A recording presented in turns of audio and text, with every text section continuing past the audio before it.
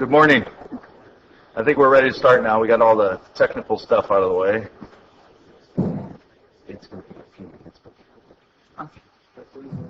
Except for the heat, which Zachariah is taking care of right now. So, would you please join us with the Pledge of Allegiance?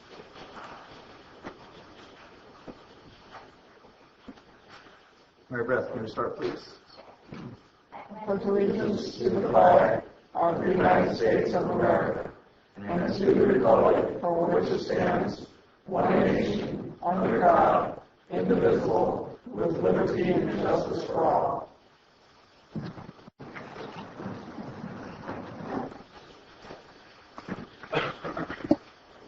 So, just for a quick announcement, Supervisor Wright was taking this meeting off. He had some issues to deal with.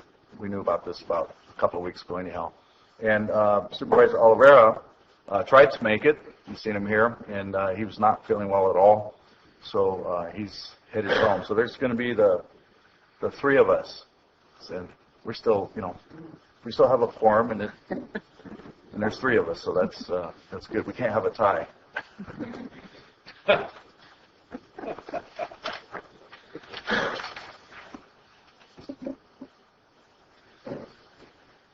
So at this time, I'd like to go to recognition and acknowledgments. And I'm going to start off with an announcement from Supervisor Kearney. I'd like to pull item number 1, which is a World Elder Abuse acknowledgement, and bring it back to the next meeting. Pulled the trigger just a little too early on that one, and it'll be appropriate to announce that one at our very next meeting. Okay. Thank you. All right. So we do have another proclamation honoring the Friends of the Calaveras County Library and Murphy's Volunteer Library Incorporated. So I would like to, is there anybody here that is going to receive this? Stand up. And a lot of volunteers. I guess there's plenty of you, huh? This is three of us. Isn't that a song? Can I say just a couple of words real quick? Do you mind? My name's Bob Dean. I'm this year's president of the County Friends of the Library. On behalf of our 8-branch library friends groups and the county library group, I want to thank you for this recognition. It's been a long road. We celebrated our 50th anniversary a couple of years ago, and we're now into our second 50 years, and we have a lot of things that we want to do for the library system and for the people of Calaveras County.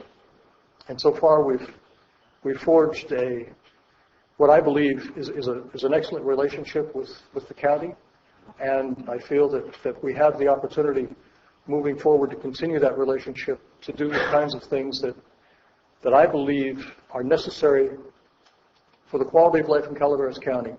And I would say, for instance, by the end of this year, I fully believe that we'll have an e-books program in place. We're in the process of creating a foundation so that we can create a fund that will create an ongoing opportunity for capital funding for our library system. We've been talking at some point in time in the future, not immediate, possibly having a mobile library system. So there are lots and lots of things that the Friends are doing that I think are for the benefit of the county. There are 182 library systems in the state of California. In terms of service hours, in terms of the commitment that we in Calaveras County have made, we rank number 41 of those 182 libraries. Our funding level, unfortunately, is about 160. That's like 40 from the bottom. And the disparity is made up by the commitment and the actions and the contributions of the Friends of the Library. And I really appreciate the fact that you've recognized this, that you've been supportive of us as we have been of you, and that as we move this process forward in the relationship that we have, it'll only make a better Calaveras County library system. Thank you very much.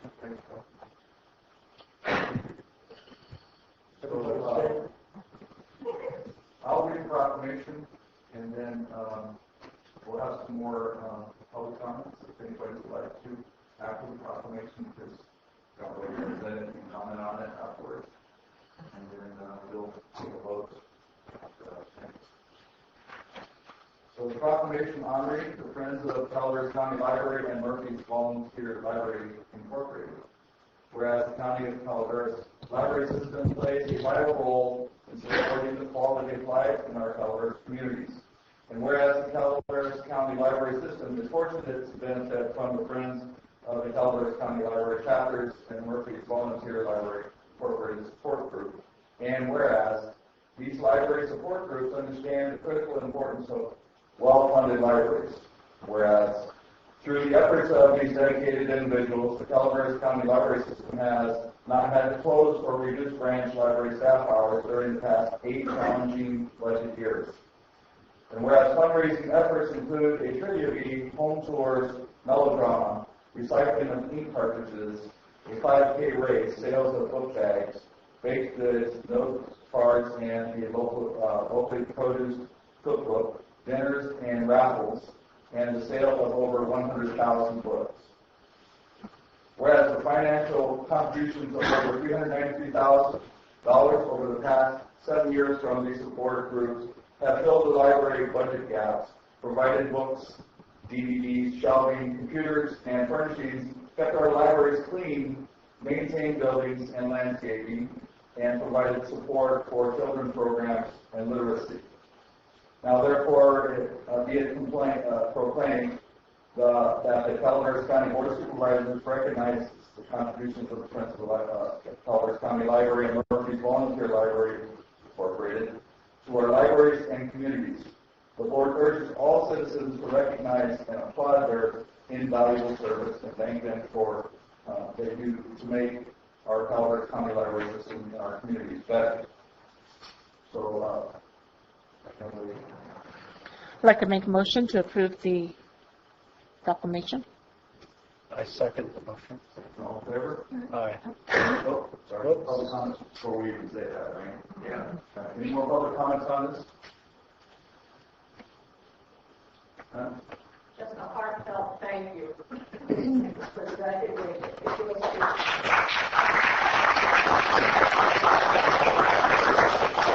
So I don't think anybody denies how important libraries are. And I have worked with Shirley Hubbard a few years in a row, helping with setting up sound and things like that, watching the large groups of folks come in to support the libraries. And I just am ecstatic that we have a community that responds the way we do, especially when there's, we have a lot of literacy issues, and you're making it very convenient for people of all ages to come into to our libraries and take advantage, try to improve themselves. So it's really important that we can do that for our communities. We thank you. If it weren't for folks like you, we certainly wouldn't be able to get advanced the way we are. Thank you. So, all in favor? Aye. Aye. So it's 3-0. And thank you. Thank you. Thank you. Before, I don't think I should be the one to accept this proclamation. We have many people here who have worked much harder than I have for a much longer period of time. I'd like Sally. Yeah. Sally. Absolutely. Sally, come up. Shirley, please. Anybody else? Yeah, please come up. You're the ones that make this possible. 4 5 plus. Okay. Oh, Elaine, yes, of course. Okay. Go ahead.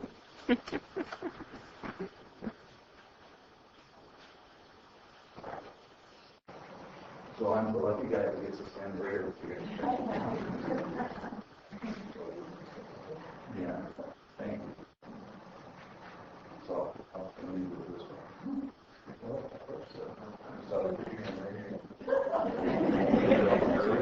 Now it's good. Full stage now, huh? Thank you. Thank you, guys.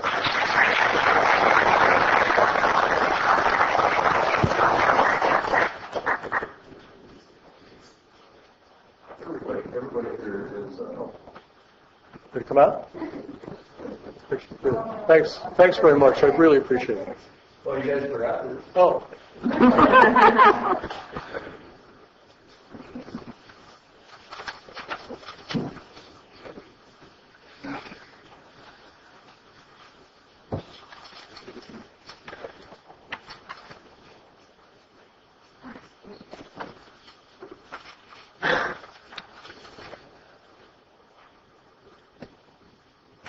All right, so we'll move on to public comments.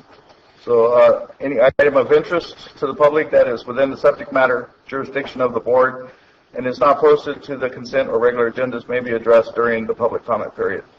California law prohibits the board from taking action on any matter which is not posted on the agenda unless it is determined to be emergency by the Board of Supervisors. If public comment is completed before the 30 minutes allotted time period, the board may immediately move to the consent agenda.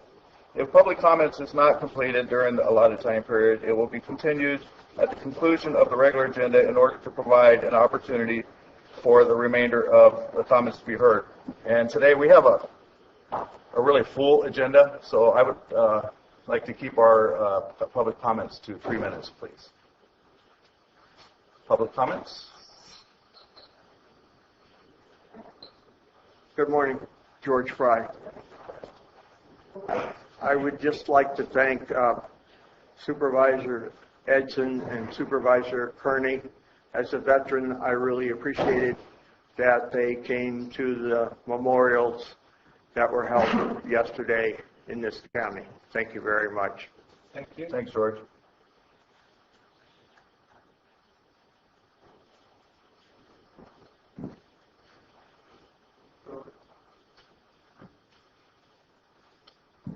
Good morning. Vicki Reinke, Calaveras County Republicans.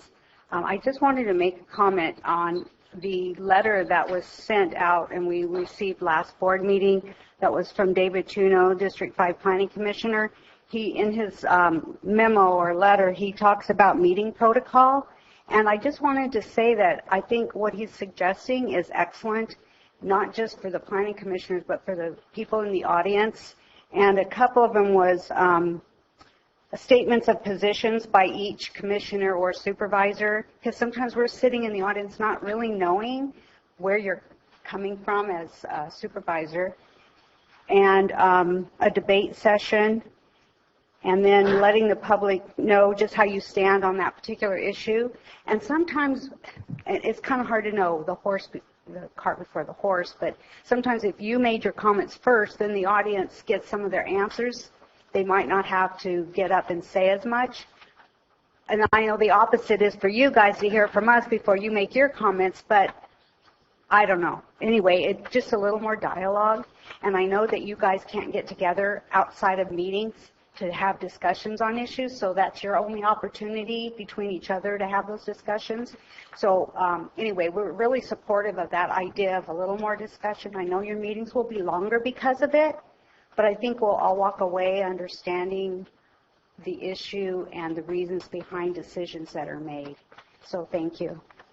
Thank you, Vicki.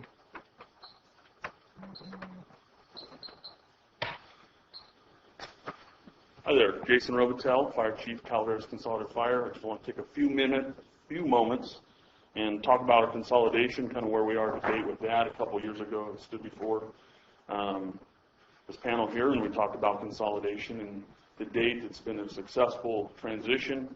We've taken 2 fire districts that were not offering the service that we currently are. We've sold 2 firehouses. We've identified several redundancies. Sold 10 pieces of apparatus, so there's been a tremendous cost savings not only to the operation but it's the administrative procedures as well. Looking to the future, we appreciate the relationship we've had with a number of the county departments, whether it's in building, planning, the auditor. Just the line of communication working together has been tremendous, and what we're looking and identified in the future is the creation of a fire marshal program. There's not enough work, I think, for a full-time fire marshal just in my district, but we've reached out to several of the other departments, and I think there would be a benefit to creating a cooperative agreement that we would identify plan checks. We do site visits to new projects because there is some new development coming to our area, so we would like to stay on top of that. Again, funding is always an issue when you're talking about those positions. We've submitted a grant for a full-time fire marshal. We're waiting to hear back from that. I also serve as the vice president of the Fire Chiefs Association, and some of the talk that we've had is some of the funding issues in the future, and we're looking to address those not only as our individual districts, but collectively. One of the questions that I just want to maybe start the conversation is, I know there's been a water enhancement fee where the county has collected that fee on the properties that did not have a fire hydrant. It's about $900, I believe.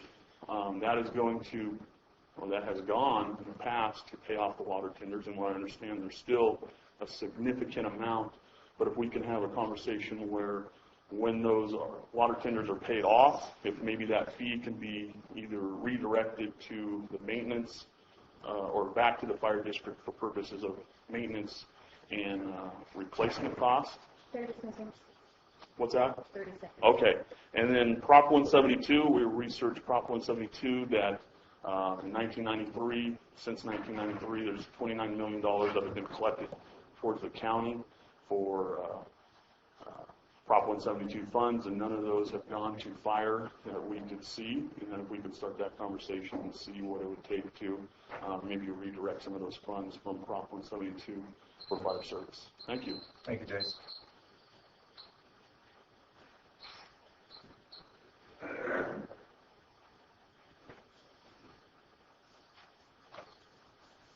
Tom Infacino, Calaveras Planning Coalition.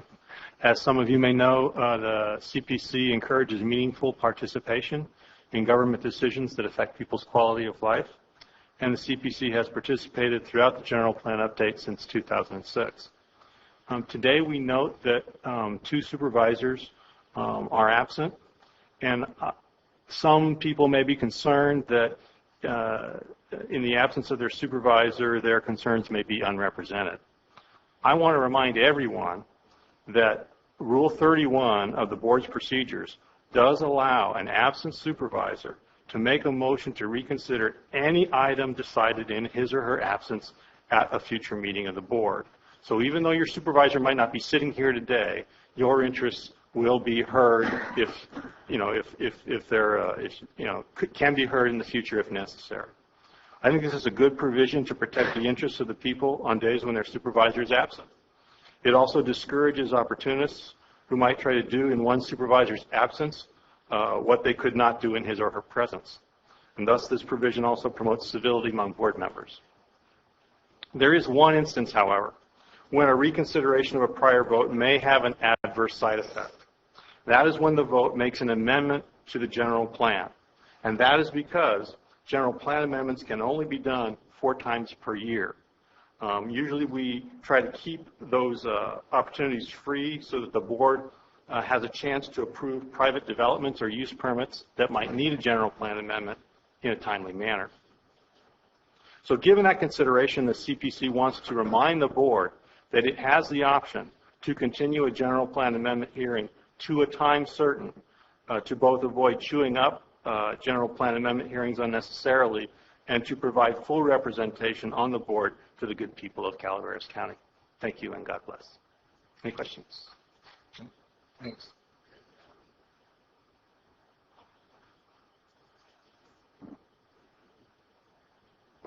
Good morning. My name is Sherry Carlson, and I'd just like to thank Sherry. Oh, hi. Yeah, not this time. Not now? This time. It's on the agenda. Sorry. So, and she was so nervous about coming in here, too. Okay, I'll be back.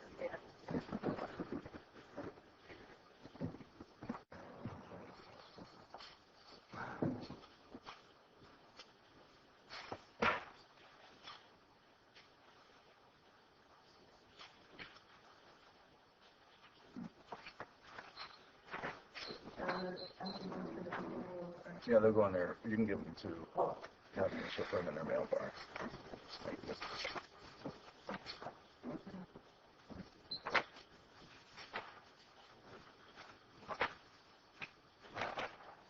Good morning. Colleen Platt with MyValleySprings.com. I didn't know about the 3-minute limit. I'm sorry. I might have a little bit more to say here. I will go as fast as I can. 2.5 weeks ago, MyValleySprings.com was dismayed to learn that the county had fast-tracked and okayed an asphalt hot plant to be located at the Hogan Quarry in Valley Springs. This quarry is next to the Calaveras River, where residential subdivisions of Rancho Calaveras and La Contenta are located with thousands of people that live there. This decision was made without any public notice or environmental review. And even though asphalt plant is not found in current county code, the decision was made that no planning permit was needed based on an opinion that asphalt is the same as concrete. They concluded that since a concrete batch plant is permitted in M2, an asphalt plant would also be okay. We disagree with that opinion. We believe use permits and permit amendments are required, and we're very concerned with the lack of public notice and review. An asphalt plant may have significant environmental impacts. This is a discretionary action that should require CEQA compliance. The existing 90-15 mining use permit and reclamation plan must be amended if there is any, quote, any change to the nature, unquote, of the quarry's gravel operation. We filed an appeal of this decision. CCWD also filed an appeal based on concerns about contamination of district drinking water, as the intake for our water is right across from the quarry. A date is yet to be set for an appeals hearing. We have been researching the issues and trying to find out everything we can about the asphalt plant to inform people in the area, because nothing was made public. Folks don't appreciate the way the asphalt plant was pushed forward so quickly, and they don't like the lack of information available. This looks to them like an attempt to sneak the project through by avoiding public scrutiny. To learn more, we recently examined Hogan Quarry project files at the Planning Department and found information which confirmed our concerns about toxins and health risks. Liquid asphalt, quote, will be used at the hot plant and is deemed a hazardous material. These are quotes from the Abbott and Kinderman letter of April 29th. These are attorneys for the owners and on-site operators. There remain too many unanswered questions. Please look at the list of approximately a dozen bulleted points, questions with no answers before this project is moving forward. I'm sorry I have to skip all this. The public needs to know. We have flyers out in the foyer. And I almost forgot to tell you, asphalt plant equipment is already on site. Despite the fact that 2 appeals have been fired, a large asphalt drum was trucked in and discovered parked inside the quarry gates last Friday. Your constituents deserve better than this. They deserve and require public notice and environmental review of the asphalt plant before it begins operations at the Hogan Quarry. I have more copies if anybody would like to see this. Thank you. Thanks.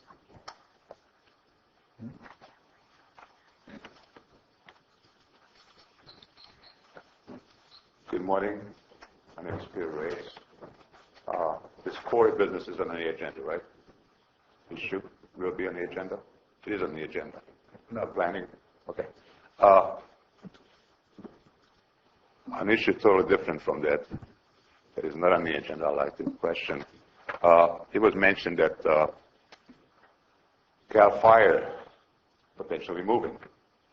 It came to my attention that they're paying $1 a year, I believe, rent on public property, quite substantial. And I had a reason to walk by it. There's a solid waste dump over there, folks. How much is it going to cost us to clean that stuff up? What are they going to do it? Now, it's come to my attention because I also noticed that CCWD is making substantial amount of property tax and ratepayers funds to Cal Fire. Folks, I'm sure they do a good job, and I'm not talking about the rank and file of those kids. But right now, the waste dump that they establishing over there for that kind of rent, I would suggest go by there. You can do it on the way to the animal shelter. The garbage dump they have over there for $1 a year, I don't know if it's quite acceptable to your constituents or even to you. Hopefully that you might take a good look at it and what the public is getting. I'm sure that out of $150 that we all very gladly paying to the state, they can clean that site up. And for $1 a year, they're renting that very valuable place over there, Cal Fire thing, $1 a year. I think we could put it into better use and get some better tenants. Thank you.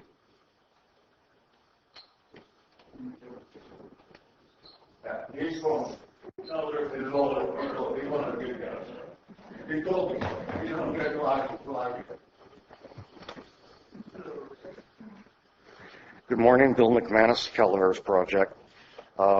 In the weeks coming up here, in the next week or two, is that special time of year when we graduate another class of seniors from our high schools, both public and private, religious schools, people who have been homeschooled. And I don't know if you can remember back to the time you were 18, I can barely do it, but it's a time of release, anticipation, excitement, and their whole world starts to, the path of their world starts to unfold before them. But as we think about these young people and what may lie ahead in their lives, we've got some, disturbing statistics to look at too. Right now, there are approximately 500 graduates that will leave our schools this year. About half of the graduates are people who are 18 years old will experiment or try marijuana.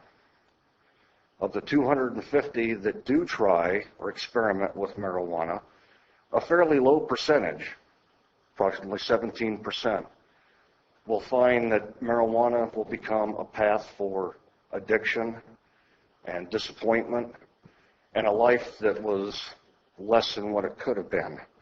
That 17% represents 42 kids in our county. And I don't know if anyone on this board would have the guts to look them in the face and say, it's time for you to slip into the abyss. Since the stunning collaboration with Big Pot by this board, I have heard from people all around the county, mainly in education, because that's the project I'm working on. And what I'm hearing from them is that we have to do something to help them. And when you look at yourself, ask yourself this question: the decision you made or chose not to make, did you make our county and community safer or more dangerous for our young people? So I'll let you answer that question. I have two requests that I will be making on an ongoing basis. Hopefully some supervisor will pick it up and run with it. Number one is to revisit the pot grow ordinance and see if we can get something in this county that will stem the flow of marijuana. Number two, during budget time, I would like someone on the board to forward a recommendation that we completely fund the school resource officer positions in this county.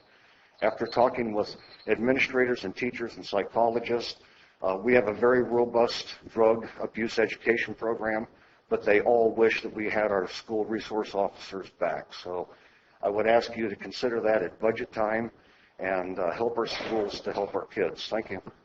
Thanks, Bill. Any other public comments? Joe Kelly, just want to make a little statement. We're going through cattle moving time right now. They're being shipped out or brought in, depends.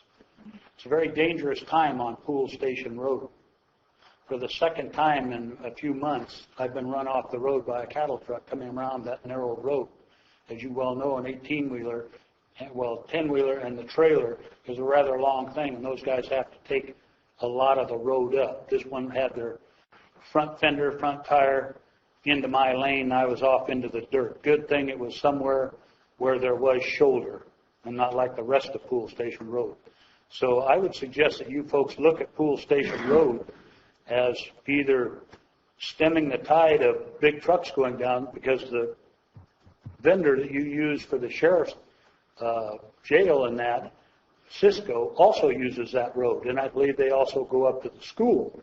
So I'm wondering why these folks can't be, well, the Cisco and the like can't be rerouted over to 49 up and drop down and go back out the same way, rather than using the shortcut on a very narrow, dangerous road, which is, I believe, an F standard and has been somewhat repaired in this year for the edges of the road, which is in other areas is actually being undermined by the water that's already gone through. So Pool Station is a very dangerous road, and I would hope that people watching this, if they're intending to use it, don't drive the 55 that it's said to be able to be driven.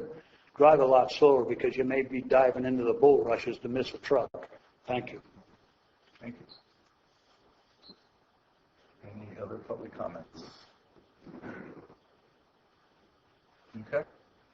I'd just like to make one comment myself. I'd like all of us to keep Fred Garrison in their thoughts. He had an accident. Fred Garrison used to be our sheriff here and also commander for CHP. He got head-on Mount Ranch Road a couple weeks ago. He's over at the convalescent home right now, recovered from that. And I just found out this morning myself, so I just wanted to make sure that folks that are interested would know that. Thank you.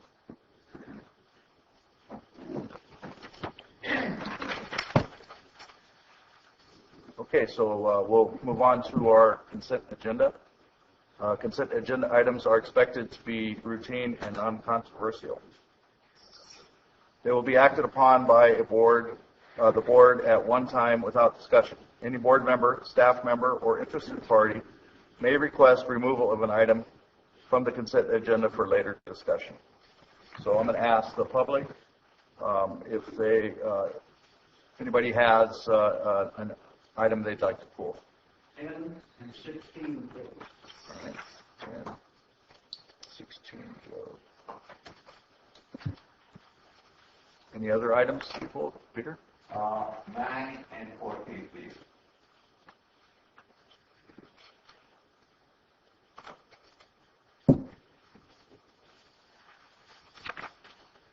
Okay.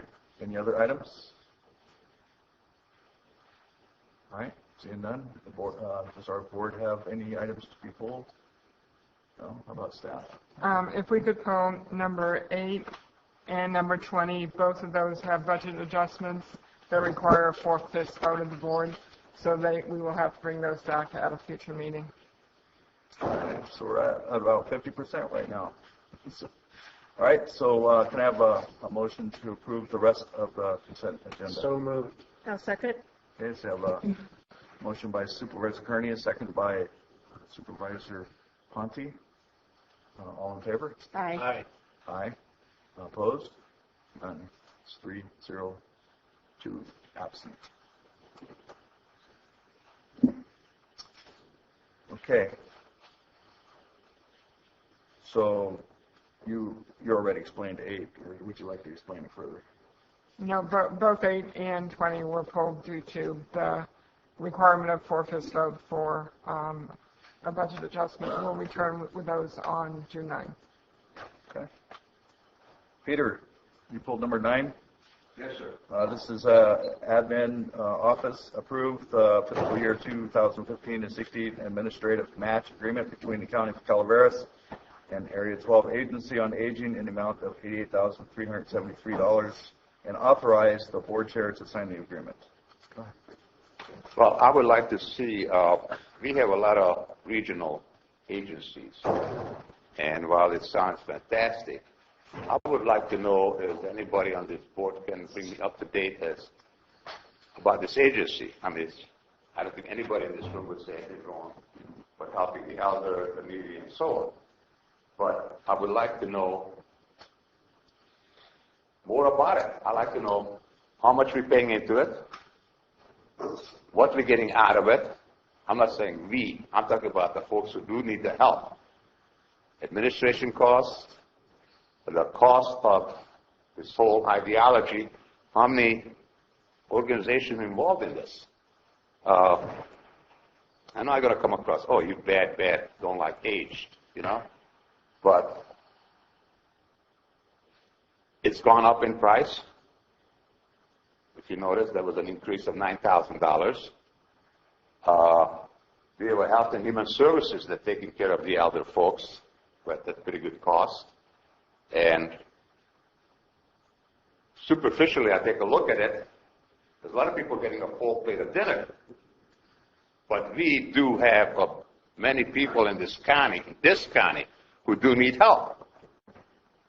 And I have nothing against helping the needy, but I do have a deep resentment of administrations getting a full plate of dinner at the expense of the needy. So, I don't know if anybody is, I know a couple of people are missing, but I would like to know what is this taxpayer actually helping, and how many, and who, and what, and where. Thank you. I can respond as best I can. I'm actually the supervisor assigned to the JPA 12 Area on Agency Commission. I'm the board member for it. I really felt that it wasn't going to be very complicated when I first got into it. We found out quite differently. It is a very detailed budget that they have, and I've just started. I've only been to 2 of their meetings so far. The last one, this was brought up that there will be an increase. I can't give you a 100% reason why. I did review there are salaries there as far as compared to other agencies. Their salaries aren't that extreme. And there are also concerns that I have too. One of the points that was brought up to us at the last meeting was, even though Calaveras is involved with 4 counties that pay into this, which include Amador, Calaveras, Mariposa, and Tuolumne, Calaveras, because of the population size, pays more than all but Tuolumne County, but we are third when it comes to the amount of money to providers for their programs here. So I have a lot of work to do. You're probably asking the question about 4 months early. It's not something that you can just put your finger on very easily. There are opportunities. It is a organization that is funded heavily by grants. I have concerns that our contribution is going up also by what amounts to about 10%, especially if we're third in line for the recipient of services from the providers. So I wish I had a better exact answer. If you asked me in 4 months, I should have, a little more experience with this. I'll tell you why the costs have gone up with a little more detail. There are opportunities for us to take advantage of the JPA 12, and also we do have programs that are going on here, and they should be providing the services, not JPA 12, as far as I can see it. And that's what I'm working on right now. There are things, I look at them, like in District 5, there are programs that could help people who are not capable of knocking their weeds down. And with the fire danger coming up, it's called the CHORE program, but nobody's ever looked into it. When I was touring one of our facilities, I saw a cord of oak wood that was rounded in this city. And there's also a program in the CHORE program that could split that oak wood and in the wintertime deliver it to somebody who's in extreme need in our county that might qualify for the program. So there are things that I'm looking into. I would recommend approving the increase at this time and give you some, hopefully some progress in the near future on what we've done to increase our part of this service that JPA 12 can provide to our elderly that are in need. I know that's not a perfect answer for you, Mr. Race, but at this time it's the best one that I have. But come back and pose me the same question in just a short time, and we should go further with it.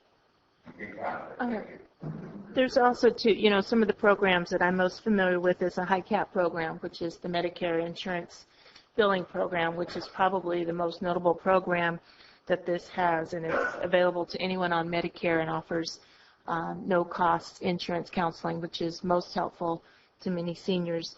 The other thing I'm most familiar with is the Ombudsman's program, and that's a program where volunteers go into communities such as skilled nursing and assisted living communities representing the elderly and making sure that their needs are being met and that there's communication and good support systems with family, and if not, then they provide resources. I know they support the meal program throughout Calaveras County, in addition to Common Grounds and working with those folks, and a huge supporter of our senior centers throughout the county and offering services and trying to find matches. Like Supervisor Kearney said, if somebody is in need of wood, and helping them to find wood or chop the wood, bring it into the home, replacing stairs or making ramps for those who are needing service or help in getting into their home. So there's lots of little programs within Area 12, and the funding comes from the state to this particular agency, and there's many area agencies throughout California, and those are some of the core services that they provide. So my most involvement with it has been through the senior centers and the high cap program and the ombudsman program. So I think it's actually money well spent, but it's always a good thing to keep our toes there to see that money is being spent and well represented in the county. Okay, I agree. Programs are formed, and then they go through a process, and then they have their ups and downs. And so, I was really happy to see Supervisor Kearney get on the Area 12 agency, because there are so many things that we have. It's pretty hard to dig into all of them at one time. We all have to work together in the areas in which we are working. And I would say that I know that Supervisor Kearney has been working on this since he's been in office, actually, because he's spoken with me about it a couple of times. And I think that probably, like he says, in about 4 months, it wouldn't be a bad thing to just bring it forward and have a little discussion around it. George Fry again. I'm on the county's Commission on Aging, and if we get requests, we refer them to the Area 12 Commission on Aging. And it's really, I think it's really important that we continue to fund the Area 12. I was going to attend the meeting last month, but something else came up and I wasn't able to, but I plan to attend them in the future. And I think that with the population of seniors that we have in this county, which is nearly 14% of 44,000 population, there are a lot of really poor seniors in this county. So I support funding. Thank you. Thank you, George. Just before we go on with it, just a quick little advertisement for JPA 12. They have a very, very good website. It's very easy to navigate it. Just go on Google, and if you need any help, send me a note and I'll help you find it. It's a JPA 12 Area Agency on Aging website. And there are tons of services, and we need to bring those to Calaveras. We're paying for them, and that's how I see it. And that's why I say give me a little bit of time as I start soapboxing for those things to be brought here, and I'll do my best to do that. So what's the website? It'll be, if you go to Google and you JPA 12 Area Agency on Aging, it will take you to it, or you can send me a note, or before you leave today, ask me, and I'll tell you how to find that. It's a very good website, and it explains all of what we do. Okay. Okay. Any other public comments? Any other board comments? Make a motion to approve. I second the motion. So we have a motion by Supervisor Pawnee, a second by Supervisor Kearney to approve. All in favor? Aye. Aye. Opposed? None. 2 absent. Okay.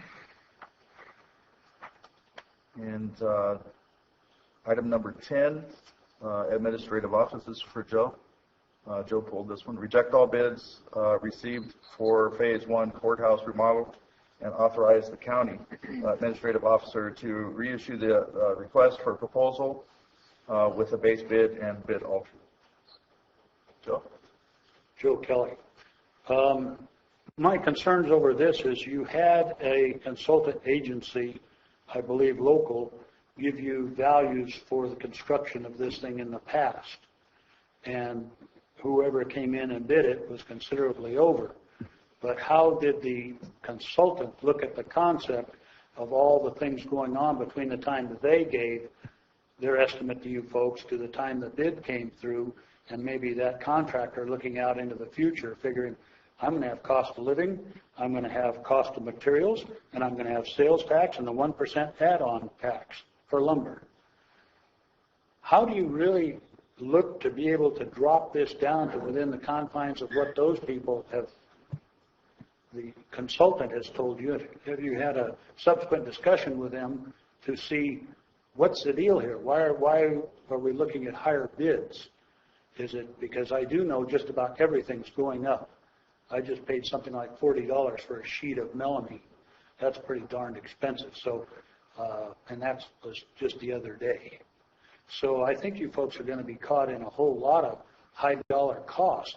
You get into paint. Paint goes up. It seems like every other day the price of paint goes up. And then you have recycling fees and everything else. The other thing I would say, is there any way that the county could go in on this thing in a front-loaded issue or front-loaded position of it in respects that whoever you give the bid to gives you the lumber list and any other list that might be that you as a county, and this is something that's, I believe, being brought up into the legislature, that when things for the county come through, the sales taxes drop, or not county, but government agencies, the sales tax are dropped. I mean, why should you pay the money you get from us for a sales tax and then only get a short bit back of it? So this is it. How are you going to look at this, any new proposals coming in? I don't think you're going to find one that's going to come in at what was done a few months ago with all the increases that have gone on since that consultant gave you that information. Thank you. For me, it's in here.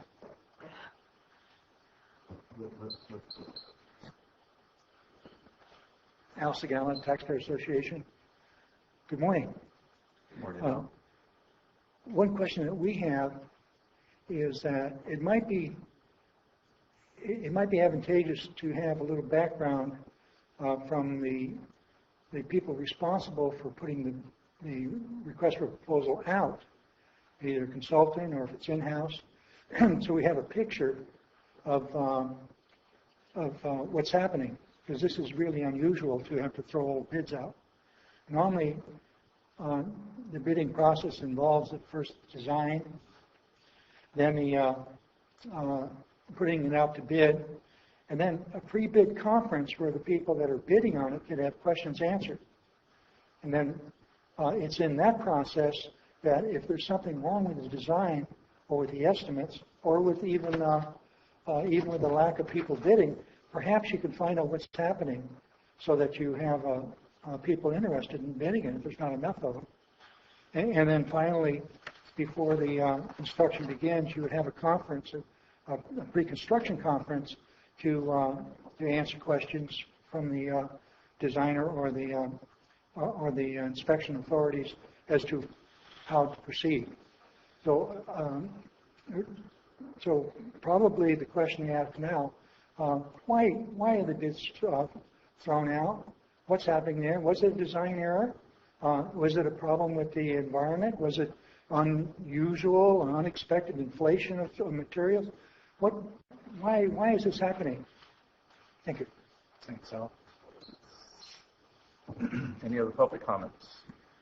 Okay, go ahead, sir. Just to clarify both the process and what happened, the discrepancy between the initial estimated cost and the cost of the bids that came in. We did issue an RFP. It was a all-inclusive request, a stipulated bid for an entire project, and it was based on the design that the architect did and worked with our facilities people. There was a pre-bid conference where the contractors that were interested in doing the bid came in and met with the facilities and with the architect and did a walkthrough of the issue. When the bids came in, we were surprised that they were as high as they were. They were significantly higher than what the architect initially had estimated. In comparing his estimates to the bid, it was realized that a number of things had been left out of the architect's original bid, one of which was the work on the heating and air conditioning system. And in some of the infrastructure that was needed for the building, it was determined that we could probably do the remodel, the critical components of it, the ADA and the remodel of the court offices for county counsel's office without addressing the HVAC issue. So the recommendation was to reject the bids because it was an all-encompassing bid and reissue the RFP with a base bid for those critical components that we needed to have done, and then do a add-ons for the other parts of those bids. And Zachariah Cullen was here, and he was very much a part of this, so he could probably answer any other questions that I haven't addressed. Any comments on that? No? Board? No. Okay. Can I have a motion to approve then? I make the motion to approve. Okay. I'll second. So we have a motion by Supervisor Kearney, second by Supervisor Fonte. All in favor? Aye. Opposed? It's 3-0 with 2 absent. At this time, I'd like to ask for reconsideration for item number 12 on our consent agenda. It went right past me, and the reason is because I know that there is a very shy person out here that wants to have a little discussion on it. And so if the board would approve that, that'd be great. I move we reconsider item number 12. Okay. I'll second. Okay. All in favor? Aye. Aye. Aye. Thank you. That's my fault. My fault. So this is an item that from Public Works, approve a resolution pursuant to Calaveras County Code 10.40.40, adopt a traffic order number 317, establishing a four-way stop at the intersection of Pettinger Road, road number 126, and Messing Road, road number 125. And the reason I wanted to reconsider this also is because I think it's important that the public hear about this. It's a change to the road if it is approved, and there will be a stop sign where there is not a stop sign right now. It's going to be different for people, and I think it's important that folks can hear about it so they'll be watching out for it.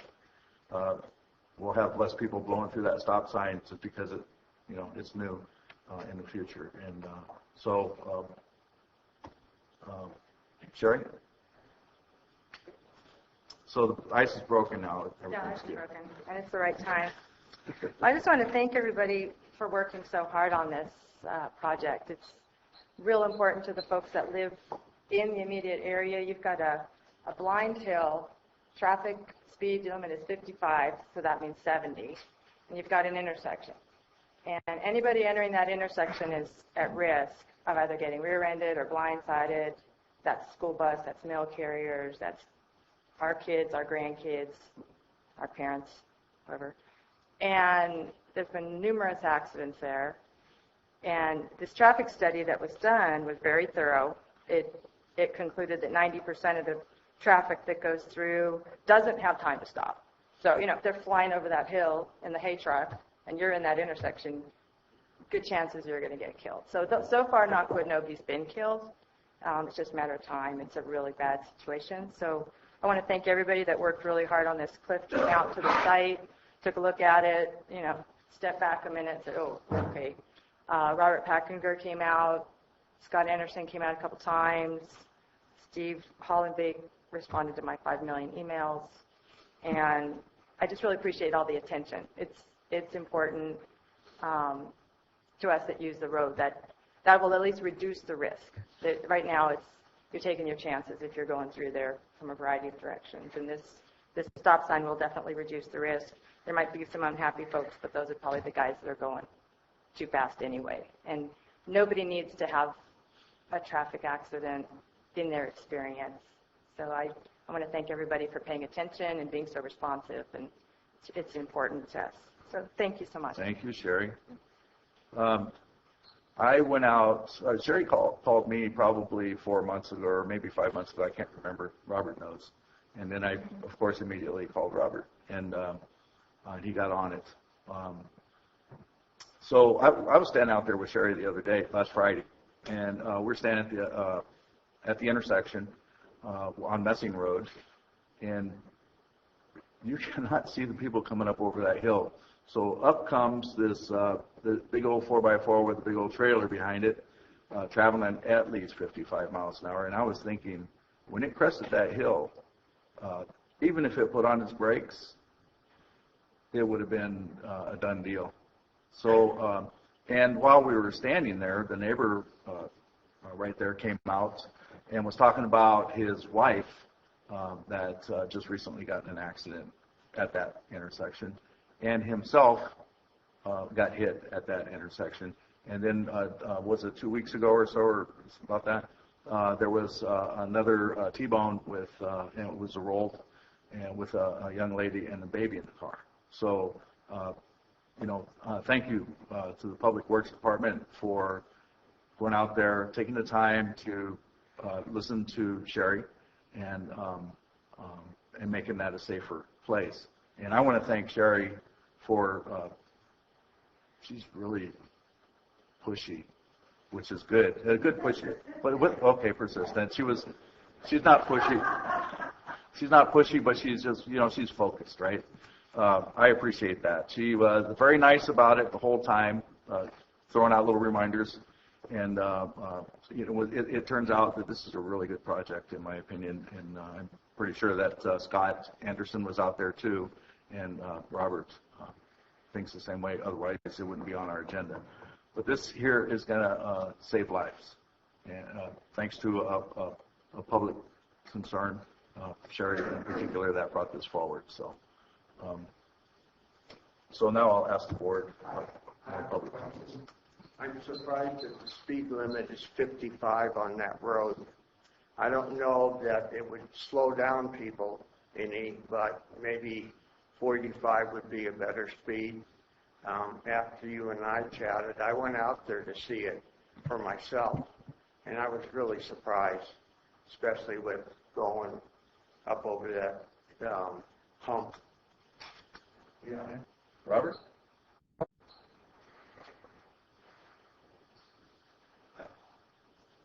Good morning. Unfortunately, we can't set speeds arbitrarily. We have to perform studies, and the speed is set at the 85th percentile of the traffic that's passing by on that road.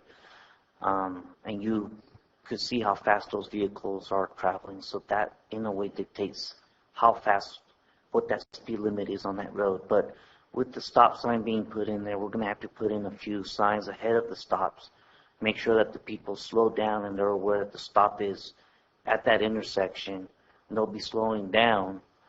I foresee some enforcement, perhaps having the CHP or the sheriff out there taking paying attention to that intersection for the time being, so that people are aware that there is that change and that they have to stop. Thank you, Robert. Also, I noticed you had a trailer out there, lightboard trailer. So is it possible that you can, reprogram that, leave it out there for a while, just to let people know that there's a difference? We could leave that out there. We'll bring that around. That trailer is the trailer that measures people's speeds as they pass by. They'll be able to see how fast they're going. I agree this needs to be done, so I'm on board with that. But you're talking to the intersection of Rain Dance and Messing, right? That's correct. Yeah. Schrodinger. It says District 5. Is it? I think it's your district, isn't it? Yeah, it's in my district. Okay. I just want to make sure that I didn't have the wrong intersection. Yes, it's in my district. Thank you, Robert. All right, so can I have a motion now? I move that we approve this. I'll second. Okay. Motion by Supervisor Kearney, second by Supervisor Ponte. All in favor? Aye. And it's a done deal. Thank you very much, Sherry. Thank you. All right, so we move on to item number 14. Peter? Approve the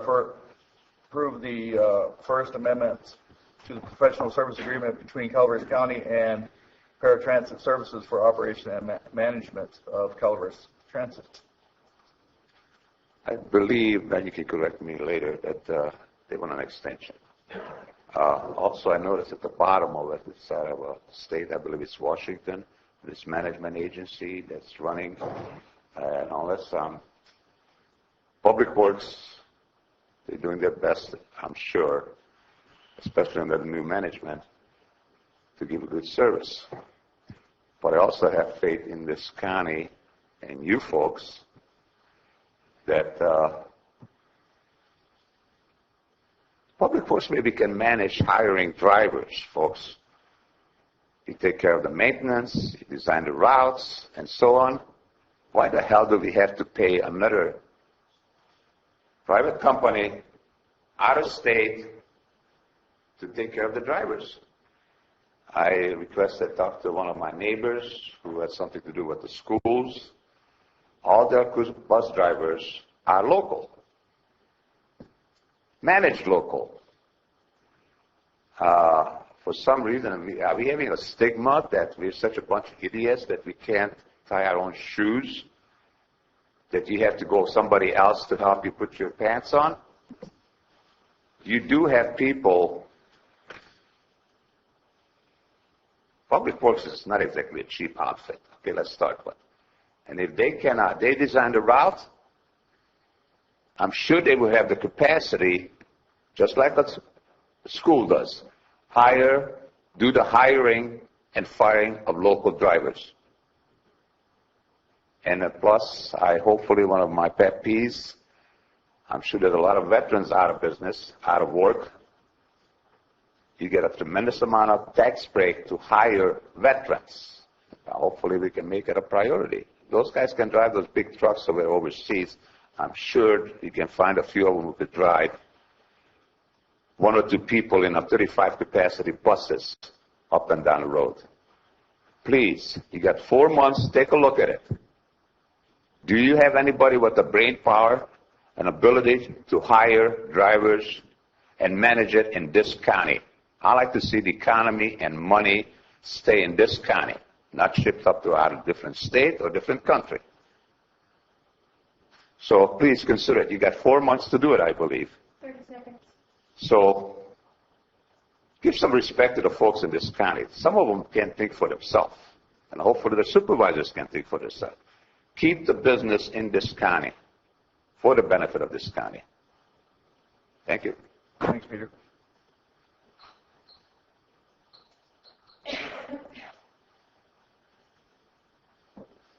Council Gallup, Taxpayer Association. Good morning again. We think you need to really re-examine the whole bus system. Perhaps take more responsibility for what's happening. When you have a joint powers agreement, you have a certain relinquishment of responsibility, and sometimes this goes overboard. We have a bus system that probably could work in a metropolitan area, but in a rural area, as we saw a presentation as to what the real facts are. This thing is more than 90% in the red. 90%, over 90% in the red, and it's continuing to go ahead. If you were to do that and charge the Calaveras County taxpayers for this loss, well, you wouldn't have a second term. In fact, you wouldn't do it because it's irresponsible.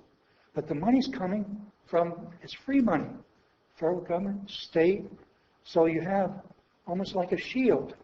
You say, well, couldn't help it. The devil made me do it. Well, maybe taking responsibility as to what the picture is, running a bus with such losses doesn't make sense. Whether you're wasting federal money, state money, or even local taxpayers' money, it doesn't make sense.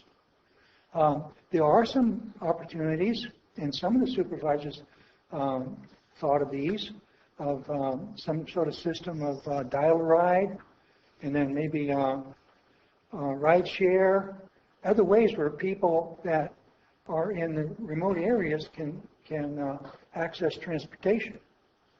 But to run a bus with nobody in it, continue to do it, continue to run the red ink, just doesn't make sense, and it's really a slap in the face of the taxpayers. Thank you. Any other public comments? Sorry I keep getting up to talk, but I'm an absolute advocate of spending the money locally. I just bought a new car, and I had to go to Tuolumne County to buy it, but that's as local as I could get. But every opportunity I have to spend local, I do that. And I would like to see this done local. We have a very competent lady in the Public Works Department, and I'm sure she can figure out some way to handle what's on the agenda for today. I'm sorry, I'm taking a medication that really dries out my mouth. So I'm not in support of this that's on the agenda today. I'd like to see what Public Works could do so we could spend the money locally. I'm just a total advocate of keeping as many dollars in the county as possible. Thank you.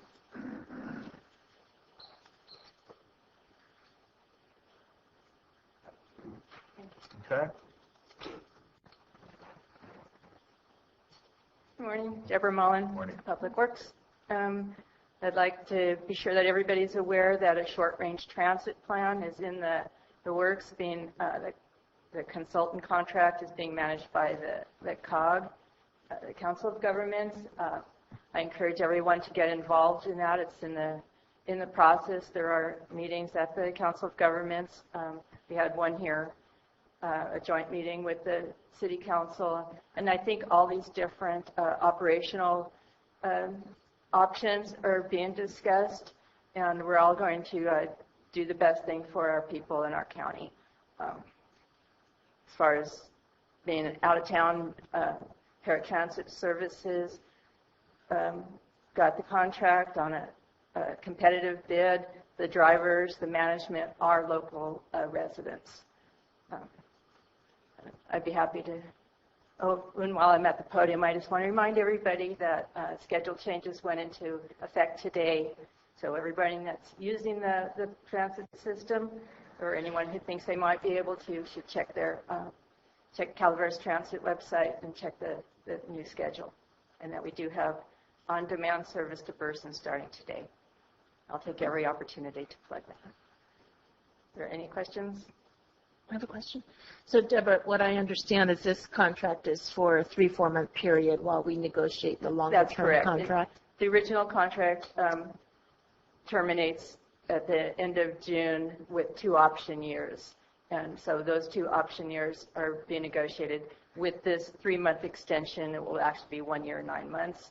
But that's where we are in that. And we'll have the option of taking it out to bid again, or with direction doing something else. Okay, thank you. Okay, any other public comments? Comments from the ward? No, we're not extending this a long period of time. We're just buying some time to try to figure something out. And I completely agree with what Deborah said. We did put the onus on them to find ways to bring this under a better financial control. I don't disagree with anything. It's very disheartening to look when you see that I didn't figure out the percentage, but 90% in the red wouldn't surprise me. But we did, as I said, put the onus on, good or bad, probably Deborah Mullen's shoulders to figure things out to get the buses fuller, as well as they're buying smaller buses so that we're not dropping off a 35 bus person with only one person on it. And she's completely right about inviting you to come to these meetings where we discuss these things. It is important, and I'm in favor of giving them another 4 months, and beyond that, we'll just have to figure it out. I agree with keeping every nickel local that you can do. It helps us all, and maybe in the meantime somebody pops up that can manage it locally, or we can figure out a way to give Public Works direction to manage it themselves. And I think that's sort of what you were hinting at, Peter Ray's. So we've got 4 months to do that. Seems like 4 months has been a mantra today. So actually, just so you know, that they've been through COG. They've been looking at this for quite a long time. COG decided, while I was still on COG, that to look at different options, and it takes time to do that. It's a big operation. There's many parts to it, and we're always trying to be more efficient, for sure.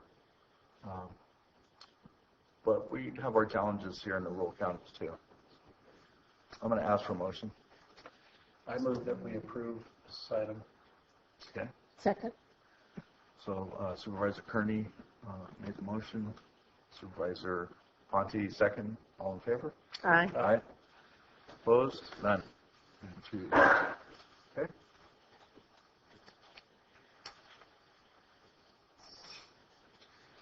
So we'll move on to item number 16.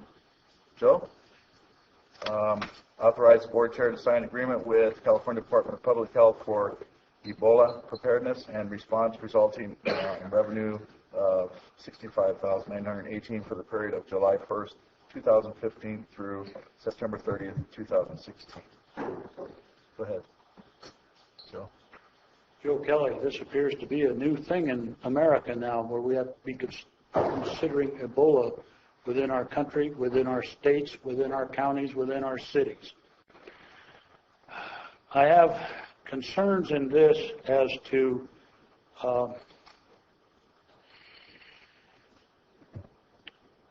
reading it. I mean, I'm not necessarily against the Ebola preparedness. I'm much more concerned as how you folks are going to be notified of if there's somebody in our county with it, and how they got there, how they got here, so that the people in this county that might have been somewhere where they were before would be able to know. I'm also looking at the concept of, I was surprised to see that the 9/11 reverse calling system is now going to be re-implemented. Why'd it die? I would think that that would be a necessary emergency thing, or was it all based on grant funding for some other project way back? And that, of course, that was back before you folks were elected to office. So those are my concerns, and should the 9/11, once this money runs out, if it ever does, should it be upheld by the county for emergencies such as this? Or do you anticipate that the state or federal government will be funding this type of feature in the future because of the way the world is turning now? Thank you. Any other public comments?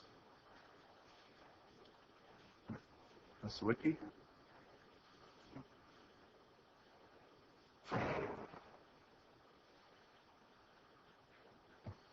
Mary Sawicki, Director of Health and Human Services. This is a request for approval for additional allocation for the upcoming year. And this is not just a focus on Ebola, but also on infectious diseases, and to be able to prepare for those and for operation readiness for the health department. Part of the funding is to send staff to the appropriate trainings, and there is an ongoing system to check on individuals who may have been out of the country and who come into the area. Our public health manager has been to the national training recently, has come back and has started to talk about how that will be done locally. There is also funding in here there's only 4 hospitals that have in our state that had any type of ability previously to be able to test for Ebola, and this money was originally focused particularly on rural areas to be able to prepare, if necessary, their hospitals to be able to do that testing. And so if possible, or to bring at least testing a little more local. So some of that funding is also scheduled to take a look at that. Our closest one in our area right now is Sacramento, just to let you know. The money is also used for the technology as well. So actually, if you take a look at the $65,000, that's not going to go for a lot of different things. This is only a supplemental allocation. You did previously approve the ongoing allocation that we received, but it isn't just for Ebola, it's for infectious diseases. We also look at workplaces because that also has a number of issues.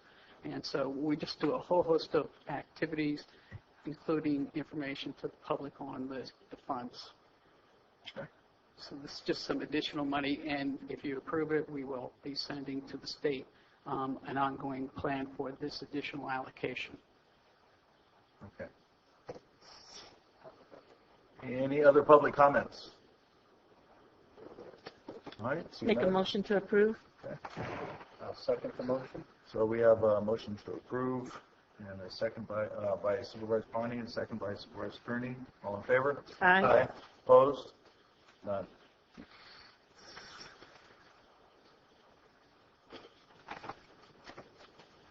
Okay, and that does it for our consent agenda. And we'll be moving on to our regular agenda. Administrative office presentation by Cal Waste. Are we doing Cal Waste first?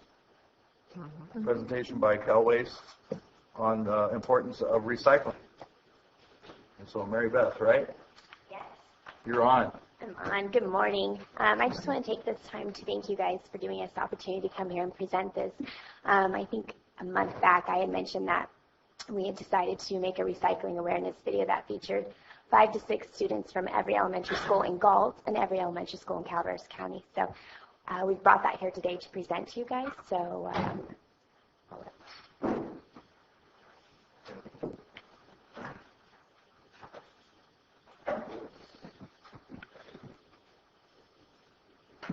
Dear Mom and Dad, dear Mom and Dad, dear Galt, dear Calaveras County, dear California, dear world, dear Mom and Dad, I think the toilet is backed up again.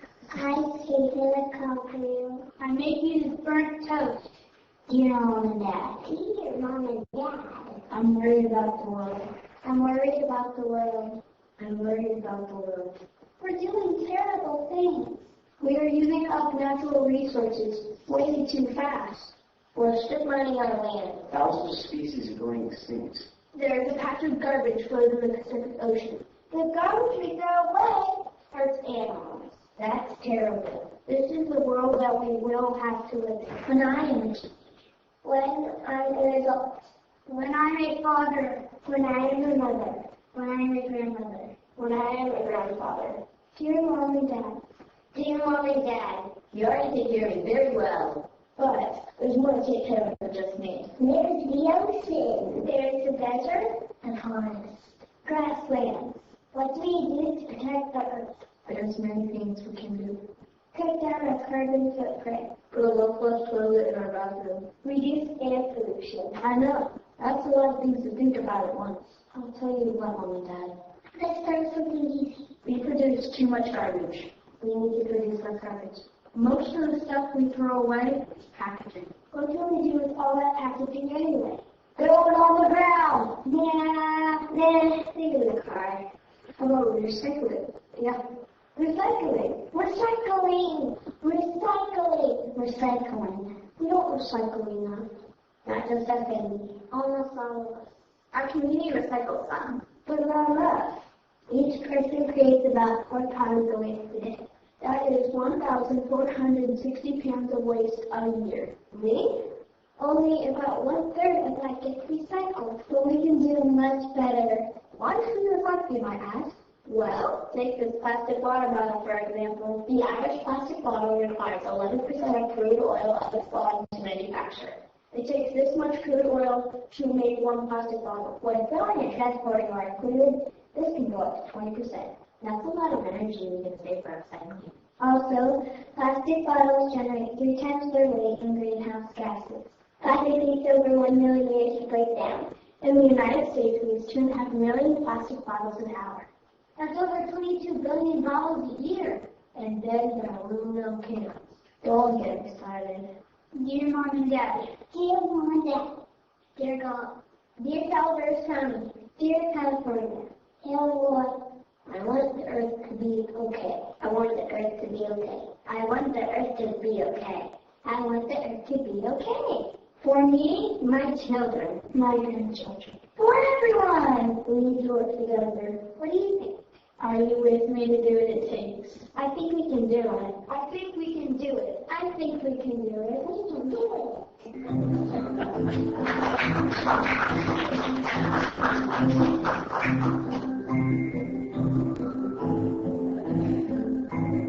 That's what I'm saying. But all of that is like girlfriend. If you recycle, it doesn't hurt the animals, but if you throw away trash on the roadside, it will hurt the animals because it will go into the ocean.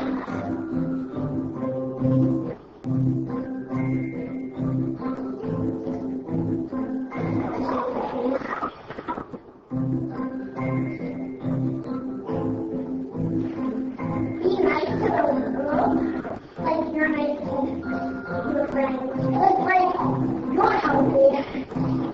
It's good for the earth to be healthy.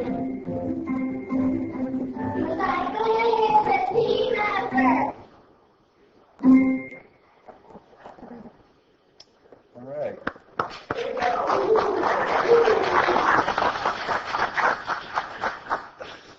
Well, I hope you all enjoyed that.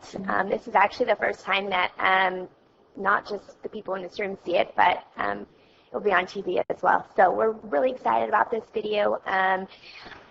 The true message here is the importance of recycling and how, you know, the next generation of kids, what are we teaching them? And this is a great message, and I hope everybody enjoyed it. See if they have any questions about it, or we've taken it to all the schools. It's been unveiled. We have one more school. Was that me? We have one more school left in Calaveras County, and we are going to take it to the Angels Camp Board as well. So it's been around Calaveras County. We intend to take it everywhere we can. So thank you guys for letting us bring it here. Great. So, and you mentioned that you are taking it to every school. Yes, it's been unveiled at every school here in Calaveras County. We have one school left here, Jenny Lynn Elementary, which will be next Monday. So, but every other school it's been unveiled at. So. That's on June 1st, right? That will be on June 1st, yes. And what time is that? 7:45. Where? Jenny Lynn Elementary. Okay. That was like a commercial, huh? Yes. Hey, I know that you guys have more material, right? You have to have more material than just the... We do have one more thing for you guys, so I'm going to let Dave go ahead and present that. All right. Thank you for the opportunity to be here before the board. I'm Dave Vaccarezza, owner of Cal Waste. We also created this video. It's really just to create, I guess, some dialogue in the county, and we've taken this to the county fair along with the video that you just saw. And throughout the county, any opportunity we get to share our message and to get some discussion going on about what's happening in the county in the area of solid waste.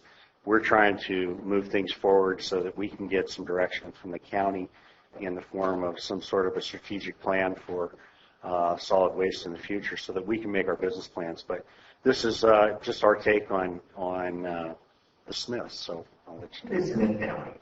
A family that gets involved in their community, the 20%ers.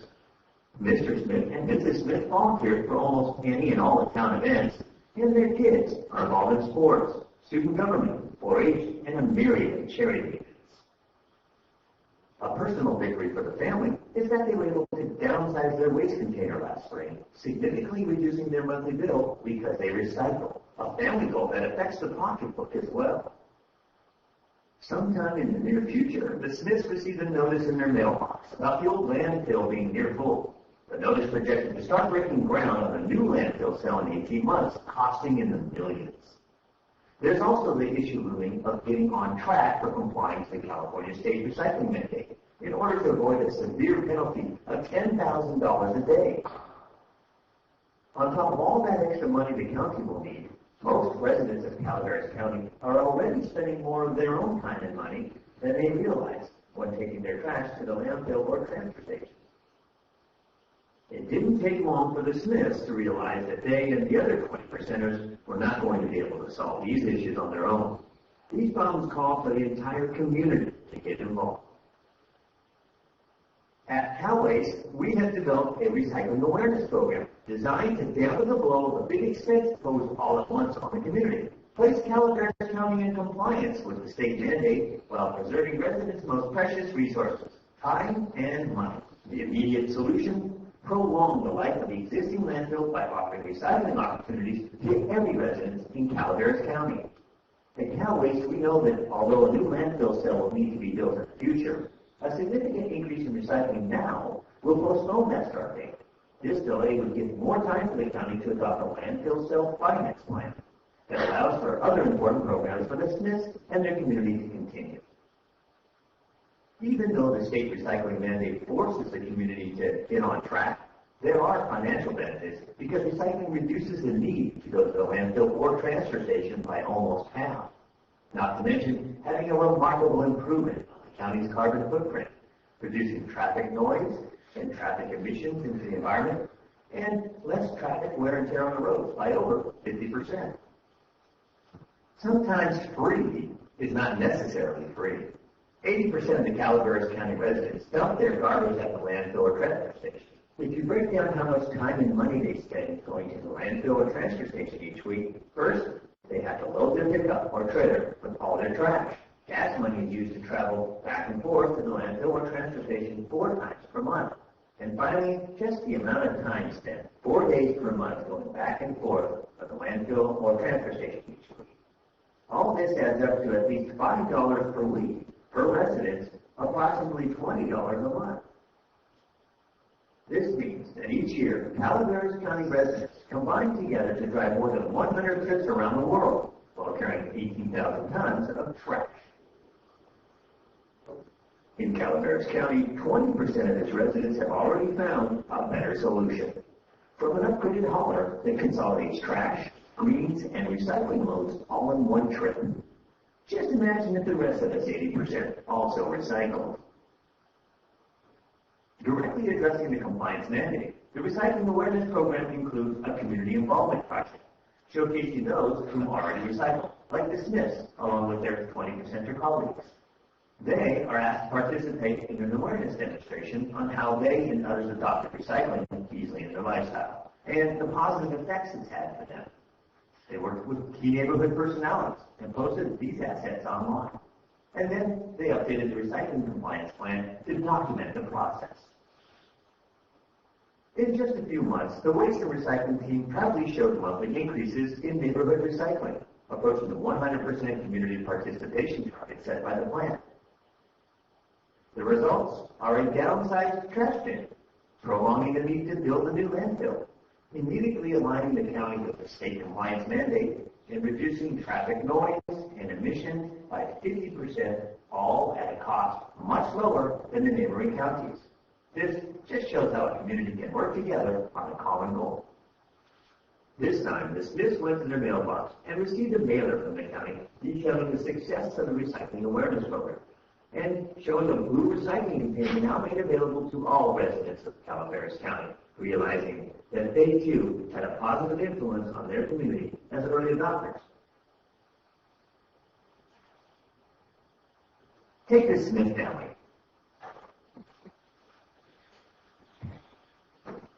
Well, that's it. It kind of ends abruptly there, but I do thank you the opportunity to present that, and we have had some feedback from that.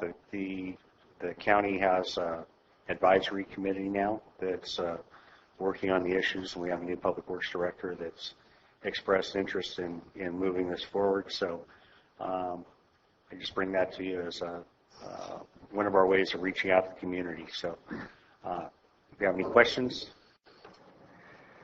Is this video being then shared at, say, Rotary clubs and We've things just on online, public just speaking? since the fair we started really releasing it to the public. We did have it on we had it on the public access channel, and we'll be on the road with it as time goes by. Good. So, Good. It's a good and tool again, to it's have. just really to create some dialogue. Very good. Good, and thank you, Dave, for bringing that forward, and Mary Beth, thanks for your involvement in the schools. That's ultimately where we're going to get our biggest benefit from in the future, and so communication is huge. And then also Supervisor Kearney is on that solid waste task force, so very happy that he's on that as well. You got anything to say there? Yeah, I wanted to give a little commercial for it. The task force hadn't met for a good bit, but we are meeting regularly now. If you think getting rid of your garbage is a simple process, think again. It's very complicated, but we are starting to at least think and make some progress at improving what we're doing. On the task force, there is one position still open for a citizen member. So consider it if you're not on it, or especially if you don't serve on any other committees. I really would encourage that. There's a lot of work to do, and I think the video is probably it's very good.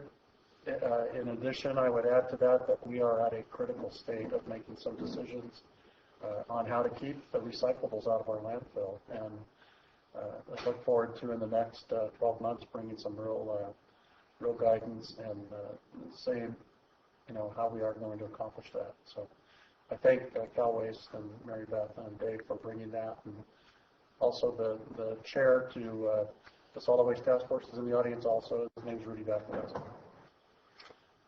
And if you don't have questions for us if they exit out of here real quick, stop them and ask them. I'm sure they can help relate what they're doing and what we're trying to do too. Thanks. Okay. Public comments? Good morning, Marty Crane. I just wanted to say thank you. We would like a copy of that video for the youth center, and also for the volunteer center, but we'll share. But also I wanted to say that Kids Day, somewhere around 20 years now, is coming up on the first Saturday in June. And I recall that years ago, we had 2 overloaded truckloads of trash at the end of Kids Day, hundreds of people. Last year, we had 4 bags, and they weren't even all full. And we're looking this year, I was trying to think, what do we have that we're going to throw away? I'm really, really struggling to find what it is we're going to throw away, because we've really been focused on the packaging, and styrofoam is not an option. And so anyway, I'm thinking we could maybe, if we organize it, we could maybe get it down to 2 bags. So very excited. It's an event. We have a lot of events in the county, and not all events are the same. But if we can do that much there, we can all do better in different ones. So Applause, applause, applause. Thank you. I'm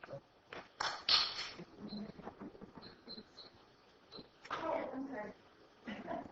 Kids Day is June 6th. It's always the first Saturday in June. And good, we hope you'll come and play some tunes for us. So Mary's waiting to hear from you. Thank you.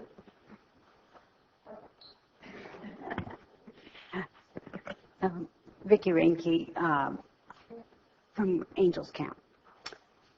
I agree 100% on recycling. I know there's been some really good programs in schools. I know when my kids were in school, now actually I'm older, but my kids, it's only been maybe not even 10 years ago that they were going through these programs, and they were recycling in the school, so the kids learned it firsthand, how to recycle. They learned about how much garbage gets taken, and so that was a very great educational program, and it made them aware, and that's, obviously what we want, and we all believe in that.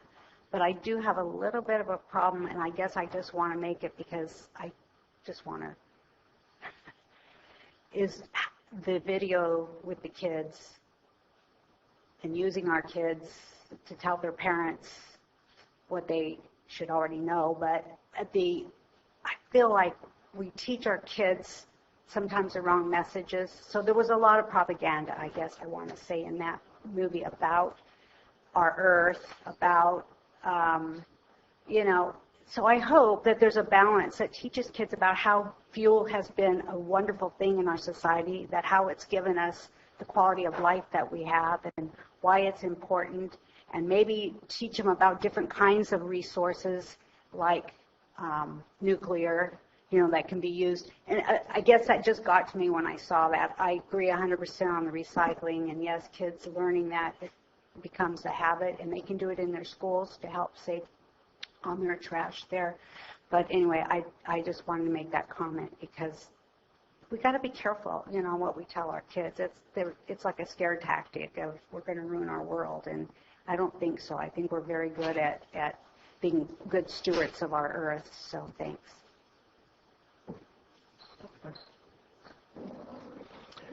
Any other public comments? Okay. Any more board comments? All right. Thank you very much to Cal Waste, Dave, and Mary Beth. I appreciate your guys' efforts. And our county has a lot of work to do because we have state guidelines that definitely dictate what our rules are, and we have to get ready for that. And so, this effort, in my opinion, is exactly what we need to help with that. And I know that in my own business, even before Dave came along, I was throwing away, almost 100%, right around 80%, and just with one visit from Dave, we turned it around to 80% recycle. And it was a simple process. A lot of times it's very simple, but we just don't think of it. You get somebody, that's an expert at it, that's what they do, and then come in and make it easy. So thank you very much. And we're going to take a 5-minute recess.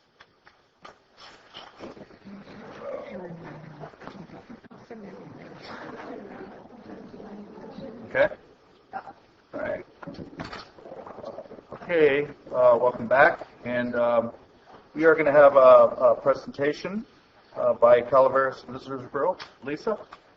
Hi, thank you. Yes, my name is Lisa Bolton. I'm the Executive Director of the Calaveras Visitors Bureau. I want to really thank you for taking the time. I know this is a very busy time of year to hear a little bit about what we've achieved for Calaveras tourism over this past fiscal year.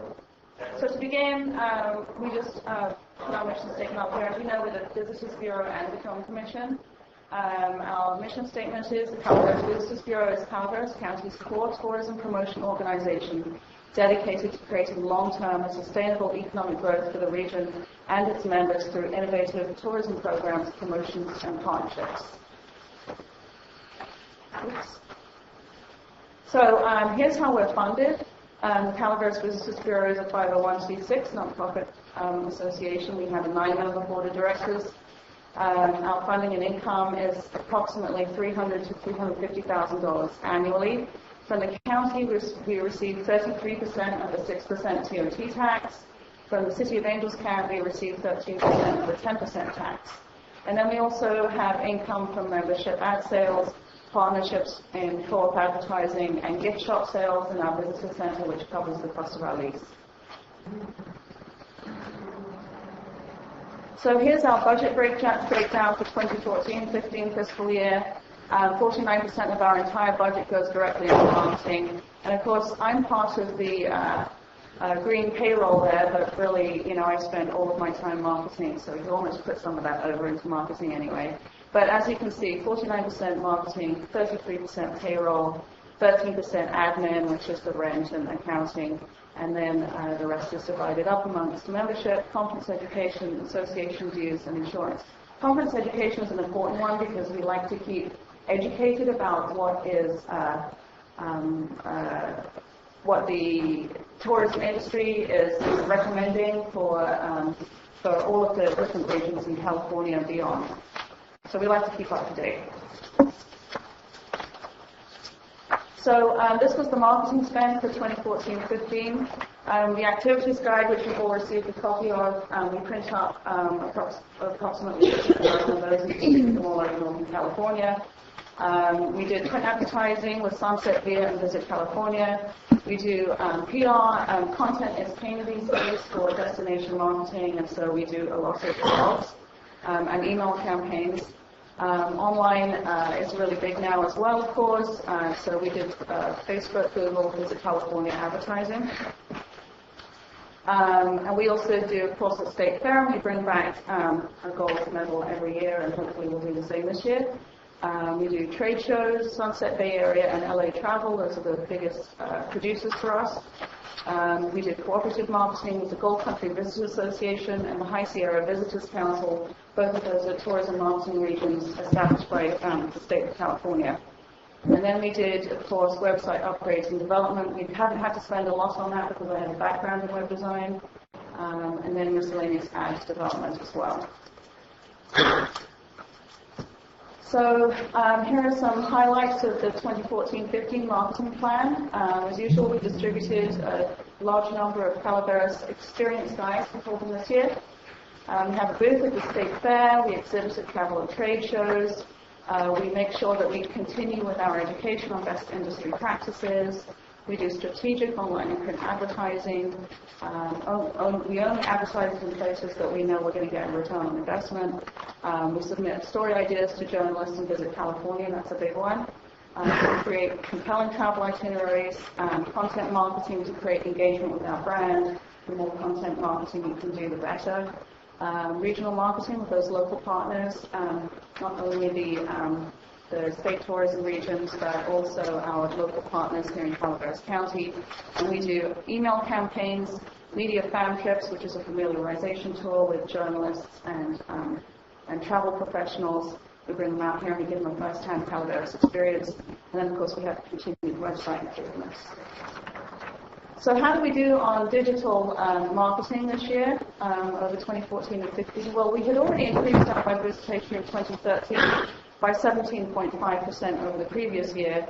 And in 2014, we exceeded that by 21% for over 12,800 unique visits monthly to our website. And 2015 saw a further 38% increase to over 17,750 per month. And now we're actually at over 18,000. We're about 18,500. We increased our Facebook likes in 2014 by 64%. And by April 2015, we exceeded 18,200 likes, which is very big.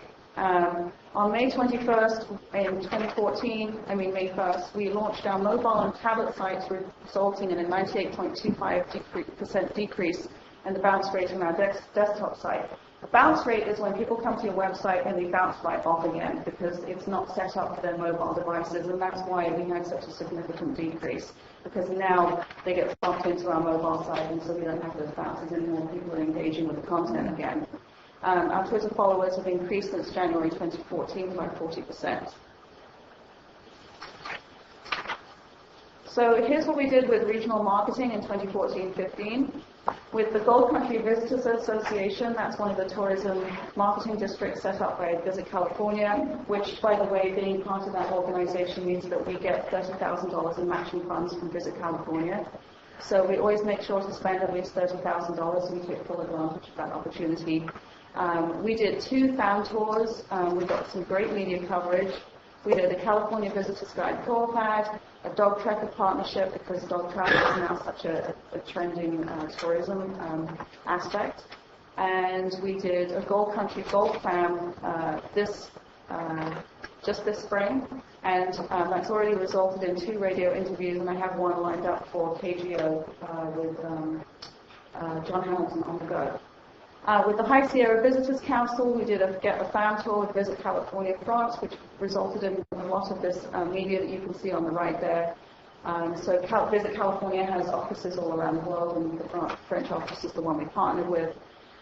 We did a Gold Country contest with Visit California France, and we developed a new map brochure, and we have itinerary development that's just completing. So that will take people through the High Sierra and the highest parts of Calaveras County. Will be included in that. So one of the things that I think we've done a really good job on is our email campaigns. We received the Constant Contact All-Star Award for the last 3 years. Constant Contact is the software that we use to do our email campaigns. And they have over 1 million clients, and we rate in the top 10% of their clients because we get such great open rates on our newsletters. So the industry standard open rate for email campaigns is 18.2%. We send out 1 monthly visitor newsletter that's sent to nearly 6,000 subscribers, and we have a 26% open rate. Our monthly member newsletters, which are sent to 435 members and friends of CVB.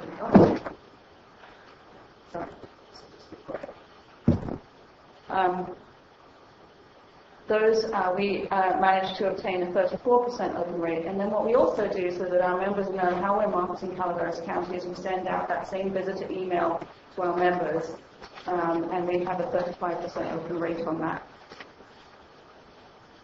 So here's what we do with the activities guide. I mean, it's really important to have a paper copy. I know we're going digital quite a bit, but studies show that this is a very important component in destination marketing also. So how we distribute those is through fulfillment from ad reader response where we're doing our print advertising, which is in Sunset Via and the California Visitors Guide. They're distributed throughout the Gold Country Visitor Centers. They're in the County Back Distribution Program. We take thousands of them to travel trade shows and distribute them there. Anytime we have media and tour operators coming out to Calaveras, they all get a copy. We take them to the California State Fair, and we got gold again last year. And then we have a certified distribution program, and we doubled our Northern California Summer Sports program, so they go into places like REI and Sports Chalet and places that are into mountain sports recreation. So we doubled that for 2014-15. We doubled the San Jose corporate offices, so those go into the HR department, so anybody looking to vacation who's in a corporation in San Jose, Santa Clara will get our information as well. We added the Oakland Airport as a distribution point, and we kept San Jose Airport and California Welcome Centers. And this entire publication is available digitally, online, and it's hyperlinked for every single thing all the way through. So I recently sent out a member newsletter requesting our members to embed that visitor guide into their website so that more people can find out about things to see and do in Calaveras. So one of the things that we do is we take Calaveras on the road, and when we do, we always have to, of course, take the frogs with us. But we took frogs to San Francisco Travel. We have a partnership with them. They're always looking to deliver more travel options to San Francisco travelers. When people have multi-day itineraries, they can come out to Gold Country. So initially, we were offered a 15-minute presentation, and we expanded it to 2 hours by including a frog jump demonstration. We had lunch catered by Lunch Lady Catering, and we took Calaveras wines with us.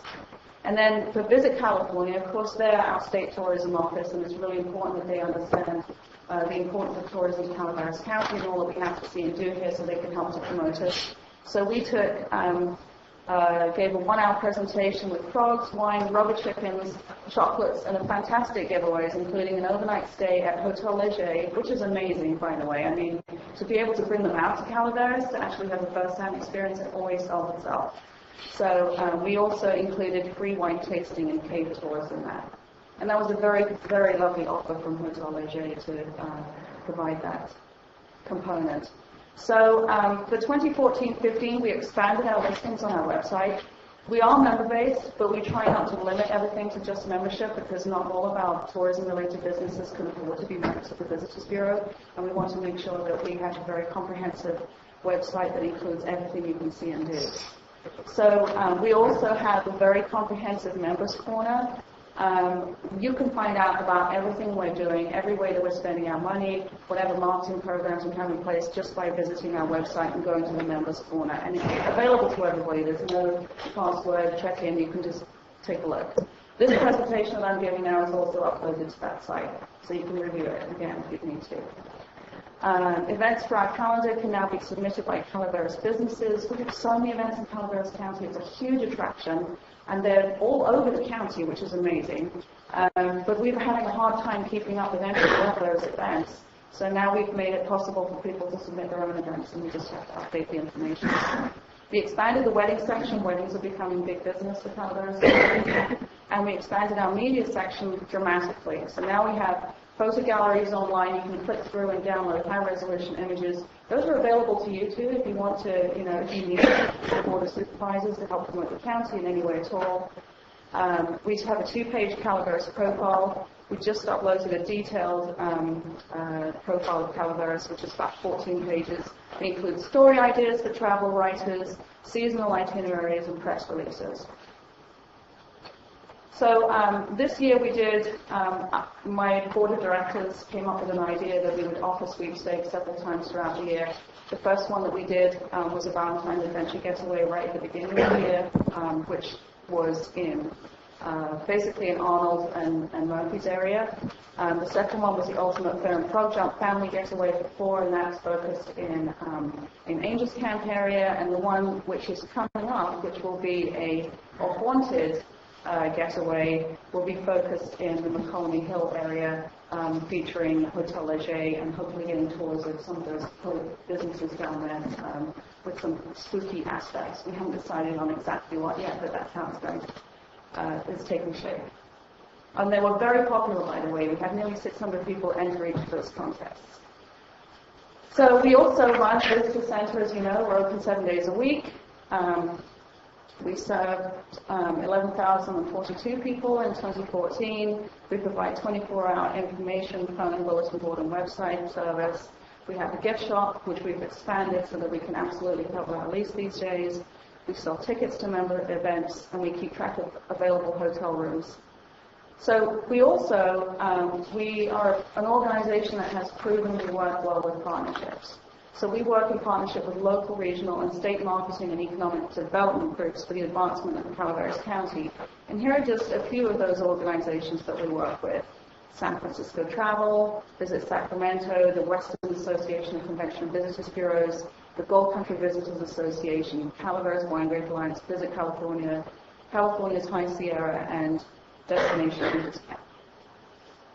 So I thought in the last slide maybe I could demonstrate to you a little bit of what we could do if we were able to increase our TOT here in the county from 6% to 10%. And we could invest, and this would be if the CVB were receiving the same 33%, but now 10% instead of 6% TOT, and that would give us about $65,000 extra into our marketing budget. So here's one thing that I think is really important that we have not had the funds to invest in yet, which is a marketing ROI study so we can expand our most effective marketing programs. And I was just at the last WACVB Tech Summit, and I got quotes from 2 different organizations that would do a really good job for us on that. And it would be wonderful to know which of the best, which of the marketing techniques we're using is doing the best so we can invest more heavily in those. We would love to be able to hire another full-time staff member. I'm the only full-time staff member. We have 3 part-time people and 1 volunteer. So it's a struggle to keep up with everything. And we would love to be able to get more of our tourism-related businesses on our website. Right now, especially this time of year, we're dealing with visitor services a lot. We have a lot of people coming into the visitor center. The person who would normally be doing this data entry is focused a lot on that. The time is taken away from it. So if we had someone dedicated to office work, that would be outstanding. And then we would love to be able to engage with more of the outlying areas of Calaveras County to help develop more tourism in ways that make sense. I know that you all know that the TOT that's generated by tourism in Calaveras County, wherever it's located, benefits the entire county. But I know that there are some areas that would like to have more tourism, and I think we could do a better job of reaching out and helping to develop more of that if we had additional funding. So that's it for my presentation. Okay, great. Thanks. Any questions? Yeah, that's just where I was going. Any questions from the board? Sorry. No? Any questions or comments from the public?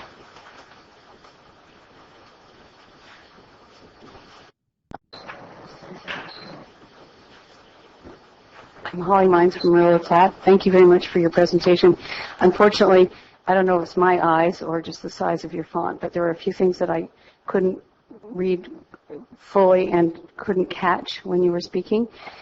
You mentioned a couple of things, for example, that you could, that I guess you have a calendar or something, and that organizations could actually put their events on your calendar. I mean, even just like a little fundraising event or something like that, or what? For so many events on the calendar, we have to focus it on things that are specific to the tourists will be interested in. So it's not a community calendar.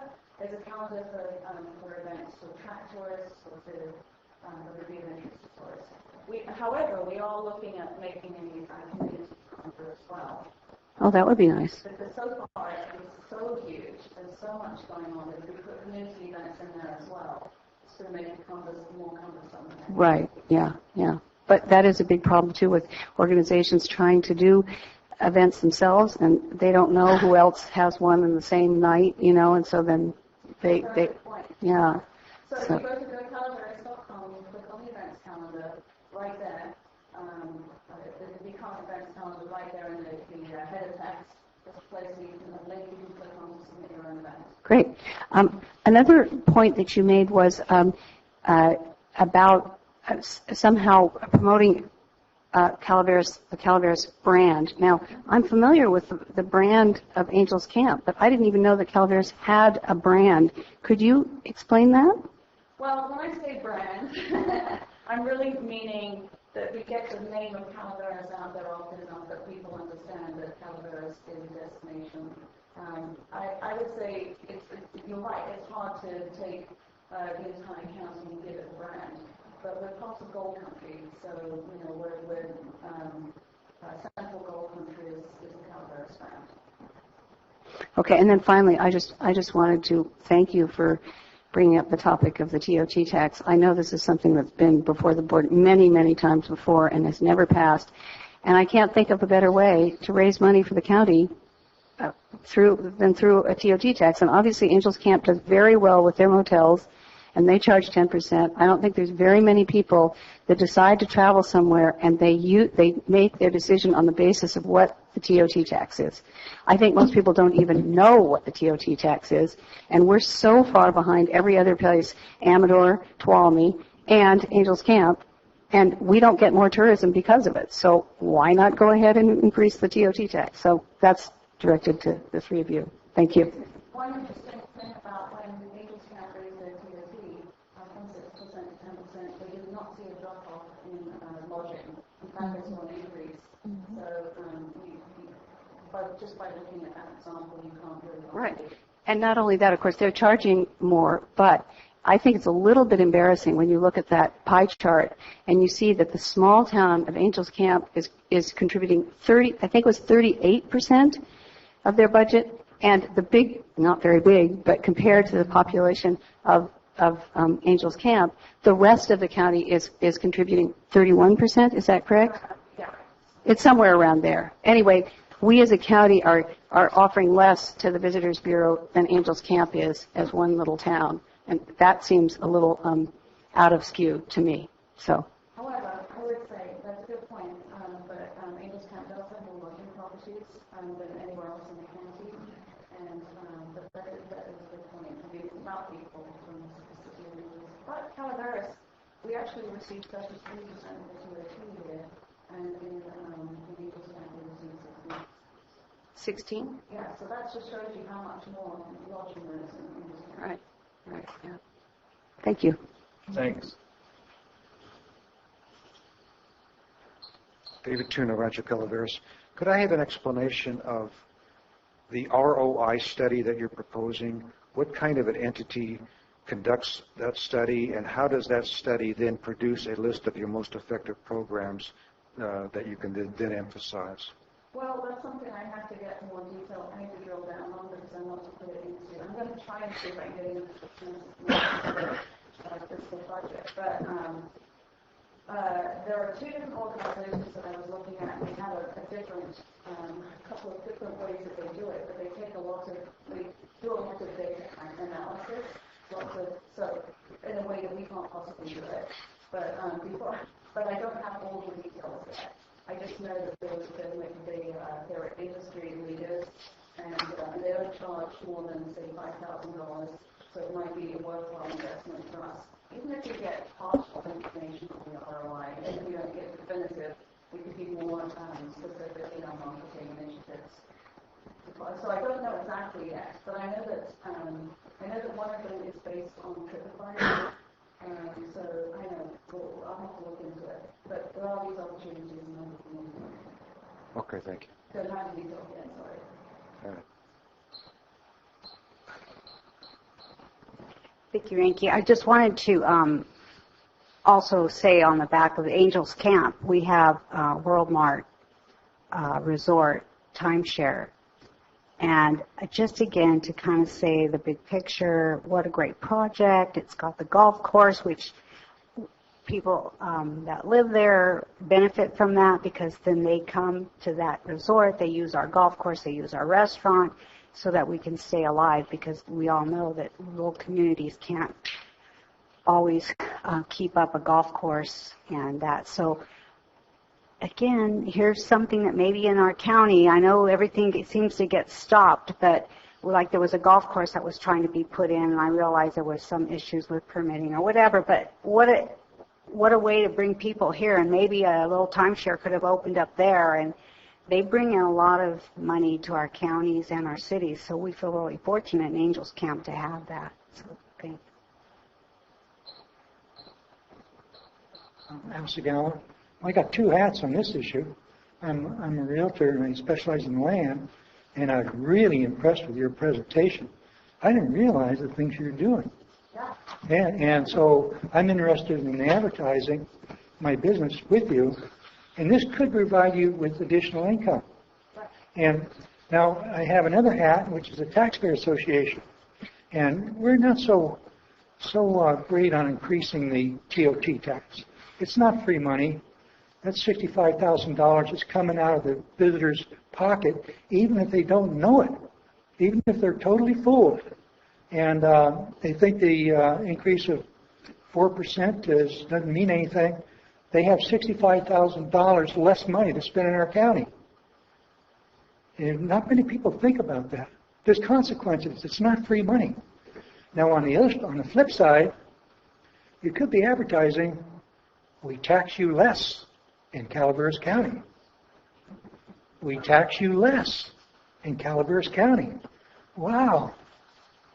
You might even, if that would bring more business, you might even consider lowering the TOT, maybe down to 5 or 4. See what happens. You might prosper. But in any case, we definitely are not in favor of increasing the TOT tax. And we do really admire the wonderful work you're doing.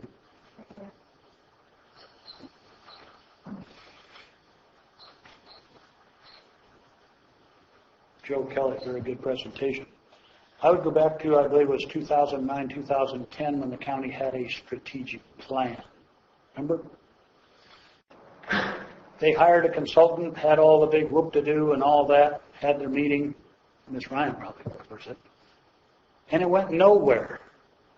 But the consultant report did come out. You haven't got enough hotels, and your roads are lousy. So what you're drumming here is a good thing. But without the infrastructure to go with it, how much further can you grow? That'd be my concern. Well, we don't have 100% occupancy in our hotels. The only times we ever have 100% occupancy in our hotels, and this is only in the Highway 449 corridor, is during Frog Jump, during the big concerts at Ironstone. One of the good things about what's going on in the county now is that we're getting more events further afield. So we're getting regular summer concert series in Calaveras. We're getting, more and more events happening throughout the county. So that would lend credence to the idea that maybe more hotels would serve as better, but we're not at 100% occupancy yet. We only are on those really good weekends, and we only tend to be in the Highway 449 corridor because that's where the multitude of activities and recreation is currently located. But I do think that there are opportunities in other parts of the county too. So, for instance, we have 3 big lakes surrounding Valley Springs, and if we had some infrastructure there, if we had water sports, which is retail there, we could build some more business in the Valley Springs area, and maybe potentially put in a hotel to accommodate the business that would occur there. But we're not at full capacity yet. No, but what I'm saying, it was looked at back then for a concept. The county spent money on hiring a consultant to do it. So there was a big interest in doing something of that sort, but it went nowhere. But the responses of and I would say you might want to look up that strategic report and see what was brought up in it. It's been a long time since I looked at it. When Mr. Kearney was running for office, I was telling him about it. So it's just coming out of the back of my feeble mind. But we have to look the plan forward and not just stay at a stagnant or gradual little bits and bites, but we have to have a long-term plan. That might be part of the problem why we're having such problems here. We don't have a long-term plan. Thank you. One of the things about tourism promotion in Calaveras County is that we basically, year to year, hope to receive our 33% TOT. So it's hard for us to do long-term strategic planning because we don't know if we'll be receiving that. I mean, historically we have done, but we can't count on always receiving those funds in order to have a long-term strategic plan. Gentlemen, last time you were here, if I recall, it brought to your attention there's another section of this county along Highway 26. And I'm sure when I finish my question, you can respond to it. The TOT tax, I'm totally against it, okay? If you do such a good job that you really produce, go private. You want tax money out of the whole county. And I have no problem promoting along Highway 4. Bless your heart, do a good job. And all those customers that you have so happy about it, wonderful. Let them pick up the tab. Okay? If you're efficient and you have a demand, you can survive. But for me as a taxpayer, I don't want to pay for wishful thinking. I want to see results. And far as I know, along Highway 4, other than Murphy's Hotel that I love to visit, those businesses are doing crappy. They are in major financial problems. You go along Highway 4. And you have the same kind of problem along Highway 26. You want to promote business? Wonderful. You should do it. I'm sure you can do an excellent job. Let the businesses that you want to promote pay for it. I don't want to pay for it. Okay? You're not paying for it. Oh, it's no taxes coming out of here? TOT tax, which is generated. Excuse me, let me finish, ma'am. Okay? You don't want anything out of the general fund or out of this county's money, right? Is that what you're saying? No, I'm saying. No, answer my question, please. Do you going to get any funds out of this county, general funds, in your budget? That's the way the TOT was set up. It was set up to promote tourism. That's the purpose. Fine. Good. So, yes, we do get a portion of it. We don't get all of it. It was set up specifically to Wonderful. Okay. But it's not the general fund. Right. It's the TOT fund. Okay, so you're not getting any money out of my district, or 5th district, or 1 district, or 2 district, right? I'm not getting any. Because you haven't done exactly a good job of promoting anything in the 1st, 2nd, and the 5th district, man. And you were brought to the attention the last time you were here. Thank you. What would you like me to be promoted in? I believe there's a couple of golf carts in the 5th district. So I'm talking about Latin Center.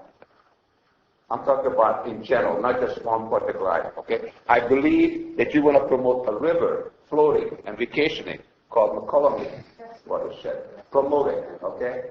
But show the results, not wishful thinking and hoping. Have you actually been on our website and taken a look at all the... Yes, I did before I moved here, man. It looks fantastic. When did you... 10 years ago. So I've been to the Visitors Bureau for 3 years. Now we've done significant changes in the last 3 years. You might want to take a look at all of the marketing we've been doing for Aspen County, because when I came on board, that was one of the important things that I made sure that we put more time and energy into. And we are doing a lot of promotion outside of Highway 4 and 49 corridor, as much as we possibly can. I want to see results, man, not intentions. That's what I think. Okay. So I Thank think you. it's badgering. Time's Oh, up. goodness. Sorry, Lisa. So I do have some comments, if I may.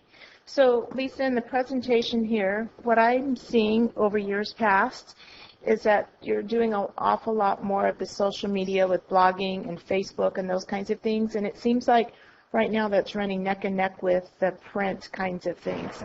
Do you hear from visitors and such about the need for like Wi-Fi access and things along that line? Is that absolutely. kind of a common... It's a problem. It's definitely a problem in Calaveras. We have many dead zones in the county, which is why I've been working with the economic development companies to try and get the word out about everybody mapping their Wi-Fi access and the speed of their internet connections. So we don't just work on visitor stuff, we work on visitor stuff that's going to help economic development as well, but there's a secondary, it will to locals. Yeah. The secondary, it also helps visitors. So yeah, there is an infrastructure problem as well. Because I know when I visit areas, that's the first thing I go to is that internet or my phone, and I'm looking for the restaurant or the site to see and that sort of thing. So I was wondering if that kind of mirrors what you find in Calaveras. Yeah, there is definitely a problem there. We do provide free Wi-Fi for the Angels, for the visitor center in Angels Camp. The process of obtaining that is a little bit funky, but it does work. Most people can access it. So, but that's one of the reasons we have a visitor center right there in downtown, because it's a dead zone as far as in some ways, as far as internet connectivity. So we're right there to answer the questions real time to people. And our network works. I mean, we have DSL in the office, and as I said, you provide free Wi-Fi. So. The other thing I note is, we've always talked about our outdoor recreation with lakes and rivers and fishing and camping and, things like that. And I'm seeing more of the agritourism develop. Are you getting those kinds of requests or people wanting to know about information about touring farms and things like that? A little bit. Although I do see that as a growing trend that I want us to take, that I want us to move forward on more. I mean, I'm in conversation with some local businesses to see ways that we can do more of that. That's a program that we would need to develop, and that's something that we could really use another staff person so we can, spend our time and energy towards that too. Right now, what we look at is what tourism assets do we have? What are we most known for? And that's the most important thing to promote because it will have the highest return on investment. So but it's also important to help develop more tourism assets in the county. And so we're always actively working on that and open to suggestions. Yeah, I see. I read a lot with the ag magazines and such, and that just seems through the farm bureaus, local and statewide, that there seems to be a big boon in that agritourism industry, which I think that's something that, I see through Wine Grape Alliance and a few others, growing that kind of potential. Well, I think a couple of things that have been really successful in the county are courtwood wine tours, which is tourism developed, specific to the wine industry, but they take people around little boutique wineries and talk about the different varieties of grapes that they grow, and everybody gets to do a little wine tasting. And then the other one that's working really well is Local Roots Food Tours, which is based in Murphy's. But I'm also in conversation with Outer Isle Foods, and I'm trying to get, I actually tried, sometimes businesses are so busy, people are so they don't have any extra time to respond to opportunities. Right. I recently had a request from Visit California for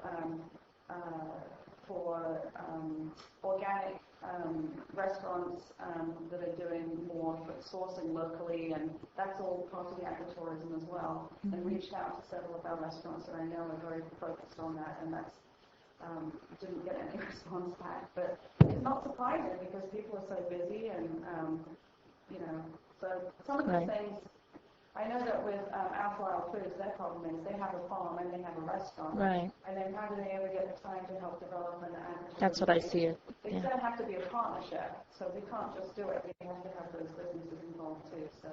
And then the other thing is, at the Calaveras Transit, we look a lot at, we have our transit system in place for, you might say, our residents and such.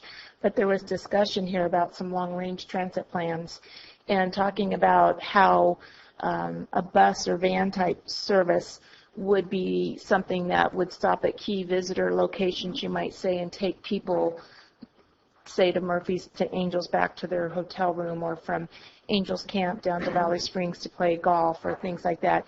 Do you see that as a need from when you see visitors coming in looking for transportation? I think part of it is that we're getting a lot more international visitors, and they're used to having more of a transportation infrastructure.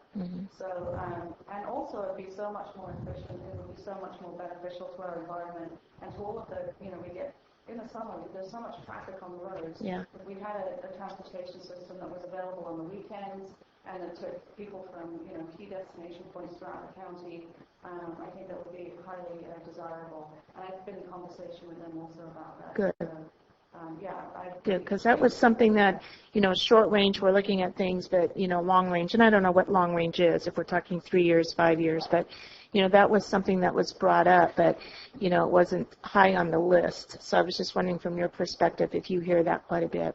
Well, and not only that, do I hear it from the visitors, I hear it from business owners as well. But the cool thing is, our larger tourism assets are willing to contribute financially to a project of that sort. So if they know that they're going to be on the stop, they would help to fund the project. So, because I know there are some dollars available to start a program like that, but the problem then is how do you continue it? And I really think that there are multiple businesses locally that would invest in that opportunity to have people be part of the route. Good.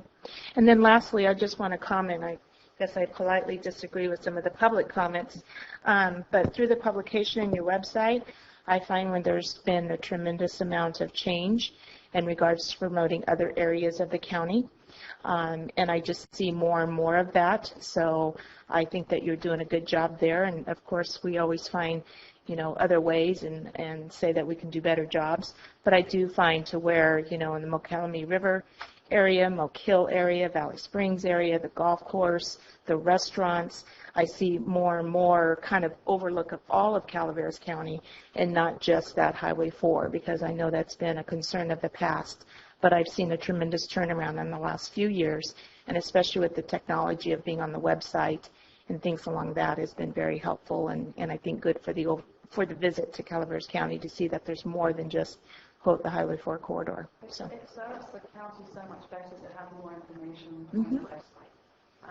I saw a presentation years ago from a destination marketing specialist who talks about how you can't just have one flower in the field and attract everybody. You need a field of flowers. And that's how I think of marketing Calaveras County. I mean, obviously we have our tourist hotspots, but we have a field of flowers. There is tourism opportunities all throughout the county, and I think it benefits everybody when we can promote all of that, which is what we try very hard to do. So thank you. Yeah, thank you. Okay. Rebecca? I just wanted to clarify with regards to the allocation of the TOT. We don't have a TOT fund. We allocate the TOT collections directly into the general fund, and then it's been the board's direction that we split those receipts of that tax between the general fund, the CVB, and Public Works. So that has been under the direction of the board for the last,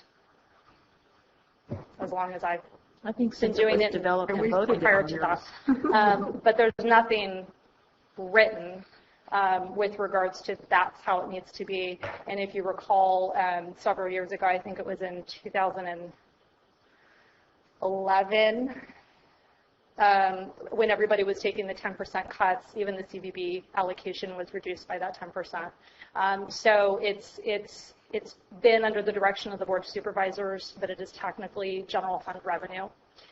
So the board, this board, and the prior boards have been pretty consistent in that third, and third. But it's a TOT tax. It's a TOT tax. That goes into the general fund. And it goes into the general fund. And the board historically, that's what we've done. Yes.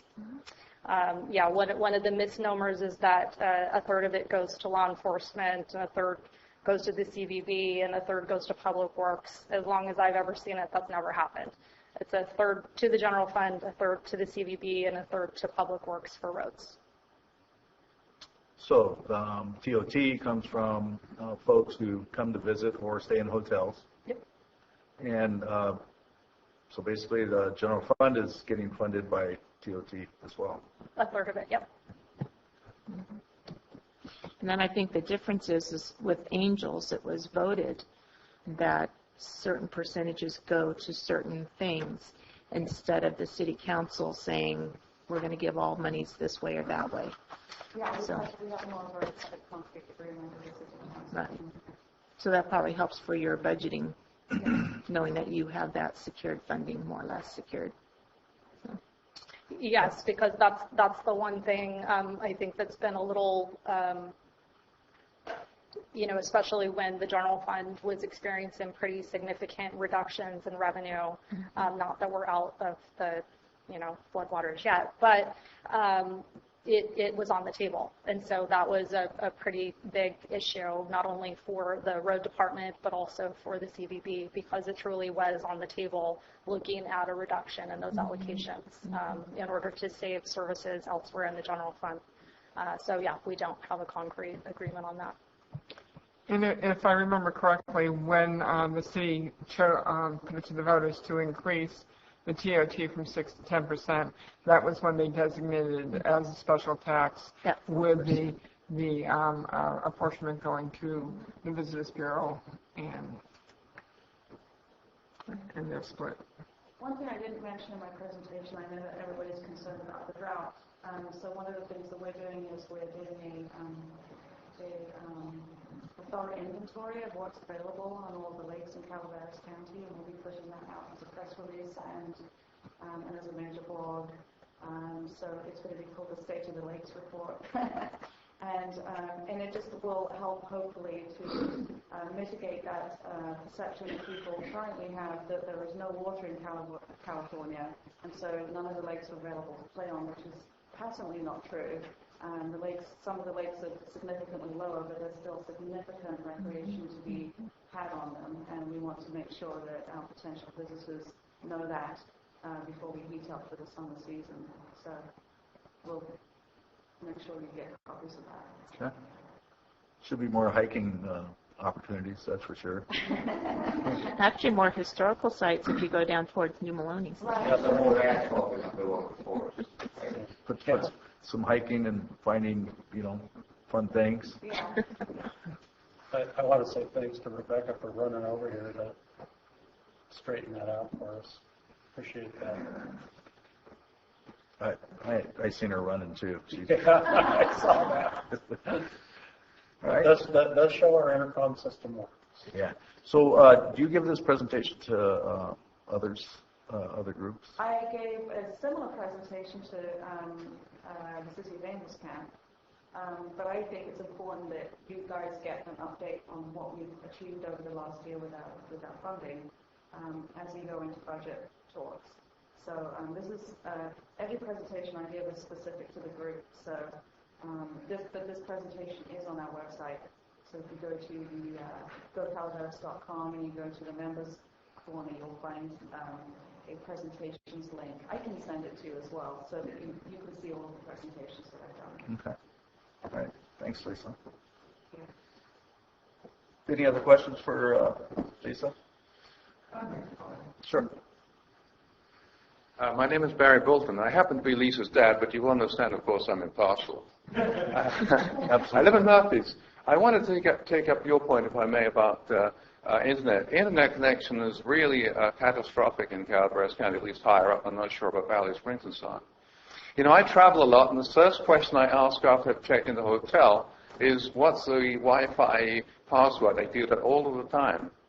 But I think that the Internet service here should be increased dramatically, because I think it has the potential also for economic development. Because I have a friend, for instance, who's an editor. He couldn't work up in Calaveras County. He works at home in Los Gatos. He couldn't work here because there's no Internet connection in many of the places. I think economic development here is going to be very dependent upon really good Internet connection in this county. I would say it would be one of the things that, I don't know how you can impact that, but you must have some power, some influence in that. I would say that would be the thing that you really ought to focus on. It's pretty diabolical as soon as you get up past Murphy's. It's just really bad. It's bad for the tourist industry, it's bad for the economic development, I think. So I'm going to take a look at the study this gentleman mentioned and see what it says about the economic development. I think that the Internet is going to be one of the critical factors you have to look at. Thank you. Okay. I can agree with you on that one. Okay. Thank you. Thank you. Very good presentation. Thank you, Lisa. Thank you, Lisa. Thank you.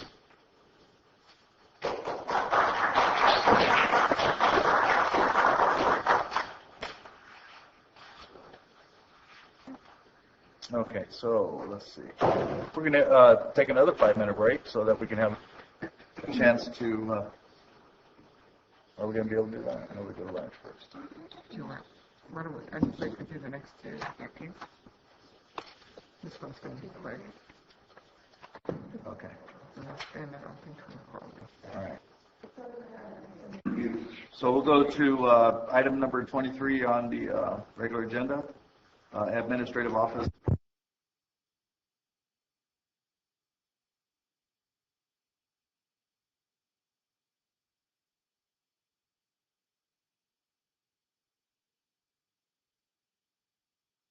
The first one is the Fish and Game Commission. One district, 4 vacancy with the term expiring 12/31/15, and the applicant is Joey Ray. The San Andreas Cemetery District, 1 vacancy with the term expiring 12/31/17. The applicant is Rourke Weber. Community Service Area number 2, Bar 20, 1 vacancy for a term expiring 12/31/18. Michael Osgood, who's the incumbent. And Commission on Aging, 1 vacancy for District 5 with a term expiring 12/31/16, Lydette Beal. Okay. Any public comments on that? Any comments from the board? No, but I make a motion to approve. Okay. I second that motion. So we have a motion by Supervisor Pawnee, second by Supervisor Kearney. All in favor? Aye. Opposed? So moved. Moves forward. Okay. And number 25. 24? Yeah, 24. Health and Human Services Agency, approve the child care priorities for general child care and development funds and state preschool funds. Morning, Mary Sawicki, Director of Health and Human Services.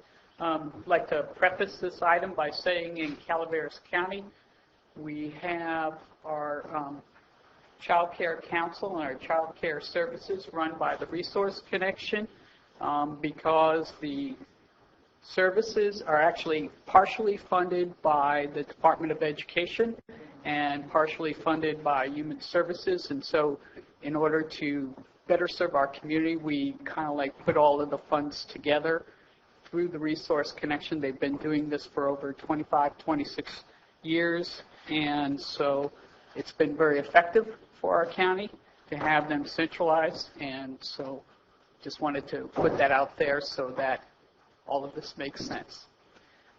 Today, what we'd like to do is to ask the board to consider the priorities for the child care and development funds and the state preschool funds.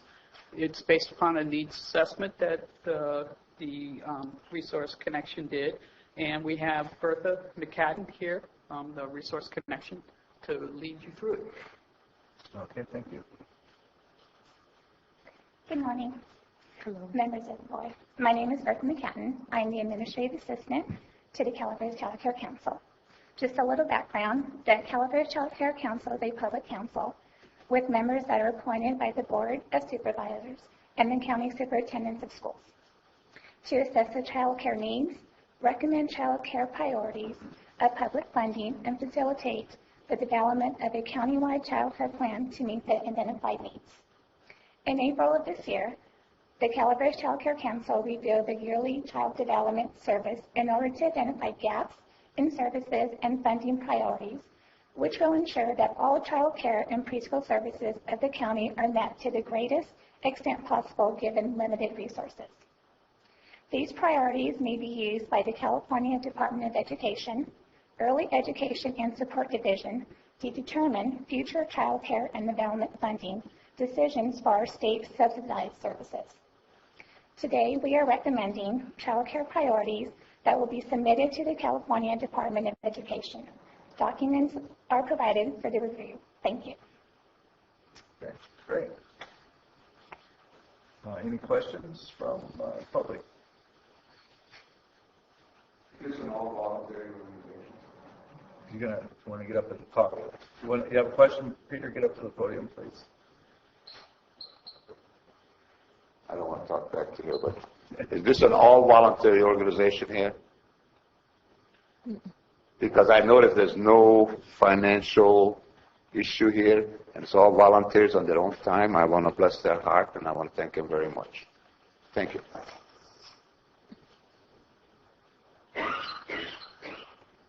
Good morning. My name is Kelly Gresh. I'm a director at the Resource Connection, and I've also been a coordinator for the Calaveras Child Care Council for many years. The Calaveras Child Care Council is voluntary except for the staffing. We are required to have staffing, so funding does come into the county in order to meet the requirements for the California Department of Education. The priorities that are being approved today are actually for contractors within the county, and so we do not apply for or receive these funds. The state preschools are run in our county by the Calaveras County Office of Education and Calaveras Unified School District. Does that answer your question? Well, that's not, so there's a couple of people in between the job who are administering it, not actually doing the work, right? Well, it's, so what, for the council itself, or for what are you asking? The administrators, they get their cut. Hang on, please. So when you're here, you're actually addressing the board. Okay. If you don't mind. Okay. And Peter, if you want to get up and ask questions, you can do that. But they can't hear you because of the microphone. Oh, thank you, sir. I'm going to have to see if I can speak up a little bit more. I want to thank the folks who are always volunteering doing it, okay? My question is, somebody's administering it. The whole thing, this whole issue that we're talking about. Somebody's getting a couple of bucks out of this, right?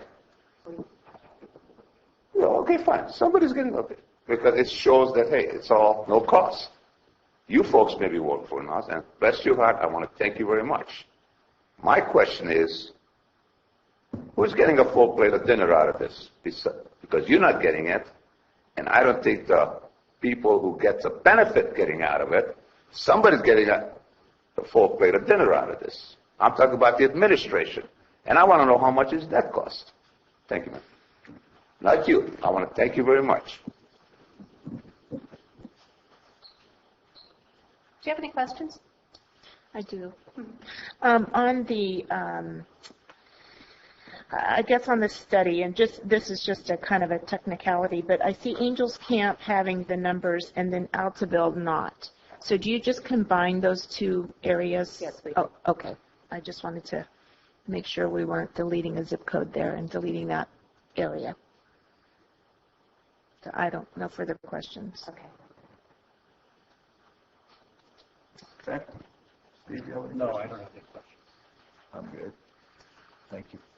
Thank you. Okay. Any other questions from the public? Okay. Can I have a motion, please? I move we approve. Oh, second. So I have a motion by Supervisor Kearney, second by Supervisor Ponte. All in favor? Aye. Aye. Opposed? None noted. All right. So what do you think?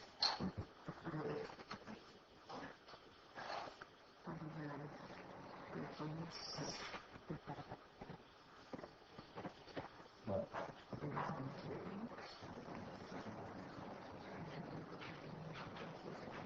That's going to be a long one.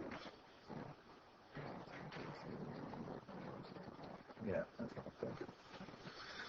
Okay, so the next two discussions on the agenda are going to be lengthy, I'm sure.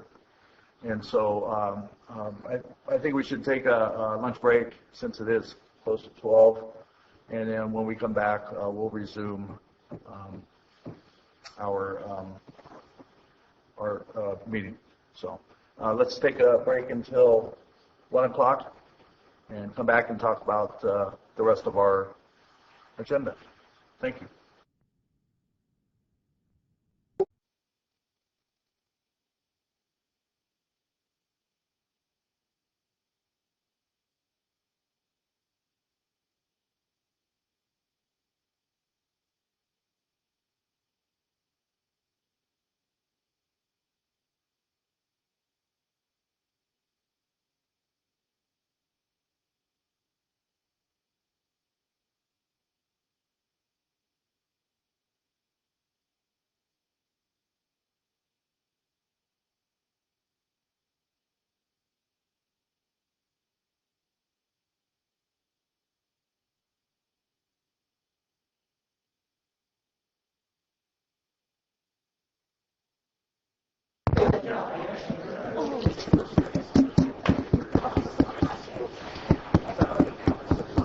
Okay.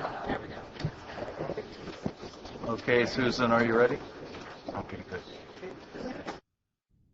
Sorry about the delay, folks. It's been that kind of a technical day, apparently. But we're back on rolling again. So our next agenda item is planning to approve the resolution adopting an amendment to the mitigated negative.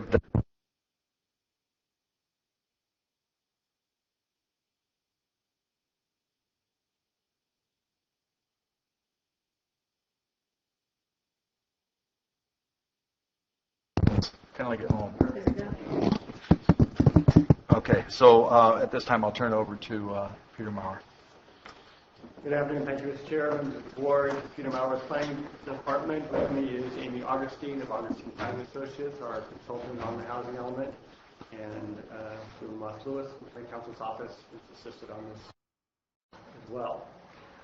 Before you is adoption of a resolution for the updated housing element. It is one of the mandated elements of the general plan. It is most complex and most regulated component of the general plan. It's the only element that must be certified by the state, and that would be the Department of Housing and Community Development, that reviews all housing elements to ensure conformity with the state law. That's 20-some pages long. A lot of complex regulations associated with the housing element. The housing element is required to be updated on a 5-year cycle. The last time it was updated was in 2010, and it was for a time period of 2009 to 2014. We're now in the 2014-2019 cycle. Following that, it goes to an 8-year cycle, which is something the board authorized last fall. This is not a complete rewrite of the housing element. It is an updated, streamlined review process the state has authorized for counties and cities to go through, where we take a currently certified housing element, update it as far as current facts and figures, statistics, and review the policies and programs and goals to bring into just update it to today's data, today's figures. Did also, we went back and looked at what did we accomplish over the last 5 years. As you may recall, we've adopted a couple of ordinance recently that addressed several of the implementation programs. Those were identified as being key by the state. Since we've done that, they're satisfied that we're making progress towards compliance with the state requirements. One of the things to keep in mind is there are 40-some implementation programs that we've identified in the past that we are attempting to accomplish in order to meet the statewide goals of housing for all sectors of society. There is not an expectation that every one of those are going to be met within that 5-year time frame. We do the best job we can in order to make progress towards those goals, and I think we've done a pretty good job in the last year or so in meeting some of those. I think with the focus on the rest of the general plan, some of those other programs and policies were overlooked. It's something we need to continue to make progress toward, and I think we're on the way to do that. So we've gone through the review process with the state. We received a letter in April that said that that the draft housing element meets the state requirements, and that if it's adopted, that they are prepared to certify it as we've sent it to them. The Planning Commission reviewed this on April 23rd. They recommended approval on a 4-0-1 vote with one member abstaining. There were some concerns expressed regarding the lack of flexibility with mandates, particularly what happens if we do not get a certified element. What if we make significant changes to the document? One of the things that we discussed was the fact that if we make major changes and we start removing some of the programs and policies, that it does jeopardize our certification. It certainly would kick us back into a much more lengthy review by the state of the housing element. Given all the other parties that we have related to the general plan update, we would not recommend that we make major changes at this point in time. If we really want to start debating with the state over some of the programs that they've identified that we should look at, maybe 2019 would be a better time to do that. At least that's my recommendation to you. If we don't have a certified housing element, a variety of things could happen. Someone could sue us over a project that's housing.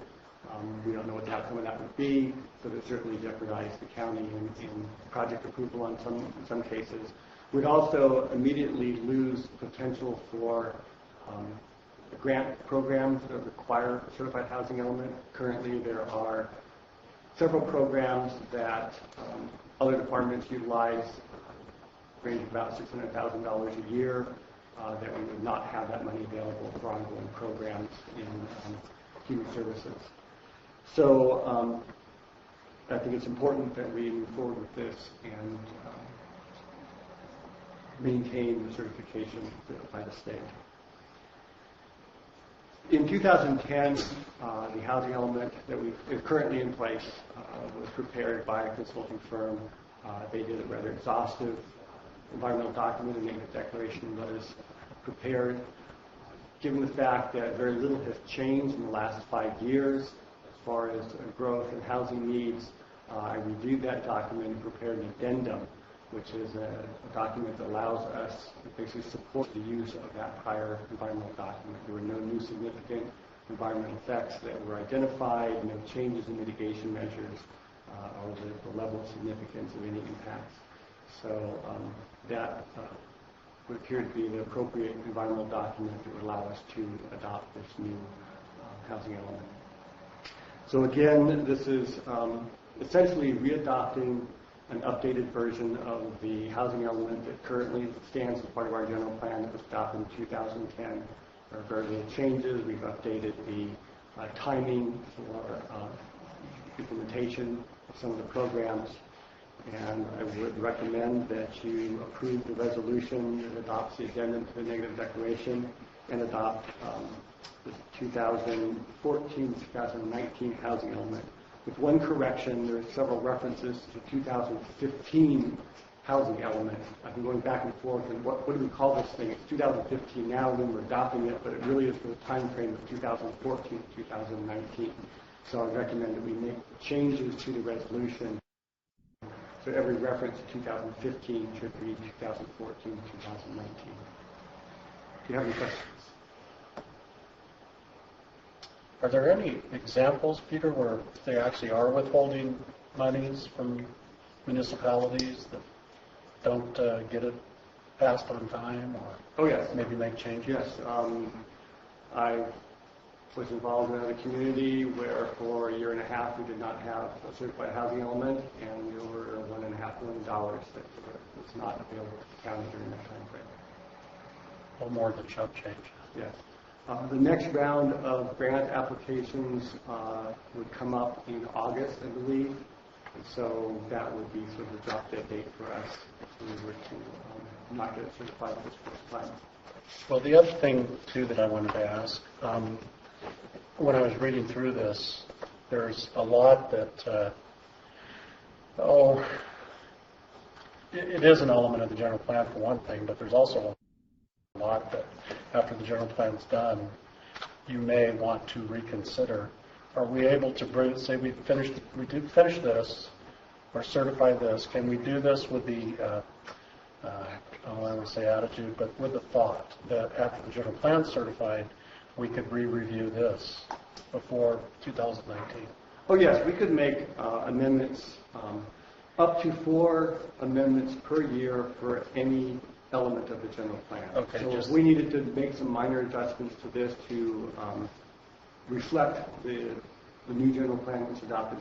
This was reviewed and designed to meet both the current general plan as well as the future general plan. That the housing, the regional housing needs assessment looked at both current land use designation as well as the potential future land use designation. Not knowing exactly what that is, but at least looking at the draft that we have, and both versions satisfy the requirements.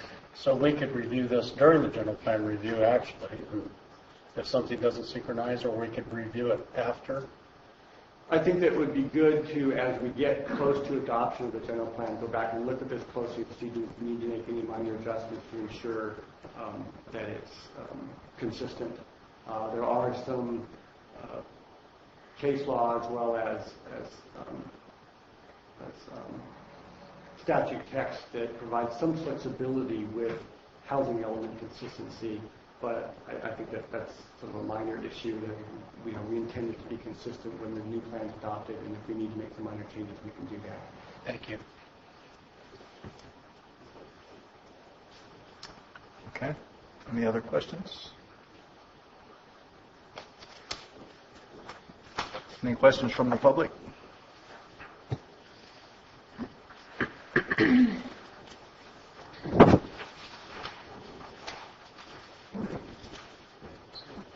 Alice Allen Taxpayer Association. I appreciate all the work that the planning director has done on this housing element. And it seems that a good portion of the housing element has not been enforced due to not having sufficient money or staff. That could be a blessing which allowed the housing element not to damage our economy any further than it could. The housing element is very intrusive. It's shifting responsibility for providing housing from the property owner to the government. It's doing it in an indirect way. It doesn't openly say that the government is responsible for housing. It's just that the government is responsible for everything about it. And so, here in the comments of the consequences of not having an approved element versus having an approved element that's definitely going to hurt our community, hurt our economy, and probably require an awful lot of educational campaign for the public to become aware of why. One of the economic factors that is generally ignored or sometimes even not understood is what happens to the dollar. When you take money by form of taxation from people, like the federal or the state level, and you give it to the local level, you're not really improving prosperity at all. There's a tax that goes along with the tax, and that's the administrative cost of taking that money and then bringing it back. But something else happens. The responsibility for what happens in the local area shifts with the money. Because when the money comes in, there's strings attached. Strings are regulations that the legislature wants us to follow what they think is the best good of the people.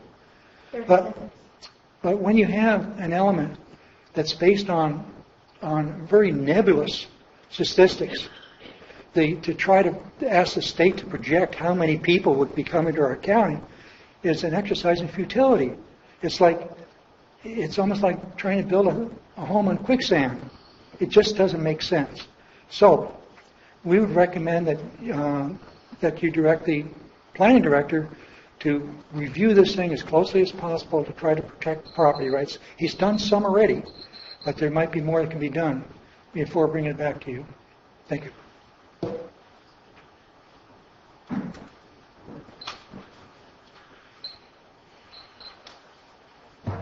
I'm William Moore. I live in Rancho Calaveras, and I'm here to recommend that the board adopt this resolution 1488, the housing element.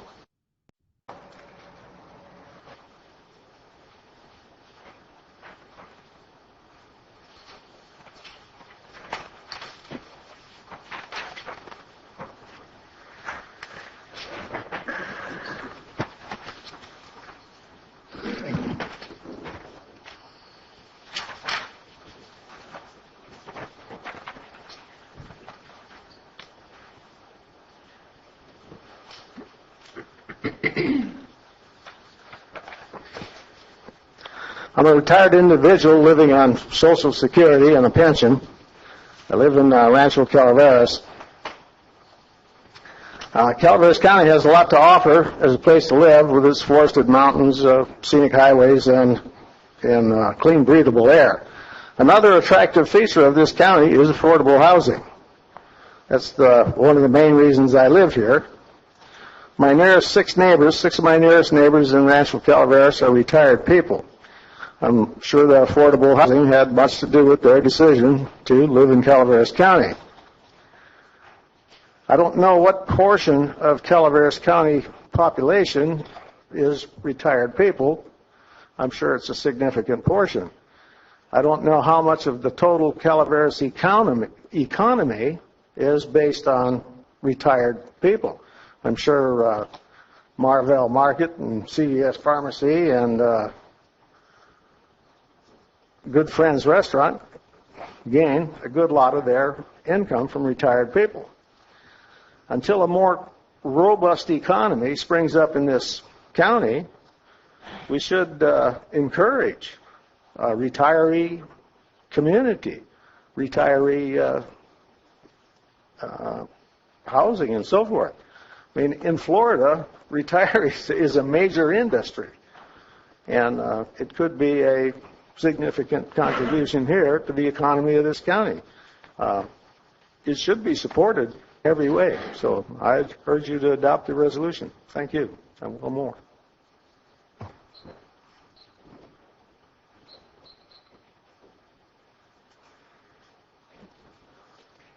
Vicki Reinke, Calaveras County Republicans. A question on this housing element, because it's sort of state mandated. My question would be, is the majority of this... Oh, sorry. Is this housing element pretty much dictated by the state to start with?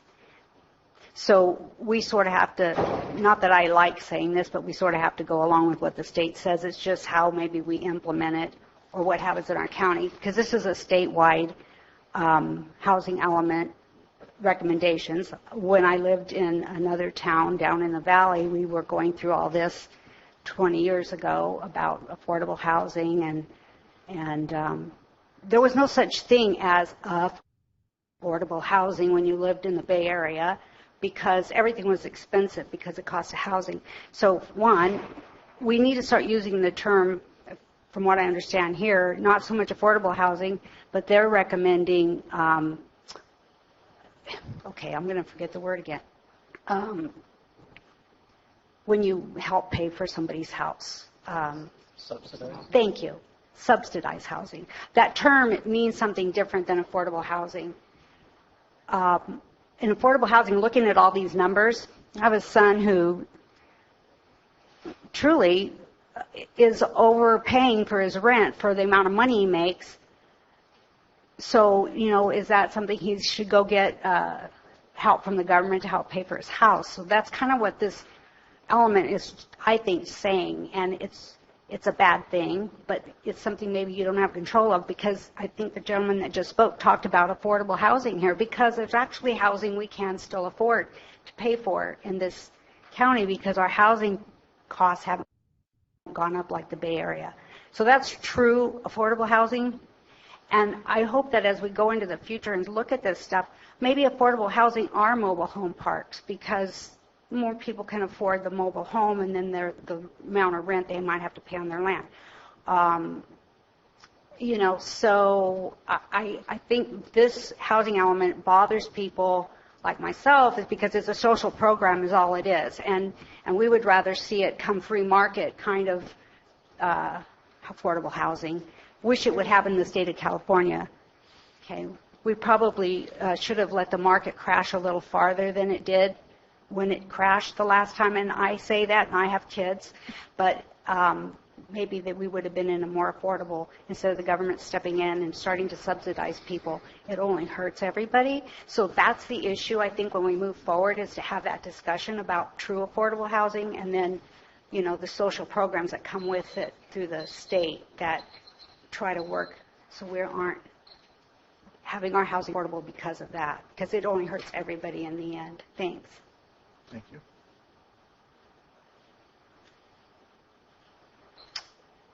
Any other questions or comments from the public?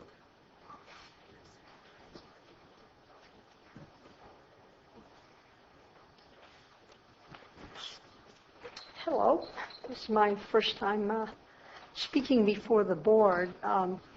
I'm actually reading a statement submitted by Carol Phelps, a District 2 resident from Mountain Ranch. She was unable to attend this meeting and asked that I present her views on the issue. She says, I'm unable to attend this Tuesday, May 26th board meeting due to medical appointments, so I hope you give this note as much attention as if I were speaking before you. I volunteer for the Sierra Hope Food Bank, a nonprofit in Angels Camp, on every Wednesday afternoon. 2 weeks ago, we had around 10 clients, out of which 3 groups were homeless. One party was a young couple. The second were 2 women and an adult son, and the third was an individual woman. The issue of the homeless points more to Calaveras' need for a homeless shelter, but it also is related to the lack of openings in low-income or affordable housing. My next concern regards Mr. Tuno's letter, in which he gives his opinion that the housing element should be replaced by economic development plans. Those who have lived in this county since the 1980s have seen the various ideas promoted to develop our county's economy and how the great concepts and talks have come and gone. We experienced a housing building boom in the 1990s and the early 2000s.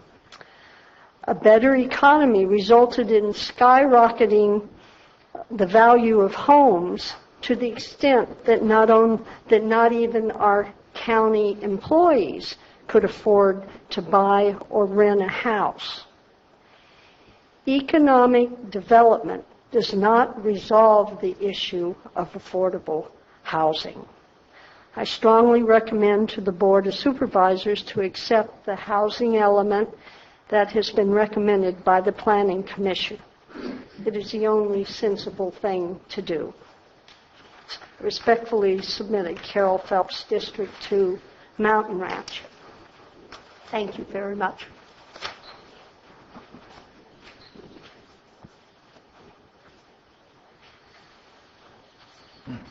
I'm David Tuno, Planning Commissioner for District 5. I wanted to make a correction to the statement that was just made. The woman from Mountain Ranch's letter misquoted me. I did not suggest that the housing element be replaced by an economic development plan. My letter said that an economic development director, in my opinion, would be more valuable to the county than a housing coordinator, so that before a housing coordinator position was being contemplated as for filling that position, that the county should first look at an economic development coordinator, because in my opinion, you get more bang for the buck. The county would prosper much more so from that other effort than the former. So the letter was incorrect as quoted.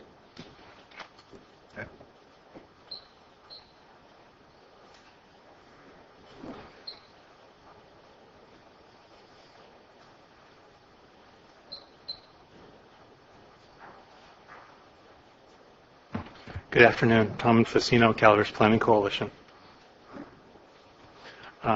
Some of you may have received an email from me last Friday. Given the technical difficulties we had today, I'm not going to assume that you all got it, so I might summarize it here now. The Planning Coalition encourages you to approve the housing element and hire a housing coordinator as soon as possible. We have 5 reasons to give you to approve the housing element. First, housing our local workforce promotes a healthy economy. Having a local labor force supports new economic development.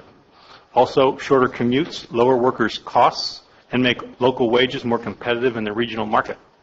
Finally, a local labor force that spends its earnings locally further stimulates the local economy. So our first reason is that housing our local workforce promotes a healthy economy. The second reason we'd like to give you is that completing a valid housing element enables us to get our state and federal tax dollars back to Calaveras County to enhance our existing communities. A few examples. The Veterans Housing Bond Program will spend $545 million statewide over the next decade, helping private developers to provide affordable housing for our heroes. That money is going to be spent whether we get it or not. We provided a lot of that tax money, so getting a share of it back for us makes some sense. Similarly, there's the Department of Housing and Community Development also administers funds that can be used to pay for transportation connectivity projects in communities like San Andreas that have a mobility plan. And finally, the Cal Home program can assist existing homeowners who need financing for major home improvements, like a new roof or new windows or more insulation, so that they can afford to maintain and stay in the homes they already own. So a valid housing element enables Calaveras County to participate effectively in those programs. The third reason we give you is that a valid housing element is an essential part of the valid update of the general plan, which in turn ensures the county's authority to approve all types of land use applications. That's why the planning department has taken such great care to produce a housing element that follows HCD's requirements, because approval of that housing element is a key step toward the ultimate completion of a valid updated general plan. 30 seconds. Okay, the fourth reason is that local workforce housing produces benefits by reducing workers' commute distances. And the fifth reason is that workforce housing provides young people the opportunity to stay in Calaveras County and contribute to our communities. In conclusion, the CPC encourages you to hire a housing coordinator as soon as possible. The one in Tuolumne County has made a big difference there, and so we believe the housing coordinator here could make a similar difference. Thank you. Any questions? No. Great.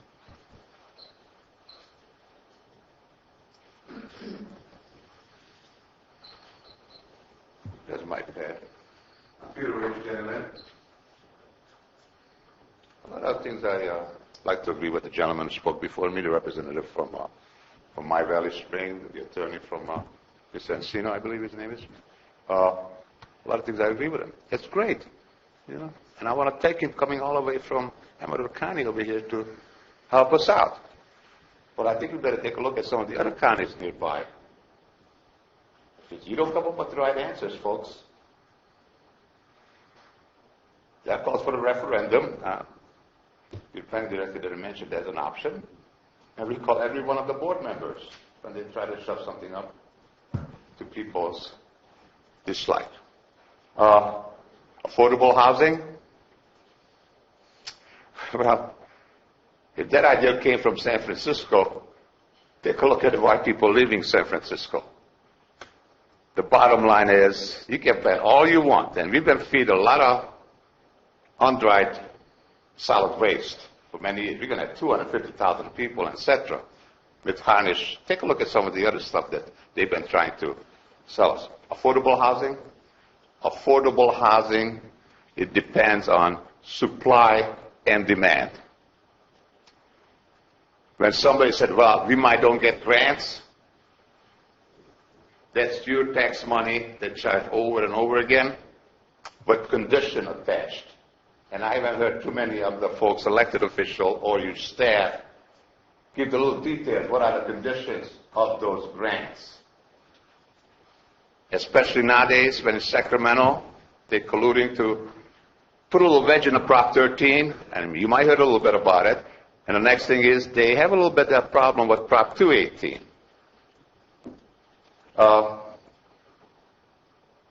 Taxes back, you're going to get taxes back from the state as a condition. Well, my little pet peeve is about redefinition of the family.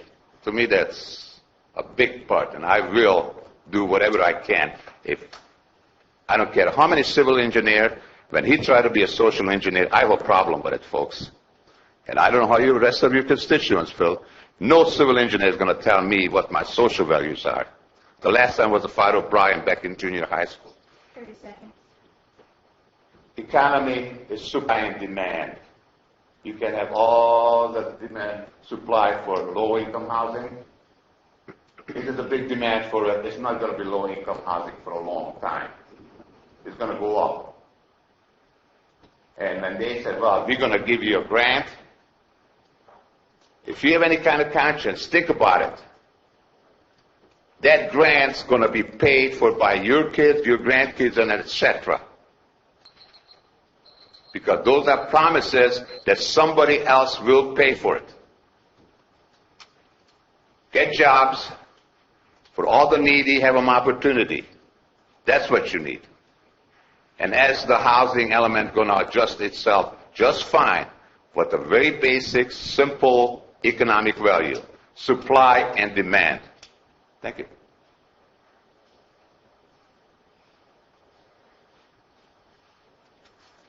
Any other public comments?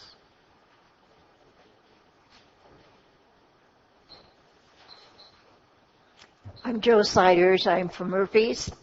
Back in the mid-2000s, 2006 or 7, I participated with a group of 12 people on kind of an unofficial task force regarding affordable housing.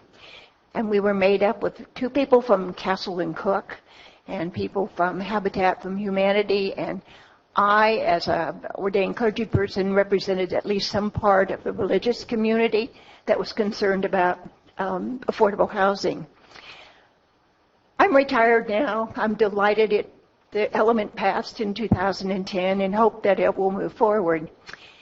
But as regards supply and demand, I have a fairly new pastor at my church who comes from Pennsylvania and who consistently has people stop by who are looking for affordable housing.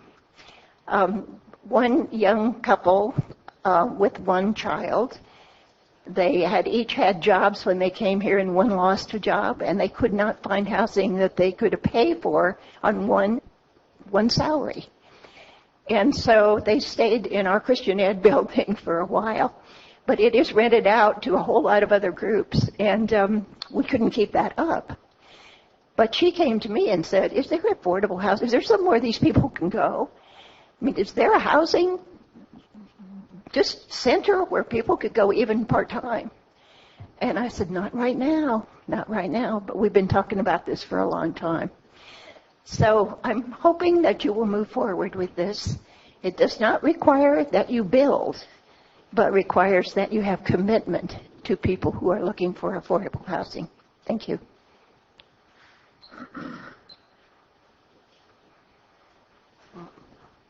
One time. Yeah, you don't have to ask me that. don't put it up for a vote, do you? Bill McManus, Calaveras Project. Well, I've been involved with this general plan nightmare for a long time, and it's always one series of missed deadlines after another and more overlapping layers of government. Which is interesting, over the weekend I picked up the Union Democrat, and on the front page they report that our housing explosion here in Calaveras County has resulted in 10 new people being added to the county population estimate in the last year. As we continue on to the back page, where the story is continuing, I don't know if it was Mr. Mauer's quote or someone else, but it was something in the neighborhood of 1,000 new homes were going to be needed in the next 4 years. Well, that's roughly 250 homes per year. And at approximately 3 people per home, we're talking 750 people to fill these 250 new homes. At the current rate of growth, that would take 75 years for us to do that. Instead, what we want to do is a plan where bureaucrats talk to other bureaucrats and ensure each other's job security by speaking in bureaucratese so that no one can understand what's going on. And as this council or this board, and I don't know who was on it, when you start getting into the grants and you start talking about the money flowing in and everything is going to be fine, when was it that we had that grant consolidation where everyone or the county had applied for all these grants to do different things? Come to find out, we didn't have the ante, we didn't have the copay to get these programs going, and then the board was jumping through the hoop, trying to defund them, combine them, get rid of the liability, but they still never figured out that grants are golden chains. When you get the money, you've got to do something for it. And now we're talking about a housing element that is almost impossible to read. None of the numbers in the housing element are matched by fact, and at the same time, we have to add another new layer of government with a housing coordinator to handle what? 10 people moving into a house every year? 37. That just doesn't seem like it's the smart way to go. I don't have a plan. I don't have a problem, updating the housing element and all that. But I know that in the future, when we try to change it, and we're allowed to 4 times a year, we're going to be told that we don't have time and money to do it. If you go ahead with this thing, please put in a requirement that the housing element will get a mandatory review. Make that part of the plan so that we don't have to approach the board and beg for a hearing. At least one. 3 more can be brought up by citizens, but this board review the housing element on a mandatory basis annually, and let's see how these numbers work out and where we're going. Thank you. Okay. Any other public comments? Good afternoon. I'm Frank Meyer, manager of the local affiliate for Habitat for Humanity. And obviously we are in touch with quite a few people that are looking for housing or that are looking to preserve the housing they have. And we have programs for both of those. The housing element has been portrayed by a lot of people, and I think the public might misunderstand what it is. It's basically a document of promises that the county will look at. It doesn't say you have to do this, you have to do that. You certainly don't have to build buildings or housing. The opportunity is here for the board to make the county receptive to folks who are interested in building affordable housing, especially if there's a housing coordinator that they can deal with. There's nobody central in this county that I know of, including the Association for Realtors, that will guide developers towards affordable housing projects that they're interested in. And there are lots of those kind of developers around that can do that work. So the other part of the housing element that I wanted to point out is that there's a lot of implementation measures involved. And I believe that each and every one has to come before this board for approval. Just because they're in the housing element doesn't say you have to do them. It just suggests that you look at these implementation measures as they come up on the schedule and as they are brought forward. So this particular document is nothing to be scared of as far as, socialism and social engineering and all that. It's simply a way to move forward to get more affordable homes constructed in this county. And the need is definitely there. There's no doubt about it. There's articles in the local newspaper recently about that, articles in the Sacramento Bee about it being a statewide problem. So I suggest and I hope that you move forward on this by approving this element today. Thank you.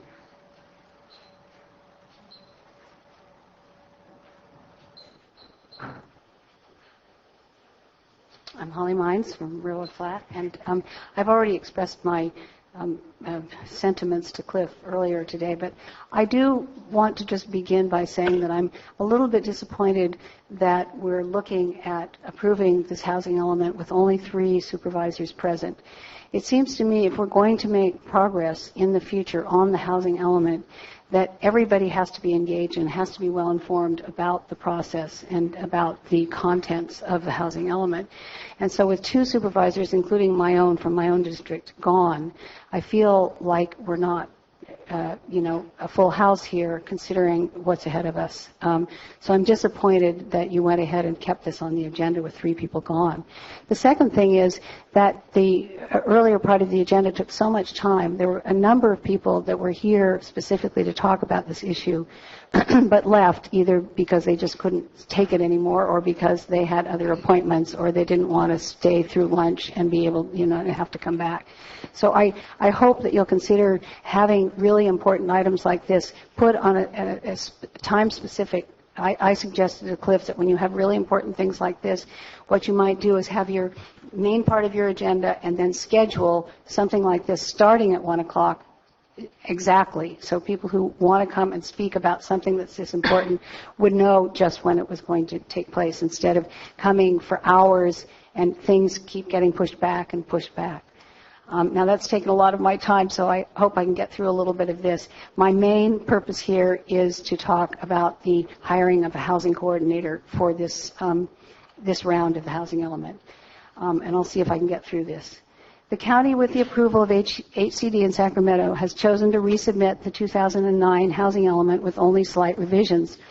During the previous 5-year period, only 10 of 48 implementation programs were completed in full, and most of those were accomplished by creating ordinances to bring Calaveras County Code into conformity with current state-mandated codes. And I will add that most of those happened in the last 6 months, even though the new housing element starts in 2014, so they were actually completed after the end of the last housing element. The apparent reason for recycling the previous element is to save time and consultant money, but it's difficult to imagine how the implementation programs for the 2014 to 2019 period will be accomplished when conditions have not changed within the county. Staff, 30 seconds. Okay. Well, all I can say is that I believe, and I went to the Planning Commission meeting, and Peter himself said that there is not expertise in the Planning Department to organize, handle, and complete the housing element.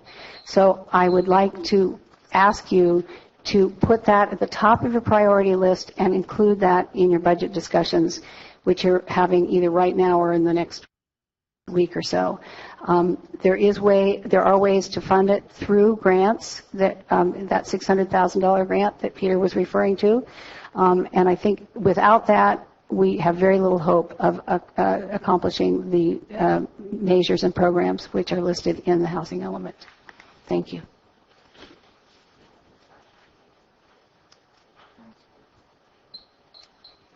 I just have a question after hearing some of the comments.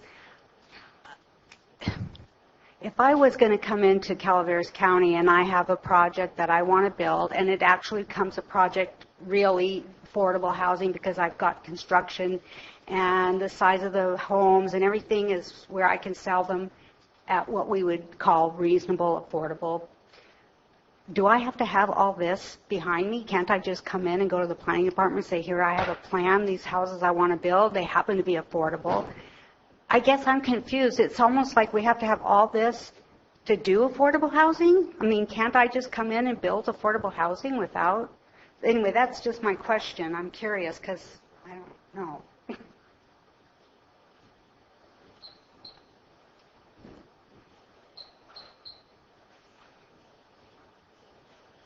My name is Joyce Teckle. I represent MyValleySprings.com.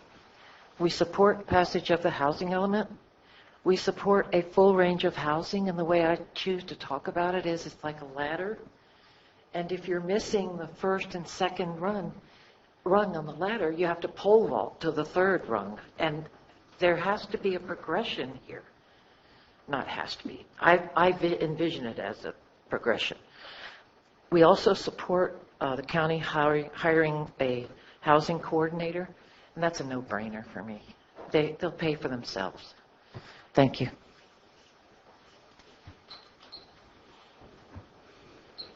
I'd like to just give a brief answer to the question that came up about, can an affordable housing outfit just come in here and do what they want? Well, of course they can, but it's got to work out financially. And it's very hard to build affordable housing if you just do it with your own money. There are all kinds of ways to tax rebates, and there's a particular one through the Federal Taxing Authority where you can get credits, low-income housing credits, but it's complicated, and you got to know what you're doing. It takes a lot of experience to work these things out to where they are financially possible to build low-income housing. So that's where you need some expertise at the local level to help developers, find that and help them through that morass of. There's all kinds of sources that can be used to make it financially feasible. Thank you. Can you add to that for? Well, certainly someone can come in and build any type of product they want to through the normal development review process. And what we have found here, and the issue with the state, is that typically it's the above moderate housing that gets built. And so the purpose of the housing element, all the various programs and requirements the state has, is to look at ways at reducing the constraints to providing more affordable housing, reducing costs where it's feasible, looking at where we impose costs that raise the price of housing, and try to figure out ways to try to reduce that if we can. Make sure we have enough land identified for our general plan and zoning where people can come in, ideally from a housing perspective, without discretionary type of review process. Someone come in and build smaller, more affordable single-family homes or apartments, then that's sort of what the interest behind the whole housing element process is trying to do, to remove constraints, ensure that there's sufficient supply of land available for the private sector to come in there and construct houses, meeting the full range of needs for the community. There's nothing in the housing element that mandates the county to construct anything, and different communities have taken different approaches to reducing the costs. Some have taken a very aggressive approach to mandating developers to include affordable housing within projects. It's not something that's proposed here. I know we're recommending it, but that is, so different communities take different approaches depending on the situation that they have with what's appropriate for Calaveras County, and we're doing our best that things that we could identify that would assist in providing the opportunities for the private sector to meet the range of demands in the community. So you said that this element would help the county reduce the costs to help affordable housing to happen. How is that? Well, one of the things that we adopted recently was the density bonus ordinance.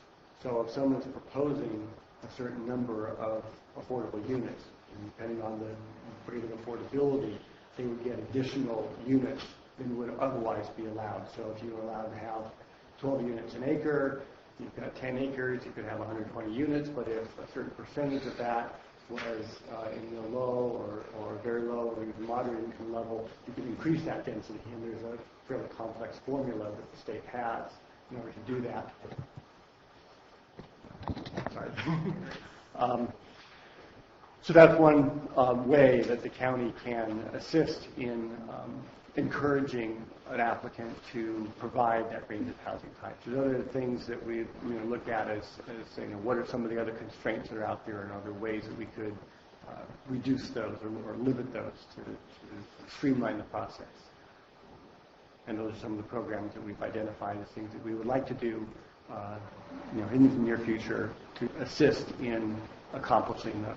Now, there are a lot of other programs that are out there, not by my department, but the Human Services Department, that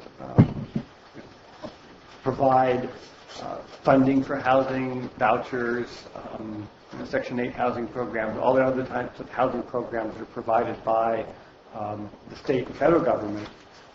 And those are some of the things that a housing coordinator would assist with, working with us and other departments in the county to, again, help with providing that range of housing type in the county for those that need it. Okay.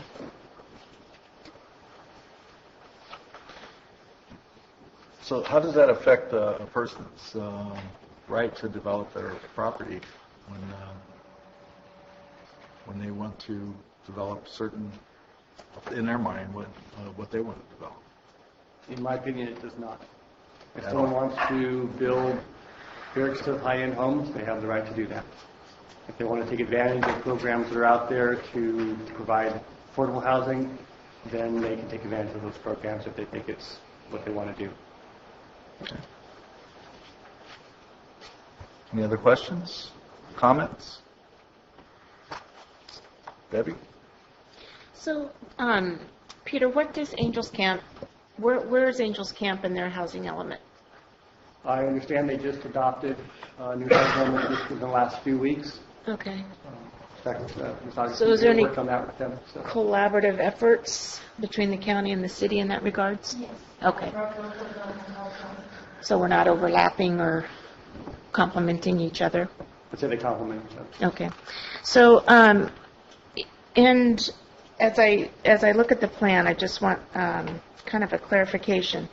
So when it has project timelines, they're timelines of the past, according to my documentation here. So are we updating those frames? Yes. Okay. So there's some discussion about putting together an advisory committee of sorts and looking at hiring a coordinator. That And was I know one of the things that was identified in the last element in 2010. Right. We haven't done that, so we carried that over to this round, and I can look towards doing that sometime in the next couple of years. Okay, so we don't have a current advisory committee now in place. No. Do we do the studies that have been identified here? Some we have, some we still need to do. One of the comments was that the housing element should be reviewed annually. State law requires us to do that. We did not do it in this past year, but there are reports going back all the previous years that show, here's what we've done. Here's, we provide the statistics of, how many units were built, how many were affordable, what did we accomplish as far as the implementation programs, and then as a result of that, the board would then say, well, here are our priorities. Here's what we think we want you planning or so in the last few years, next year as part of your work program. So in the last few years, we haven't been able to do that? The last report was done, I believe, in 2013. Okay. All right. So in this time frame, as I look at it, I think it's a, adequate plan, and that we have lots of, potential avenues to do all kinds of housing. I think affordable is kind of a word that's probably grossly used or not, I don't know what the word I want to use, but anyway, it gets misleading from people that I talk to about what is, quote, affordable housing. But overall, I like the housing element. I think there is the carryover from 2010 to where we are now, and I can understand that. But my experience and what I see here, there's an awful lot of work to be done here, and we don't have anybody to do it. So on top of my list would be that housing coordinator. My experience, and as I look at other rural counties and the various meetings I attend, I think the ones who have the most success with their housing elements have a key central person in charge to drive it. And I don't see how we're going to accomplish 90% of this if we don't have somebody there to drive it. So, I see a lot of grants out there. I don't know if a grant would help kickstart into hiring somebody for this particular program, but there was a comment made earlier. It would pay for it. This is one position that I feel would pay for itself 10 times over, because as I was in small business several times, I find that housing was always the number one issue I faced with hiring employees. Finding housing that was close to their employment, as well as something that they could afford, you might say, whether it was rental housing or trying to buy a home. And then I see, as I work with a lot of volunteer organizations, we do have homeless, and whether we want to agree with that or not, we have homeless in Calaveras County, and we have nothing available for that segment. And I also feel transitional housing is important, as well as I see and hear housing with seniors. So those are all key elements that I see in this plan that I like in here, but I just find that we need someone to drive the bus. We have a lot of potential passengers on that bus, but no one to drive it. And so if we don't, it's not going to go anywhere, and we'll be sitting here 4 years from now looking at a 2019 plan saying, where have we been? What I do like about this, and I think it's really important, is that we are reporting back to where we are, because it's really hard to know, what we've done in the last couple of years. I know the economy hasn't been, a lot of housing being built, but I think there's been some refurbished housing that's been going on. But what do we have? Where do we stand compared to the last couple of years? And so I would be very interested in seeing that. And I know, again, staffing, we probably don't have somebody there dedicated to do that. But I feel if we're going to start judging ourselves on what we have been or what we haven't been doing, we need to have that data current for that. So I'd say approve the plan and let's find some grants for a coordinator so we can drive this plan.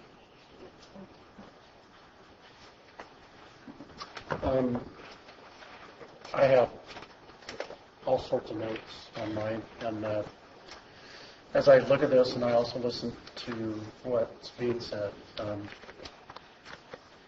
a lot of what I have notes on, if I were to be reviewing the general plan draft that's out there at the same time, some of this needs to be radically, I didn't say radically, that's too strong. It needs to be looked at strongly again. If the general plan draft document were to be passed as is, which I doubt that's going to happen. But, and especially, and it was brought up by more than one person, that there are 2 people on the board that are missing today, and we're not getting their attitudes about it. But I strongly feel that if this were to be passed by the 3 of us today, pardon me, then as soon as the general plan is done, it needs to be brought back almost immediately. Because there are things in here that I've noted. And a lot of people are speaking passionately about a housing coordinator, but there truly is no money to do that. How would we pay for that? I've heard the comments that it would pay for itself, but I don't see how that would happen. And to schedule something that we know we can't do, that always concerns me. There are mentions in here of things like community plans and special plans, and of course I'm from District 5, where the Rancho Special Plan is near and dear to everybody's heart. But the general plan draft is saying that those don't exist, so it's kind of contradictory in here, and I don't know how that's going to be resolved in the end anyway, but this is an issue that I see. There are lots of comparisons in here that the county makes to the state of California.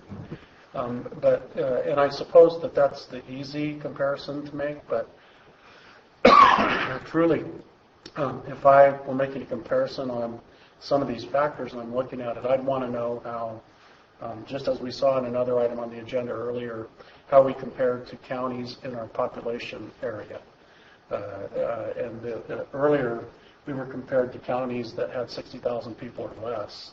And I don't even remember what agenda item it was, but I think that's where you're going to find your true data, because some of these, unless I read it wrong or I'm not remembering it correctly, it really is a large document that it's saying that we have more affordable housing in a percentage ways than the state of California. But the fact of the business is, what I'd like to know is, where does Amador and Tuolumne fit in, or maybe a county that has almost exactly our population, which is Siskiyou or somebody like that, because I believe that's where we'll get the real comparison and maybe some direction on where to go. I do think a strong economic development needs to be in here, because a lot of that would be, a lot of our affordable housing will follow our economy, because I completely agree with the statements that when you're trying to hire people that have no place to live, it just flat out doesn't work out. Somebody's not going to commute in an hour and a half each way for a job that doesn't pay, a lot of money.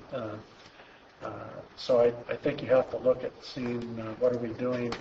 If we're attracting business, you're going to find the housing to follow it. That's what happened. Actually, that's how I got the good fortune to live in the county. The county was in a boom period, and my business came here and opened up. But a lot of that's disappeared because we didn't continue to pursue those things. So I think asking for someone who's going to push our economy ahead is very important also. There again, where are we going to get the money for that? I wish I could give you that answer. Maybe by the end of June I'll be able to tell you that. Maybe.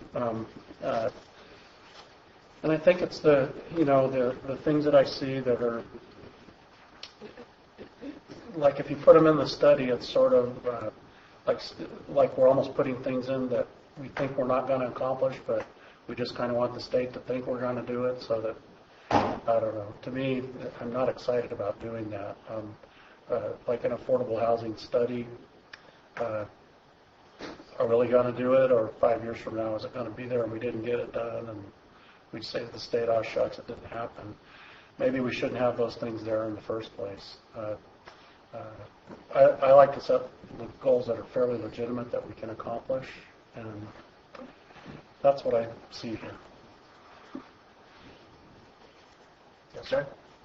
Hey, before I go on any further, I know this is a really sensitive and hot subject, so I'd like to give an opportunity if anybody else wants to come up and speak about it. I'm good with that. Just like to add a comment, too, that economic development, that, this is a major industry in Florida, is this retired community providing housing, assisted living and so forth and so on, so the county should encourage that. That's economic development. And on the issue of supply and demand, the demand is all at the bottom end and the supply is all at the top end. That's typical housing throughout the state. Thank you.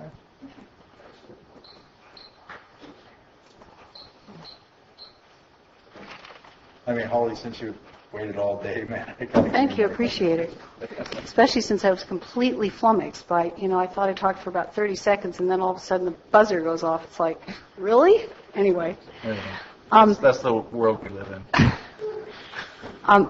In response to Steve's question about comparing ourselves to other counties, you have the perfect person sitting right next to Peter, who's Amy, who I looked up her resume and her statements about the work that she's done before, and her clients have been City of Sonora, City of Angels, City of Oakdale, Tuolumne County, Calaveras County, Amador County, Stanislaus County, San Joaquin County, Tuolumne County Resource Conservation District, and then the list goes on and on. She has been doing housing elements for counties that are on both sides of us and of the same size, and they've had some successes, so I think she'd be a perfect consultant to answer some of those questions.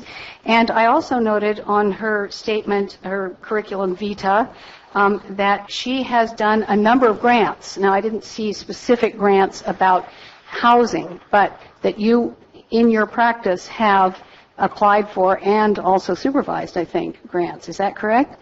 So something that occurred to me yesterday when I was thinking about the testimony I was going to give was, how about talking to her about a very small slice of the housing element? What could we afford to take on? What did she think we could get from applying for grants? Because people keep saying, we don't have the money, we can't do it, but other people are saying, we can get grant money. So why close the conversation before you've really looked into it and decide you can't do it?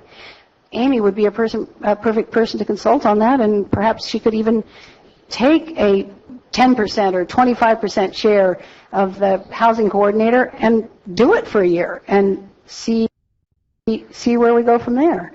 So it seems like there's everything that I was going to suggest too.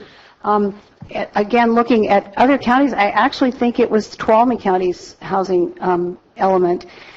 They do have a housing coordinator. She's been amazingly successful, including writing the housing element for the county, thus saving them the cost of hiring somebody else to do it. And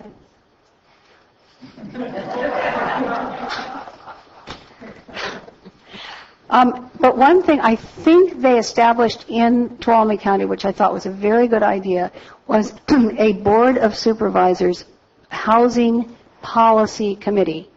Because one of the things that I fear about all of this planning that we're doing is that it's done by either our department or by consultants. You get this huge package, and it's impossible to assimilate it all. However, if maybe two people that were on the board, two people on the planning commission, and then a few outside people who have interest in housing issues could form a little committee and keep yourselves informed about what's going on and ask questions as we go along, instead of waiting for an evaluation at the end of the 5 years saying, oops, sorry, we didn't get to do anything because we didn't have money, we didn't have staff, we had too much turnover, we had low morale. I mean, it seems like, you know, if you guys could make the commitment, we're going to take this housing element, we're going to do the best we can with it, and we're going to keep on top of it and keep the public informed and ourselves, we might be able to make some progress. So that's my suggestion. Form a policy committee. Steve, you'd be a perfect chairperson. And you could then keep us all informed about what's going on and how it's proceeding. Thank you very much. Thank you, Holly. The board lay us on, not the chair, Holly. But thank you for volunteering me. House of Gallant Taxpayer Association again.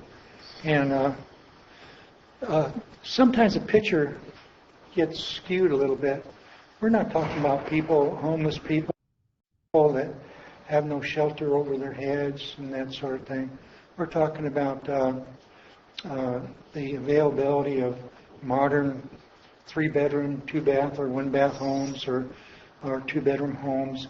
And the real picture, the real economic picture in our county, probably very few people are really aware of. Those people at the very bottom ladder, they usually are collecting welfare and usually live in travel trailers or RVs with roofs on it to keep them dry, keep them warm. They can cook in there. There's not this living under a bridge abutment or that kind of scene that we see in other areas unless they want to. So we're not talking about a situation that's desperate. The thing we need to unleash is our free market. It is the free market that will provide the housing. And that means little housing as well as big housing. It also means travel trailers. It also means mobile home parks, our trailer parks. It also means anything where there's a demand. There's people that can solve that demand unless government gets in the way. Unless government gets in the way. And one of the problems with the housing element is the government is getting in the way. Who would even try to spend a lot of time and energy to come up with solutions to low-cost housing if the government is there to do it anyway with tax money? Well, the market dries up. There is no market for low-cost housing when the government dominates it with its philanthropic efforts that are not really philanthropic. The money is taken from taxpayers by force and given to others. And that's the wrongness about this whole thing. And I think that everybody here wants to see a better tomorrow, wants to see people have good homes to live in, including me. But for the grace of perhaps a few nerve cells or a spinal cord, any one of us could be in a situation where we're desperate and we're destitute. It can happen. So we need to stick with those principles that allows prosperity. And that means a maximum amount of free enterprise, property rights. Then the solutions will come. They'll come from the people. They won't come from the state. It won't come from the county. And it won't come from grant funds. It'll come from the people helping themselves. Thank you.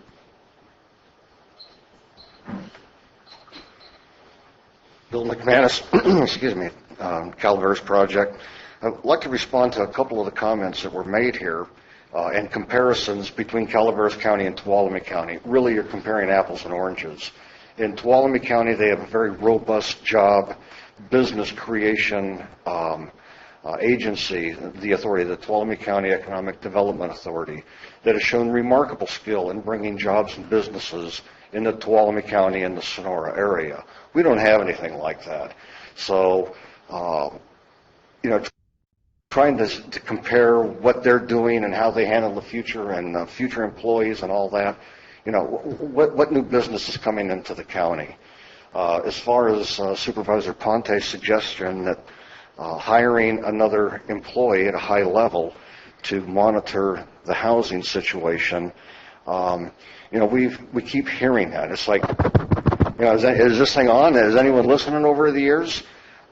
When has government ever proved to be profitable or at least pay for itself? Not that I've ever seen.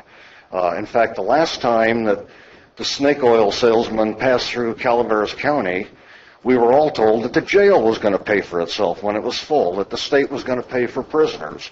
we now see a jail that sits half vacant. I don't know if the weeds around it are some sort of drought-tolerant landscaping that's gone in or something else, but, you know, we've got this cathedral to insanity built over there, and we're not using it. So show me where government is actually going to solve our problems. And as far as, someone to take care of the general plan, we've had 6 planning directors in the last 8 years. I would suggest that we whip Peter like a rented mule and see how long he lasts. I mean, it falls to the planning department. No offense, Peter, I'm just teasing you. But do we need more horsepower here? Do we need to spend more money? I would challenge Supervisor Ponte to come up with a provable number of how hiring someone in that position returns the cost of that position. And sometime in the future, maybe we can get that answer. Thank you.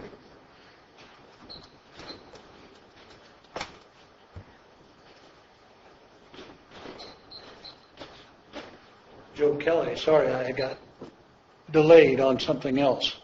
I'm concerned is that the general plan requires the housing element. Is that correct? If it does, then there's information in the housing element says that it does not by itself do certain things to be harmful to the people. And I would say, bull. That's not quite true.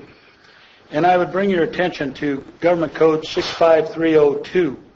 Now, this code was put in place as part of Article 5, Authority for and Scope of the General Plan, 65300, 62, 65303.4. And this was Article 5 added by Stats in 1965. So over a period of years, the 1984, the 1996, and now this new general plan, nothing has ever been done with this concept of 65302.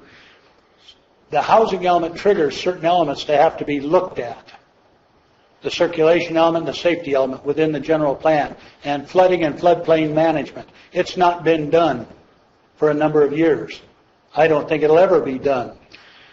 But the other issue is this, is under 65302 paragraph A, a land use element that designate that, and I'll go down here, the land use element shall identify and annually review those areas covered by the plan that are subject to flooding identified by floodplain mapping prepared by the Federal Emergency Management Agency, FEMA, or Department of Water Resources.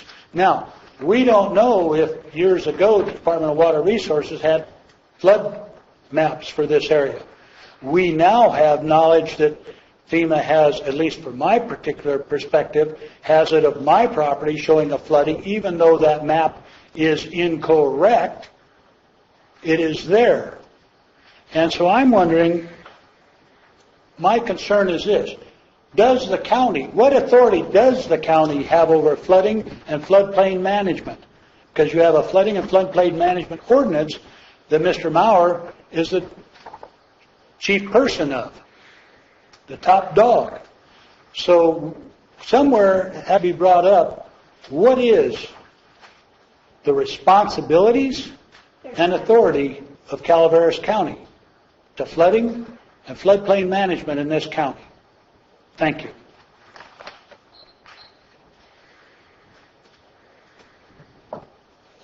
Okay. Any other public comments? Okay, if not, I will, I'm going to close public comments now and then bring it back to the board. Any other comments by the board? No, I made them earlier. There were a couple other things too that, and I'm trying to find them here. I've read so much of this.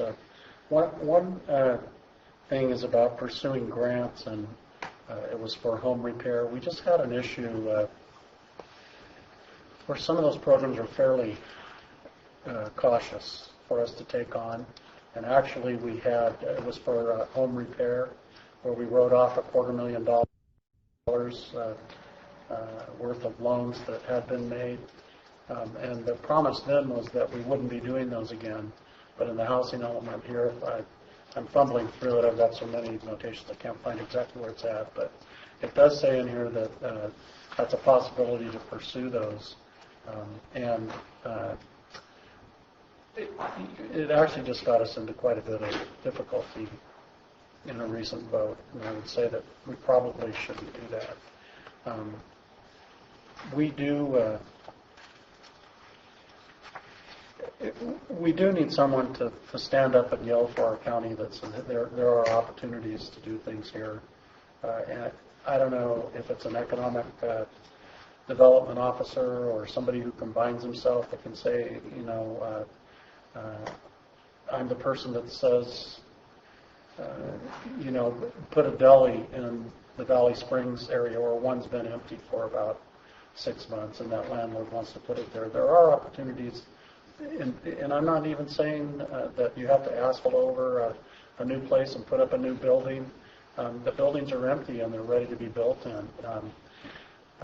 How much can I, as a supervisor, do to go out of the county and say, hey, come here? Well, that's a cautious thing for me to do. But maybe if you're actually looking for somebody in our county employee, it is to build the need, and I believe a lot of the affordable housing is going to follow it. I've been reading a lot about a thing called the tiny house movement in this country, and they build these homes. They're not small homes. They are small homes, but they're stylish, and they're affordable, and it's really a strong movement in this country right now. And they're homes that if you had them in your neighborhood, you wouldn't mind them at all. I don't care where you live, at least in the neighborhood I live in. But people can buy them without spending everything in the world. So there are opportunities. As far as a housing coordinator,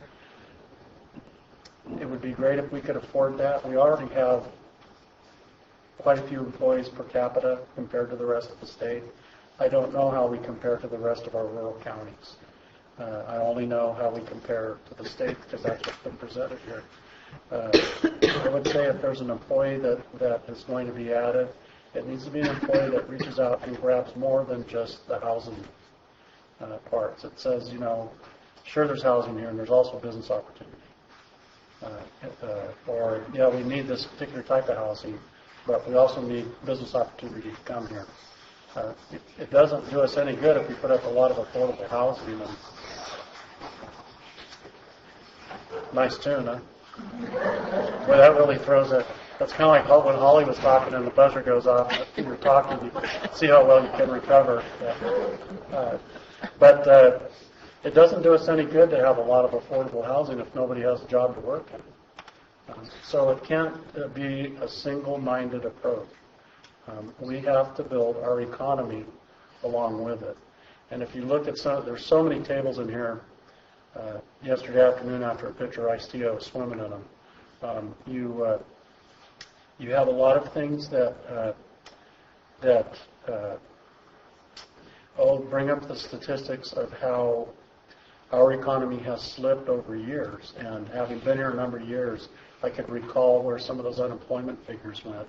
Our unemployment figures were not that radically different a few years ago when you look at the table that's in here compared to the state. They have become much more so in the last 5 to 10 years.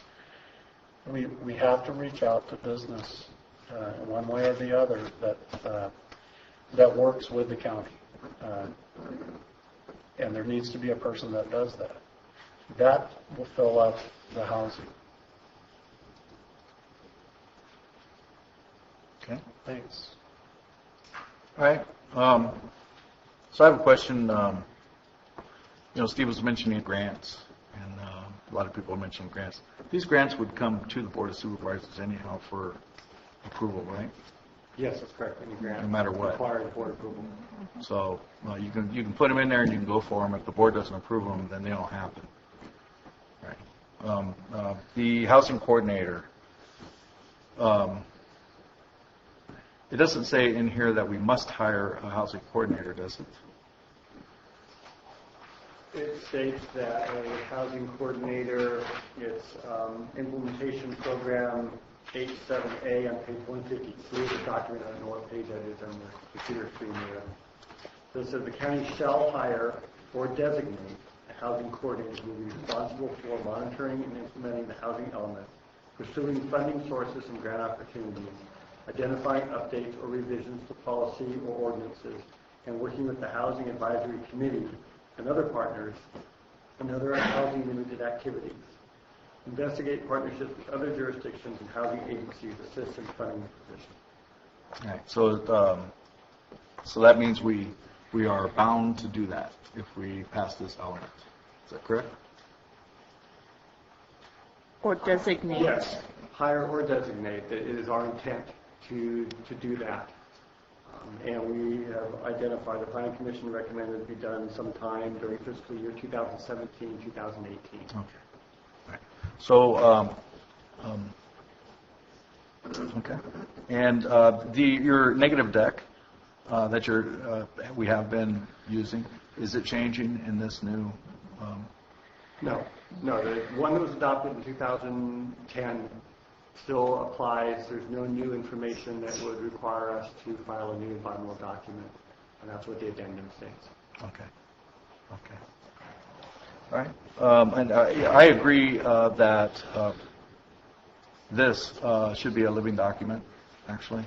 And I know that you said that it should be reviewed once a year.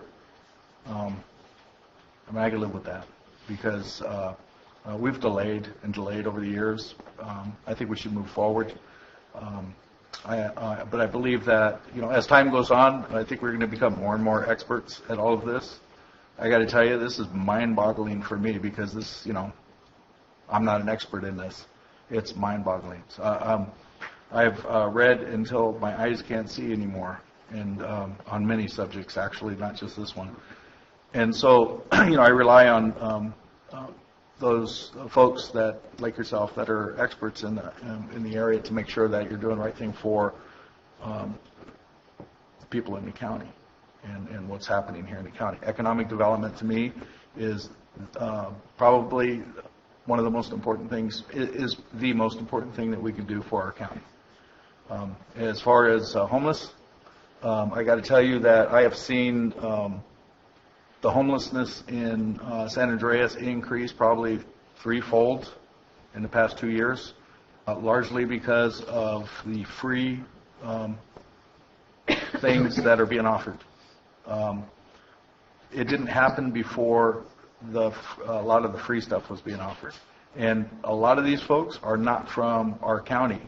They're coming from other counties to here because it's easy to get that stuff. And I worry about that. I am a person that I work hard for, my family works hard for our money.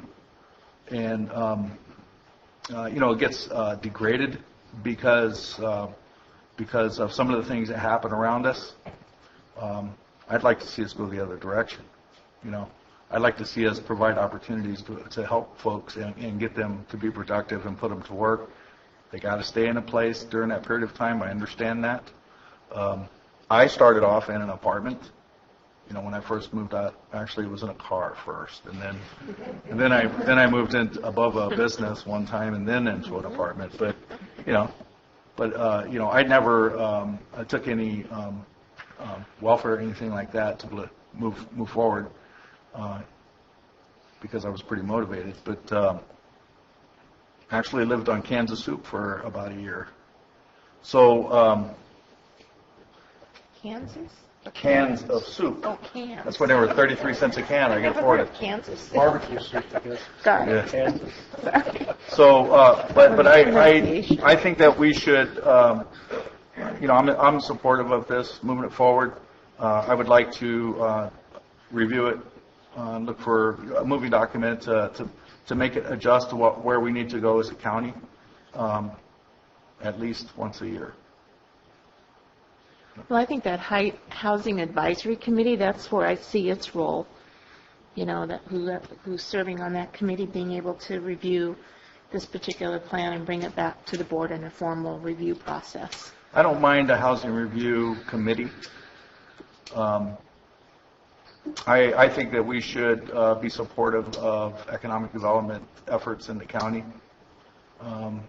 If you put people to work, then we have more money coming into the county, and we can fix our roads, and we'll get more businesses here that could support our efforts. We're never going to grow into a metropolis, I can tell you that. But yeah, certainly we need to move this forward. Maybe if the housing coordinator was called economic coordinator. It went like that. I have worked in Tuolumne County, and it was a catch-22 for them. Housing coordinator, economic development coordinator. In order to be successful, they had to have both because of the jobs, housing balance. One drives the other, and the other one drives the other. It's just they keep feeding back on each other.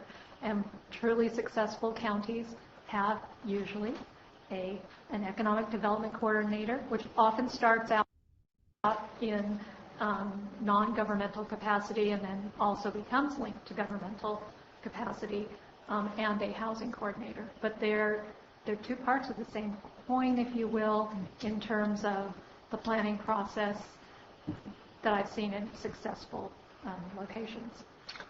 Okay, so I have a question about that. Now it says that we must have a housing coordinator. Does that mean that, like for instance, we have an economic development company right now? Could we have the same thing and support that effort through them if it were developed the same way? I think that we could try to meet this objective and this program in any way that we think is appropriate. It could be hire someone that, as Tuolumne County did, that ultimately paid for itself through the administration of grants. We could share the responsibility between different departments using existing staff.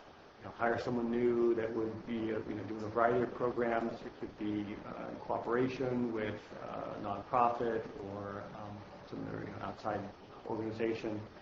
Wide variety of ways that we could meet this objective and satisfy this program. And I think that the next time we come forward with how we're doing on the plan and we look at our priorities, that is the time that the board would weigh in and say, here's our top priority as far as implementing housing ordinance. We want you to do this, and we would then provide different options and costs associated with that, and you guys would make a decision what direction we go. Okay. So just so folks know, clear on my feelings about grants, I'm not a grant advocate. I am if it can begin a program and that program can become sustainable and self-sufficient. But I watch too many programs already. After-school program is a good example. They get grants. Everything's great. They got an after-school program. 5 years later, the grant goes away. So does the after-school program. So what have you done, really? You put a whole bunch of people into a position where they're upset because they no longer have that free or that service. And the way California is going, in my opinion, it's going to be harder and harder to get grants. I would much rather try to find a way to where we can finance our way, finance it through either private business, but at least get to a point where if we're going to get a grant, it's going to move into a program that becomes something that can rely on itself and not on another grant. So that's how I feel about grants. So just to say let's create a position that's going to be funded by grants, it doesn't work for me. If I were to create a position in my restaurant, I guarantee you that they're going to be pursuing something that's going to produce results, positive results when it comes to funding. And so that's the way I feel about everything that we should be doing, actually. So, I think that we could be creative on how we think out of the box a little bit maybe on how we can fulfill that requirement. So I just want to leave it very clear and open. That's how I feel about it. Just so I make sure I understand everything that I heard that was said. At the beginning of the presentation, the housing element has been sent to the state for sort of a, you use the term, sort of a handshake so far, for us to come back and review it. Now, if we were to sit here and make decisions or to change all kinds of stuff today, we'd have to resend it back for another handshake from them and bring it back again, which would slow the general plan process down. Am I correct in saying that? Well, I wouldn't characterize it as a handshake so much as they reviewed it for conformity with the state laws and their staff's interpretation of what that means. We could debate that forever, but they're the ones who are in charge of saying, yes, this meets state law or it does not. They have looked at the draft that we prepared. They said this complies. If it's adopted more or less the way it is now, they're prepared to certify it. If there are changes, there's two courses it could take. One is minor changes, no big deal, still meets the requirements. More significant changes would have to go back to the Planning Commission, then come back to you, and then we send it to the state. And they may or may not decide that they want to get into a more in-depth review, not the streamlined review that they have provided to us this year. And that could take several months.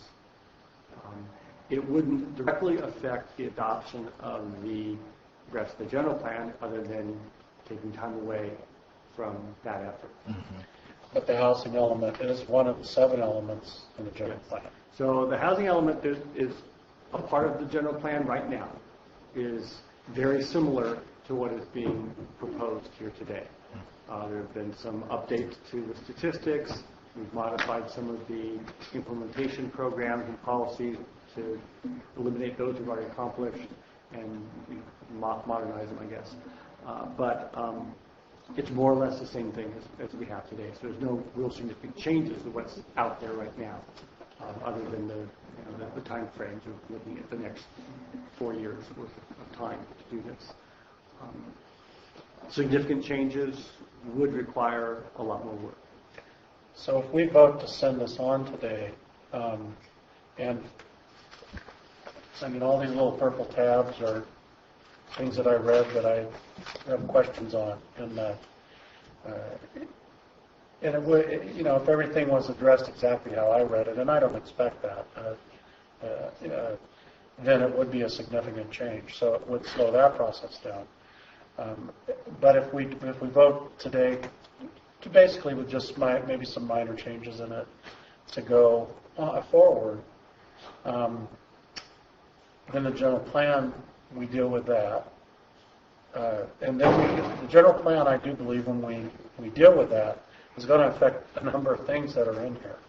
And that's where a lot of my purple tabs are at. Well, one of the things you referenced before was the fact that there are references to the community plans and the special plans. Those are a part of our plan today. Until we change that, that's our general plan. So we need to reference those. Mm-hmm. If those go away, then we would need to amend the housing element to accurately reflect. So yes, there will be changes that will be necessary when we adopt the rest of the general plan to ensure consistency. And again, depending on how much of those changes are, we will be working with HCE to ensure that we maintain our certification. So legitimately, we could be addressing we could address the housing element when we're addressing the general plan. Or we'd be waiting a year to do that. I wouldn't wait to adopt this then. I think we're talking about some minor adjustments to this, hopefully not substantive, so that there is, the correlation between the two is the same. But if we wait until next year to adopt this, then we've lost out on a year's worth of certification, which puts the county at risk. Because approving this today gives us that plan, a guideline So things kind of keep going. The general plan gets approved. This is probably going to be one of the first elements that we're going to look at, whether it falls in line to an annual review or just we need to modify it because, i.e., if community plans get taken out, we need to come back and take a look at this plan to address that issue. That's great. So either way, we're going to be addressing this housing element probably within a year and a half of the general plan approval. We will be required to bring it back within a year for an annual review, and we try to do that every year. Again, this is an amendment to the current general plan, not the future plan. So we're amending today's plan, the current general plan, for that. Fully intend to bring this back annually, and we will definitely have to make sure it correlates when we adopt the rest of the general plan update. Okay. And the state is aware of that. They're very clear that we're updating a general plan, and it states that in this document that we will have to come back on page 4, I believe it is, that we are updating the general plan. We will have to go back and look at it for consistency. Well, we'll have the general plan update by the end of next month, I would think, right? All right. Comment noted. Okay. Any other comments from the board? You know what, I'd like to make a motion to approve the resolution adopting the addendum to the mitigated negative declaration and adopting the 2015 housing element as presented today. Okay. I'll second the motion. All right. And does that include the clarification on the date? Yes. So it's fiscal year 2014, 2019. Not fiscal year. No. I'm sorry. I'm just reading what CAO has here. I'm a Okay. fiscal person. Yeah. I don't like it. It's calendar year, not fiscal year. Okay. All right. 2014, 2019, replace 2015. Yes. Right? In the housing element. Okay. Yes. All right. A second? I second it. Okay. All in favor? Aye. Opposed? None. Okay. Thank you. Still worried, Holly?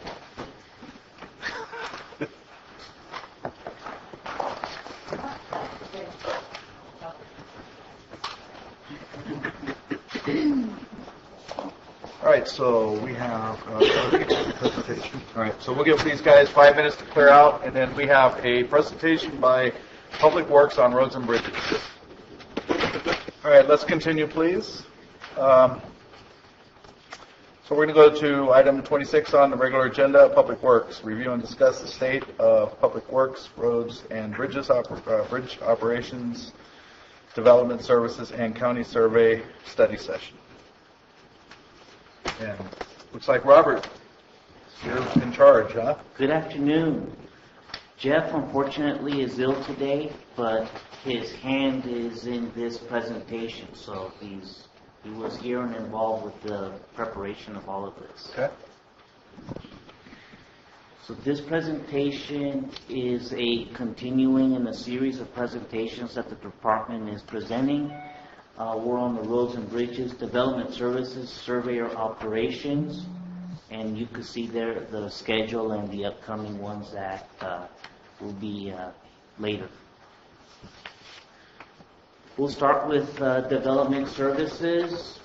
Development services does quite a variety of different jobs, including the management of the stormwater quality compliance. Our program is run within development services. As part of that, we review the grading plans. We look at the different aspects of erosion and sediment control within grading plans. We field a lot of calls that we get in regards to people doing grading on property that perhaps they didn't get permits, and we have to run the state's program. We, as part of that, well, there's the improvement plans that we review. That includes every now and then a road improvement plan. Years ago, we used to get quite a few of those. Now we hardly get any of those. What we focus mostly on the grading plans. But whenever the improvement plans do come to us, what we're looking at is roadway improvements for subdivision projects or parcel map projects, wherever a road is a mitigation or a condition of approval for the project.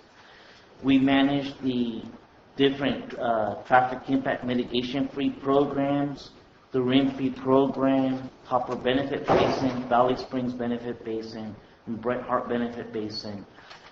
Our plan is in the near future, once the general plan is done, to come back and redo the RIM fee program, Copper Benefit Basin program, Valley Springs Benefit Basin program. The idea perhaps traffic patterns have changed, so we need to take another look at those items. We process development applications that come from the developers routed to us by the planning department. These are the tentative parcel maps, the subdivision maps, administrative use permits, conditional use permits.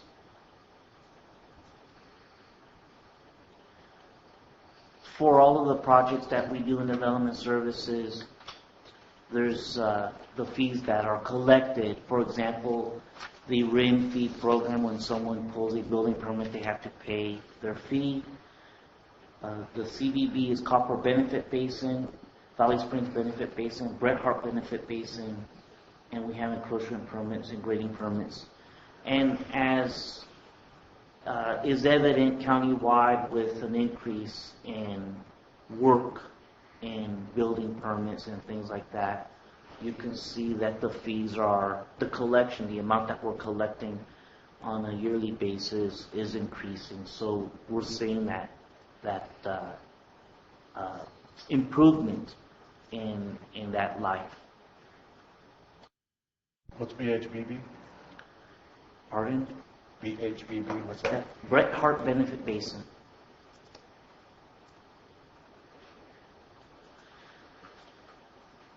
In development services, we have a limited amount of staff. So what happens as there's an increase in work, grading permits and so forth, we're very busy trying to turn those around as quickly as we can. So if there is a time or a surge in those type of activities, then we get a little bit in the backlog, and that's what we struggle with every now and then. It's cyclical. So the challenges that we face, we have insufficient staff currently, but there's really not enough work yet to increase staff to address everything, all the needs. So we live with what we have, and we try to work as efficiently as possible. The other thing that is evident if you come down to our office is we really don't have any room for the storage of a lot of items. You see in some boxes plans. We're really not the repository for plans from developers. We make that clear to all the developers. Nevertheless, as years go by, different homeowners do approach us with some historic information, so we're looking for ways to address that. Our stormwater program is mandated by the state, which that program then is mandated by the federal EPA. The state has been approached numerous times by various jurisdictions that this is an unfunded mandate, and the state has always replied that we always have the ability to collect through fees the way to support the program, so they don't feel it's an unfunded mandate. Nevertheless, as years go by, there's an increasing amount of requirements that we have to fulfill. Right now, we're in a new permit. We're completing the second year of the new permit, and each year there's additional requirements that we must abide by. Mapping requirements, inspection requirements. There's going to be a trash component, so they want us to make sure that trash isn't entering the storm drain system. And this is something that we implement countywide. This is our municipal our municipal stormwater system, but in its focus within the urban areas of the county, but we pretty much implement it countywide. To address these challenges that I've mentioned there, we will be purchasing new equipment that will help us scan a lot of the plans, those large documents that we have, and we could store them electronically. That will save us space.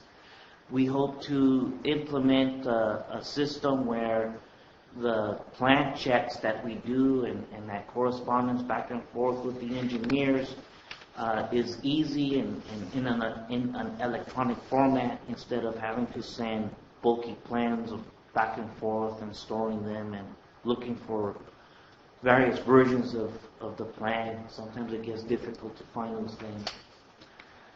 To help us with some of the work, we are hoping to fill in vacant positions. We have a vacant public works inspector position that we'll be advertising, and this is coming at a time that current personnel are looking for retirement, so we'll have a little bit of a chance where new personnel get trained, and it's a succession plan in a way, and so that knowledge is passed on to the new people before our current inspector is retired, and then we have to figure out how we train the new guys.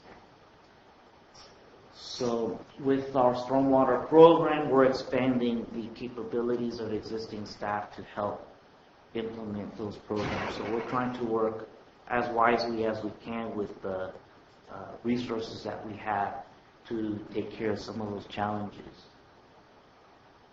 The surveyor's office, as you know, I'm interim county surveyor. The various items that we do, the work is enough there to, we have John Schmidt there who helps with the office, and we're busy, he's busy. I work with him.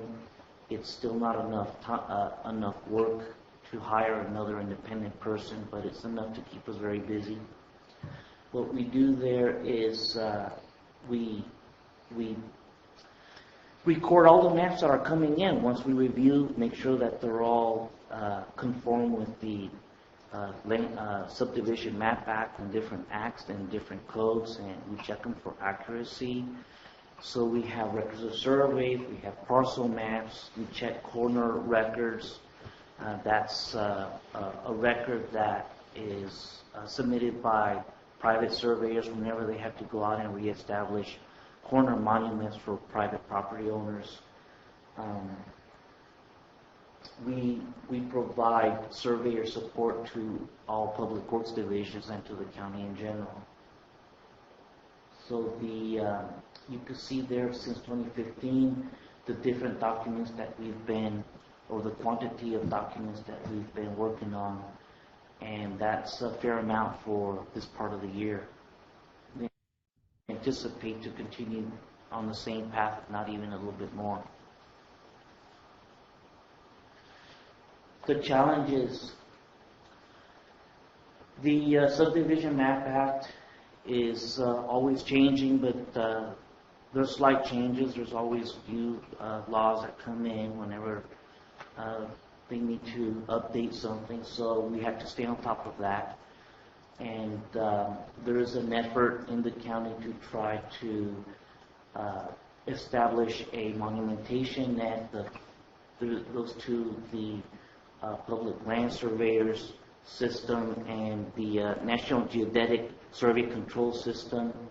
We have monuments in the county already, but there's an effort to tie those in and expand that throughout the county and connect that to the GIS layer. We have, similar to development services, we have a need for handling storage for the different maps, and the way we'll address those is by implementing the digital format of storage of the maps. So ways that we address the different challenges We keep in contact with professional surveyors. That CLSA is the California Live Surveyors Association.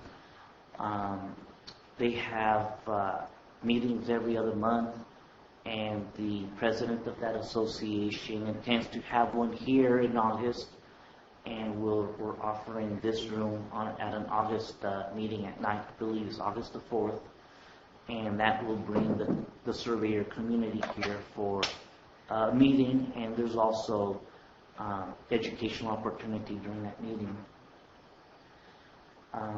We'll continue with our research and just doing a more efficient job with what we have. Can I ask you a question, Robert? Yes, sir. So you said that there's maps out there. Good example is Urson. And so I know you can go down there as a surveyor and survey that out, and you'll be about 75 yards off. Right? Yes.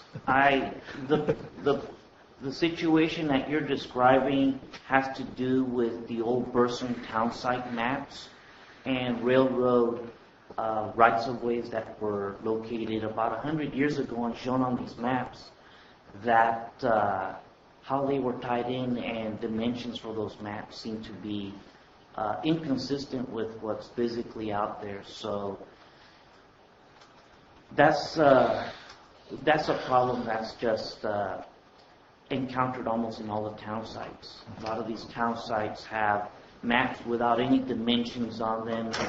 Trying to find lines of occupation is a bit difficult, but yes, we have to deal with those and try to do the best that we can.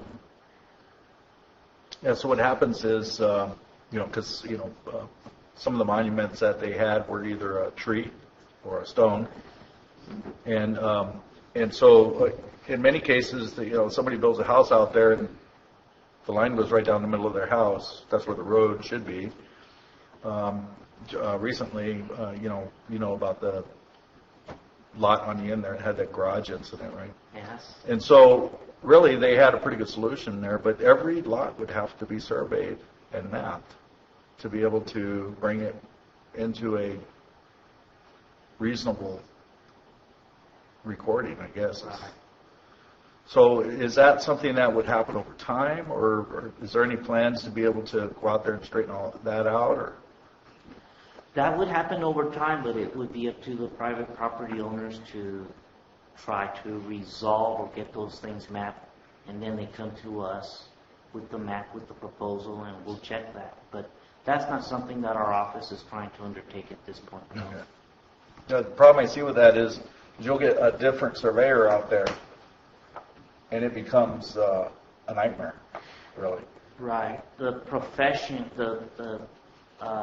the professional surveyors are supposed to try to retrace the steps of the original surveyors to the extent that they can, so you become a historian when you're trying to recreate what was done years ago.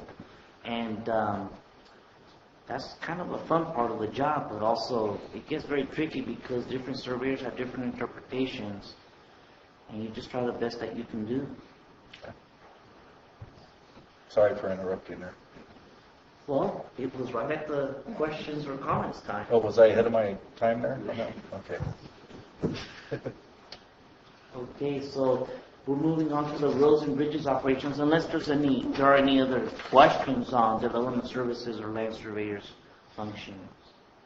No, I have a question in general about surveying. At what point do you see a full-time person needed? I mean, is it based on, I see some of those things being a lot of time and some of those things being probably not as much time.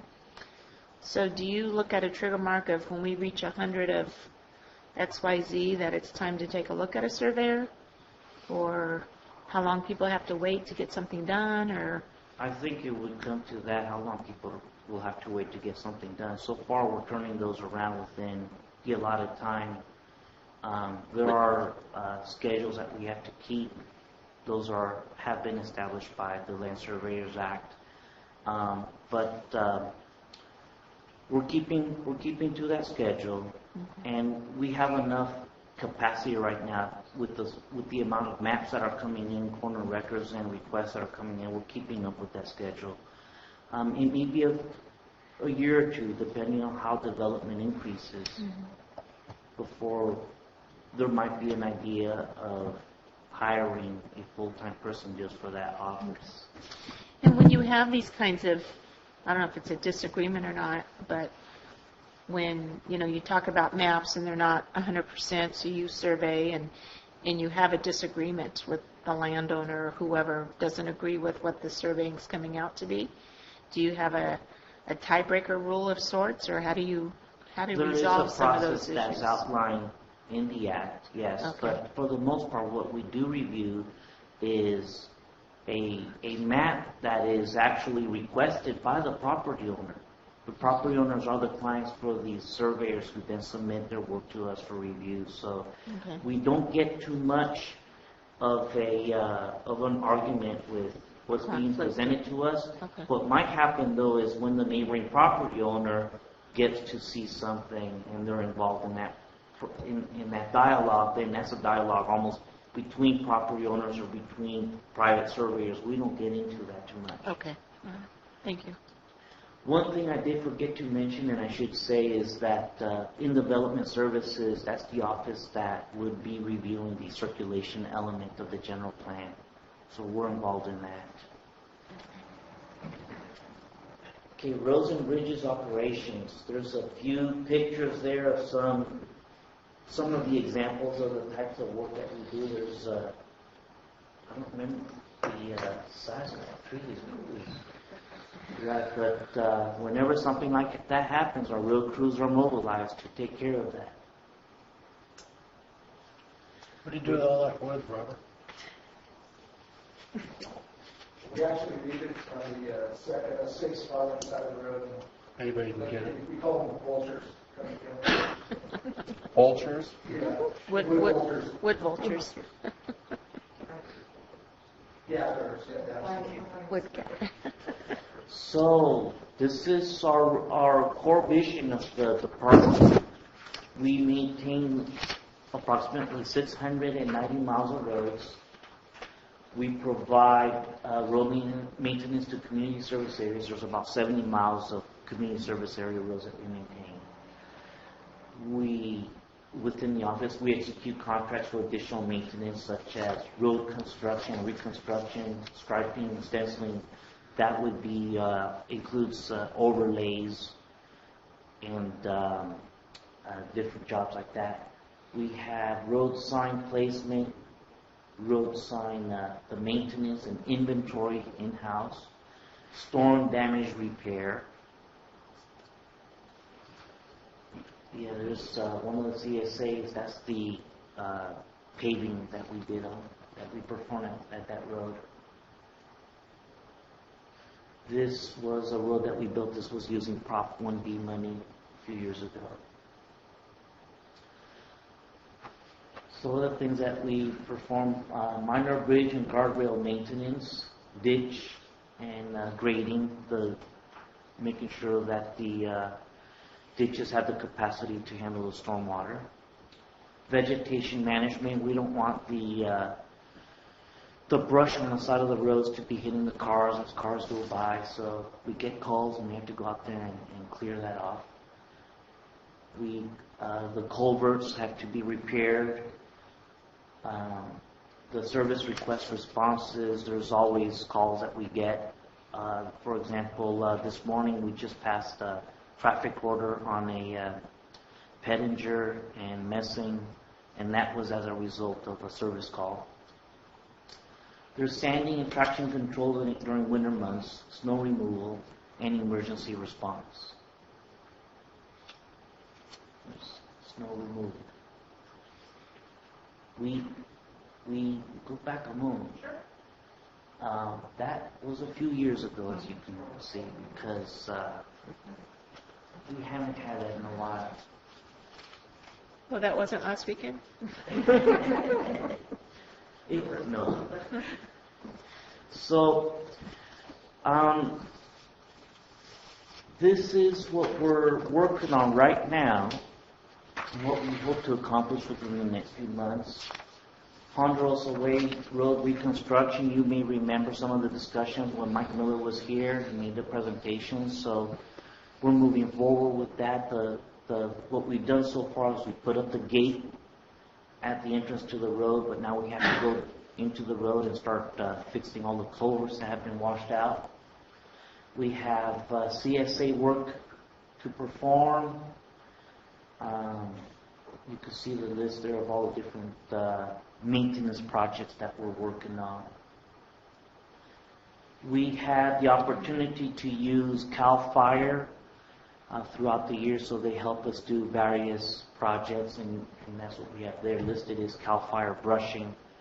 They do a lot of the brushing work for us. Successes and challenges. Okay, this is last year's work.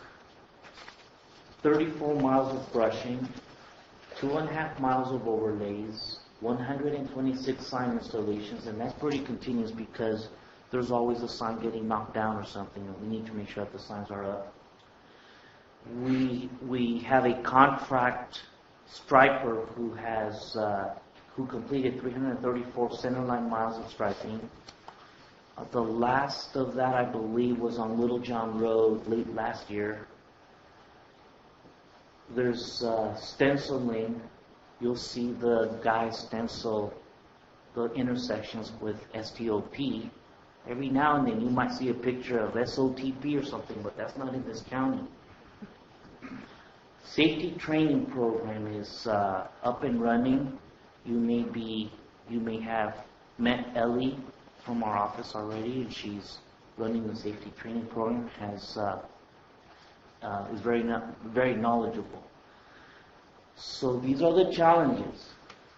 Loss of funding, which you're familiar with.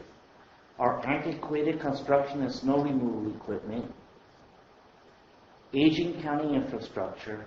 Understaffed road maintenance workforce. We have difficulties with our radio communications. And let me go back to understaffed road maintenance workforce.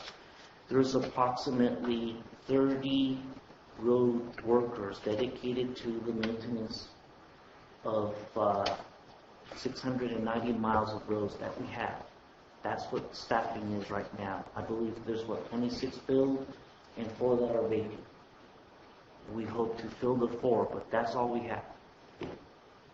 Okay. Your signs? Signs? Sign installations? Yeah, that's the same. Yeah, so one of the things I'd like to mention is I have a sign right outside my house.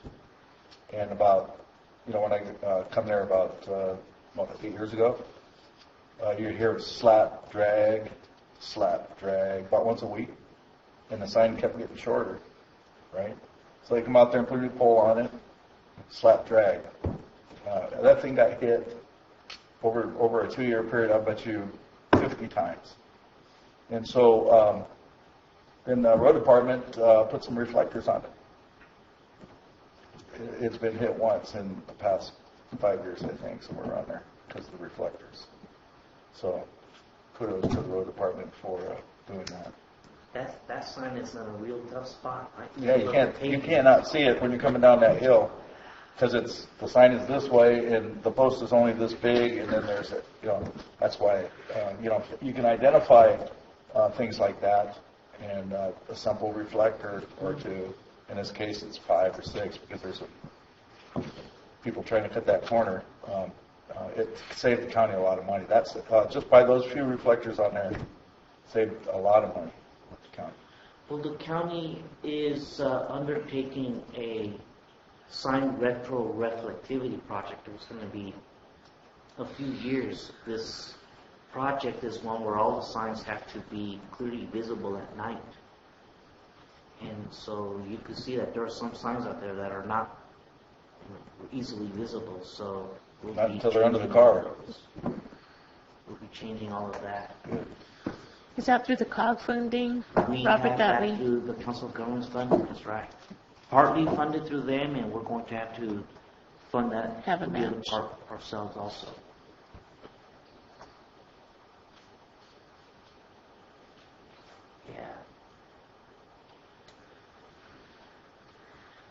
So to address some of these challenges, we have to continually find new funding streams for road maintenance and storm drainage.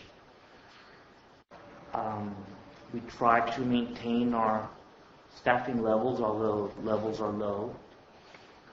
There has to be a way of prioritizing our work and balancing what is the wish list of what we would like to do and funding, which limits us greatly. Our equipment is very old, so we have to develop the equipment replacement plan. The road emergency contingency plan is something that's in the works. We have to think of scenarios in practice, and we're involved in some of that already, and that will help us in preparing our road emergency contingency plans. And we hope to improve the communications network throughout the county for our fleet.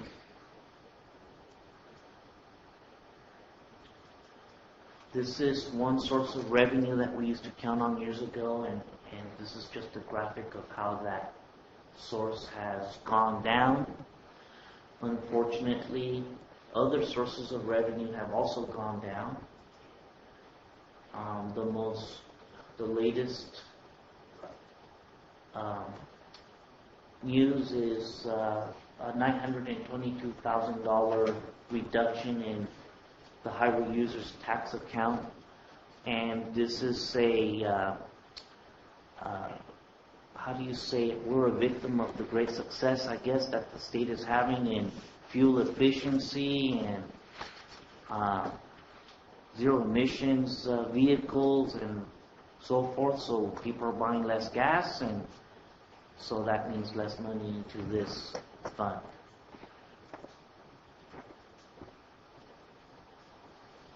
So what we have to do is use all the resources that we have to work smarter. That first one is the asset management system, which is a system that's intended to let us know where funding should be spent on a priority basis. It will help us prioritize the project so that we're able to extend the life of the pavements. So then we have hopefully the ability to use new technologies and materials that will last longer.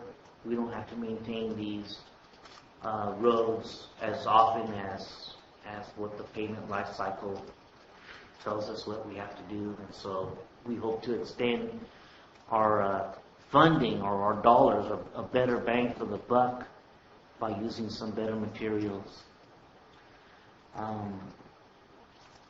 Let's see, the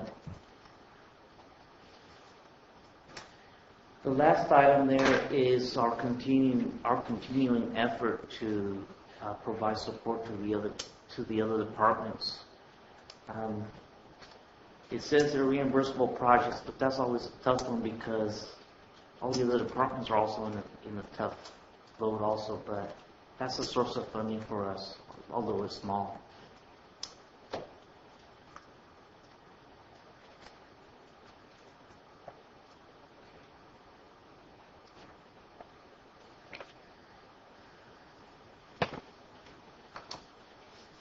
Any questions?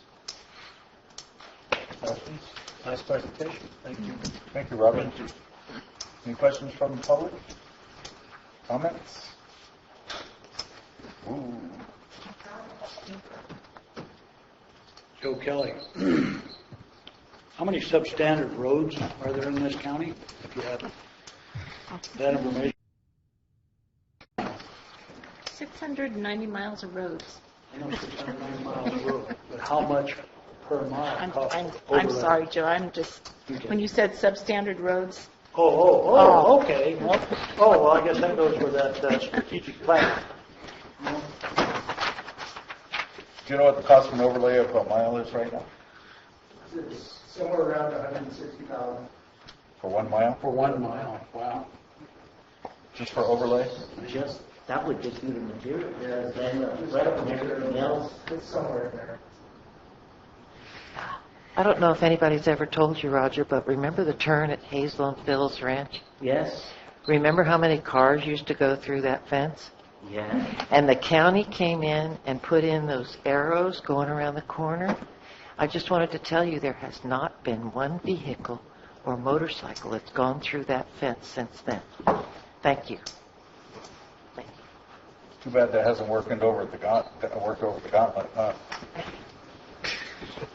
I have a question in general, and maybe I missed it in the presentation, but of the 690 miles of road, is there a work plan in place to address kind of maintenance of these roads? I mean, like, okay, we have X amount of funds, we can do this mile of road, and I know at one point there was a list and it says, okay, well, based on this, we can only do these 3 roads this year.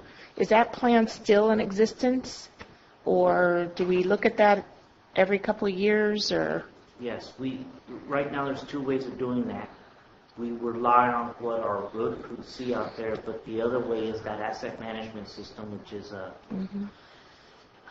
it's a computer-based program, and you have the roads are all divided into segments, and each segment has a rating, and it analyzes what needs work first, and then hopefully that gives you a good answer, but that's a work in progress. Okay. That program is just a work in progress right now. Okay, so if I wanted to say to you, could you tell me where Pool Station Road and Hunt Road fall into that plan? Could I look at that document and know where those 2 roads stand right now? We don't have an outlook from the asset management that I can give you, but in the long-term plan, I don't know if you have it. Well, I can tell you about Pool Station. That's in our 5-year plan. We hope to have the slope ditched and shoulder back within 5 years. Obviously, some spot areas. Okay. In Hunt Road.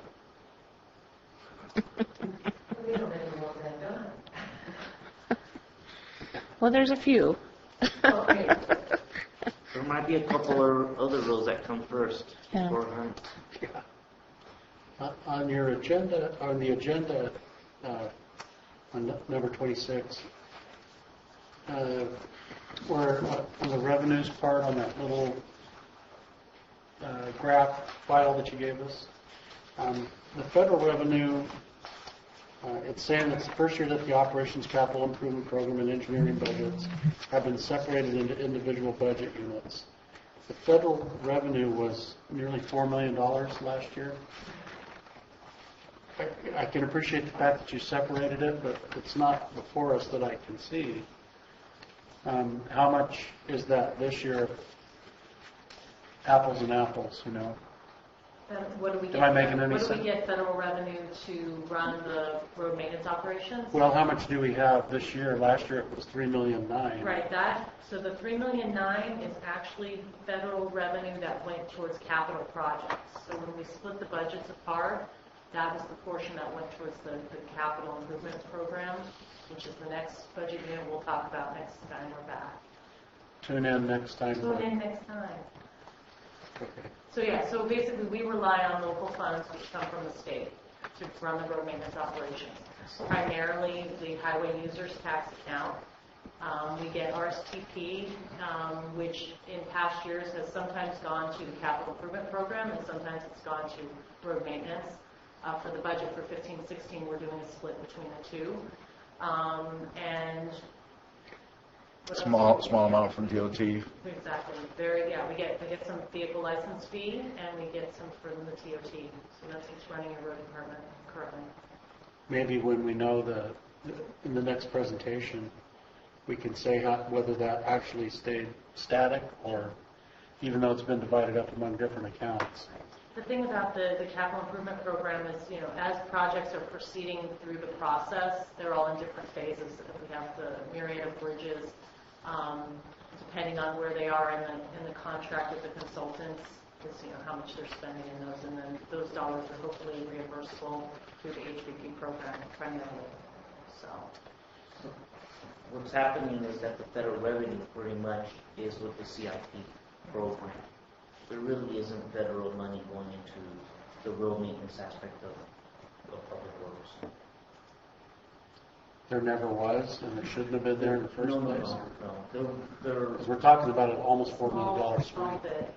It was a very small minor amount. Mainly your federal dollars go with the CIP budget, and the CIP used to be part of, and maintenance were all part of one budget unit. So that's why it shows the federal dollars in earlier years, 13, 14. But when the CIP was moved out and created its own budget unit to more easily track those capital projects, the federal dollars went with it.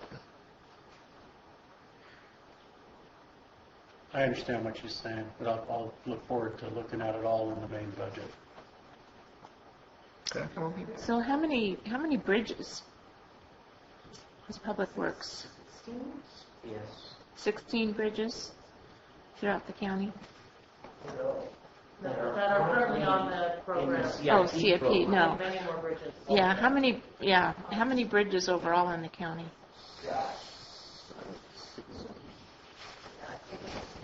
60s or 70s. And there's 16 that are currently in some process of being refurbished, replaced. Yeah, but some of those bridges that you're talking about have already been finished, right? Right. Pool stations are 2 bridges that were Already done. replaced a few years ago. Yeah. These CSA funds that you brought up on here, when we're looking at those budgets, you are addressing administrative fees to each one of them for the projects that you administer, correct? There's a couple of components. There's 887 that is charged to the CSAs in some cases, and then they're charged directly if the road department does work on their, on those roads. For administering the It's program? incorporated into the cost, the hourly cost per employee.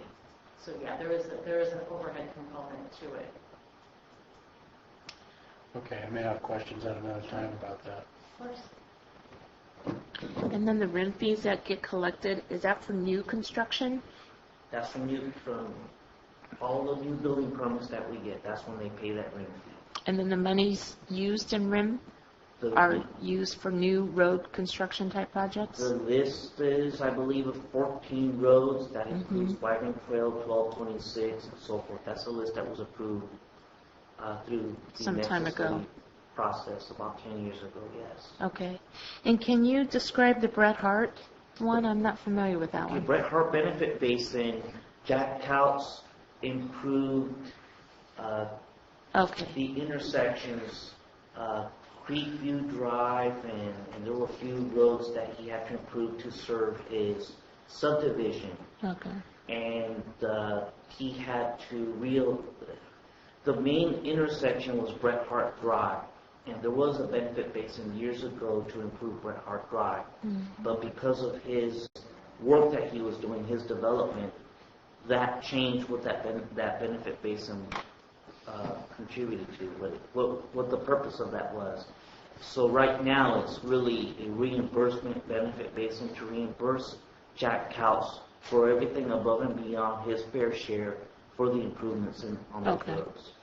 When I saw that, I was thinking in and around Bret Hart High School because they're doing a lot with Murphy's Grade Road. So that's what I thought this was. So thank you for that clarification. Okay. That's it. Thank you very much, Thank Robert. you.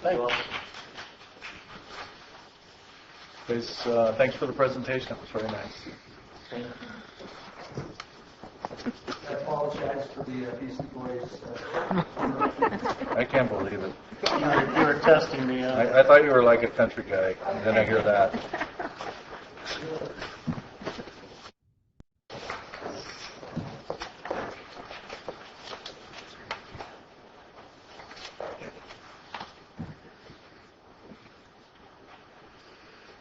All right.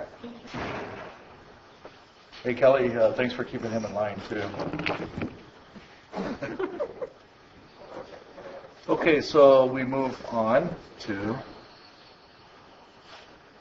27, board member announcements.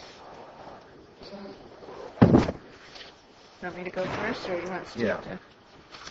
Okay, so tonight there is a community workshop being presented by COG on a Calaveras County Regional Draft Bicycle, Pedestrian, and Safe Routes to School. There's a meeting at Bret Harte High School from 5:30 to 7:30 for public comment on that. And then tomorrow night on the 27th from 5:30 to 7:30 at the Met.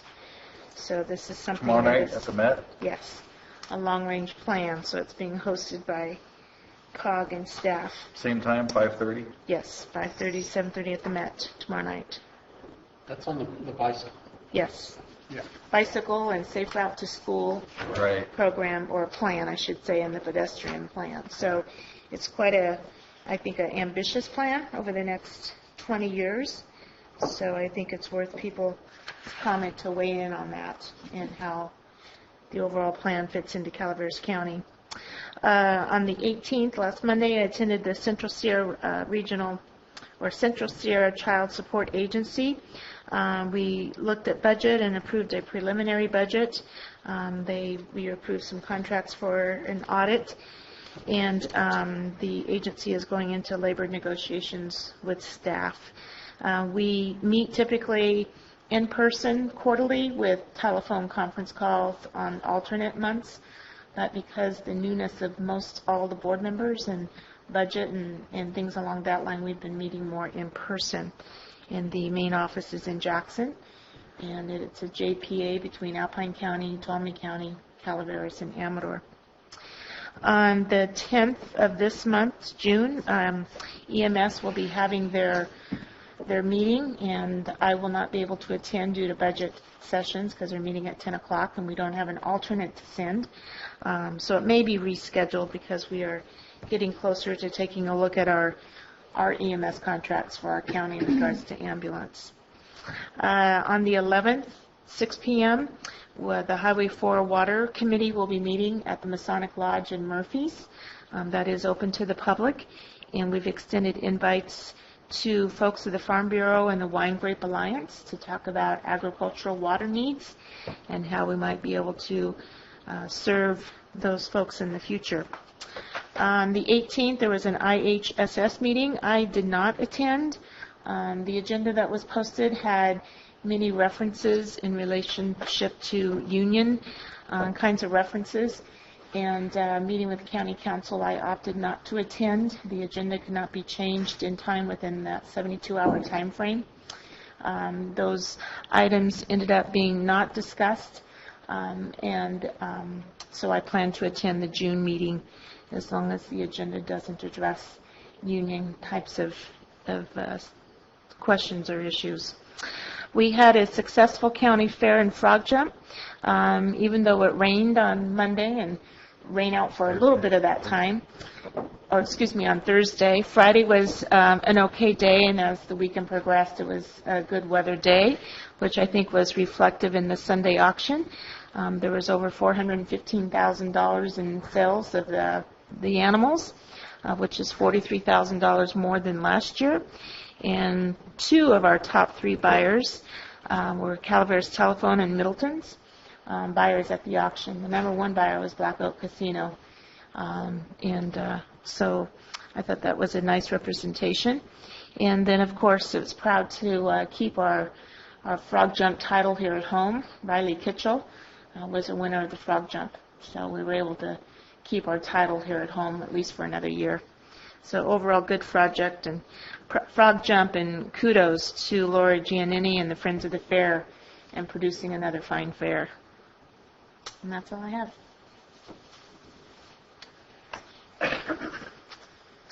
I attended the fair also. It was a lot of fun. It was on the rainy day that I was there. I rode the bus in, as I promised. We do have a transit program. It's here to stay. Encourage everybody who's listening to jump on the bus once in a while. You truly cannot put gas in your car and ride the bus for what they charge to ride it. It was very easy, especially when I was coming back on the bus and I was a little bit wet, to sit there and let somebody do the driving. Had some of the public works people in the bus with me at the same time to heckle me when I was coming back a little bit. So it was really a lot of fun. And spent some time at the fair in the public transit booth as well as the recycling booth for the county. It was a great time to meet people and talk with them. There's a lot of good information that was shared, and hopefully it's also a good chance to spend some time with our hardworking public works people and get to know them a little bit too. Enjoyed so many things at the fair, I can't list them all. I was entranced by the young people in FFA showing the swine. I had to sit there and watch several showings of it because I just couldn't imagine how they're keeping these big, powerful animals in control, but they did a good job. I thought, well, really had to admire them. I also attended a meeting of the Calaveras Farm Bureau. I think it's important that I try to make touch with as many people as possible and understand what's going on in the county. And let's face it, that is the backbone of the county. And, it has been for a long time. It was a good group and a good meeting. I toured the animal shelter with people from Focus, Friends of Calaveras Animal Shelter, and Calaveras Humane Society also. They really did write one of the books for this county on volunteerism. They're doing a good job. We have much to be thankful for. There's been a lot of progression up there. Brian Moss was with us and explaining things as we went along also. I honestly don't know where we would be without all the volunteer help that is up there, but it's got a bright future, and they've made a tremendous amount of progress, and I was glad to see it firsthand. And then I went to a Memorial Day event also, as probably others of us did, at the Jenny Lynn IWF Cemetery. It's, I have family members wearing the uniform right now and family that have worn the uniform, and to be a part of that is always chokes you up a little bit, but thank everybody for what they did in the event and kept the flag flying and made you feel proud to be an American. Great, thank you. So on 5/13, I met with Regional Director for BLM regarding Watershed Management Program, and he was pretty excited to see an effort that we're doing here because they have a lot of land here that have significant challenges as well. 5/13 also I met with EDC and gave a presentation on Watershed Management Program. On 5/13 in the evening, I went to the VFW in Valley Springs and went to their board meeting and listened to their issues around the bid negotiations or the bid package that went out and came back like way over what they thought their budget was going to be. So they're going to have to work something out there. And hopefully, though, we'll be able to figure it out pretty quickly. I went to the fair, as Steve did, on 14th, and sat in our various booths, with the county, and it was a lot of fun. And then plus, at the end there, I was at the visitors, or the welcoming booth for quite a while. Got soaking wet, and boy, was it raining, and got soaking wet. And then I went home soaking wet. On the 15th, I met with Supervisor Oneto out of Amador County and discussed various issues around, water and just kind of comparing notes a little bit. So, he's a pretty bright guy. He's been there for a long time. It's kind of nice hearing other counties and the challenges that they have as well. On the 18th, on the 18th, I went to a meeting at the Calaveras Unified School District office called Reimaging Educational Institutes. And that was a pretty interesting meeting. It's about changing the curriculum a little bit, and teaching our kids, our students, more about their resources around them and how to appreciate and maximize that. So, farm to table is just one example of that, and it actually fits in very well with the program that I'm still pushing, which is the watershed management program. That evening, on the 18th, we had a LAFCO meeting here. They had elections. Not all of the folks that were intended to be elected or part of that process showed up, so they are going to do it again at our next meeting. Also, I talked to John Bonet on LAFCO about giving us for us to start and develop an RCD, Resource Conservation District in Calaveras County, because that's should be the vehicle for the watershed management program, and that would encompass the whole county. So he said, "What? You don't have one here?" You're one of the few counties that don't have one. So he's going to help us with that, and I expect to bring a resolution to the board that could support that in the very near future. And John will help with the application process. And then also Dennis Mills from CCWD will help me work on that as well.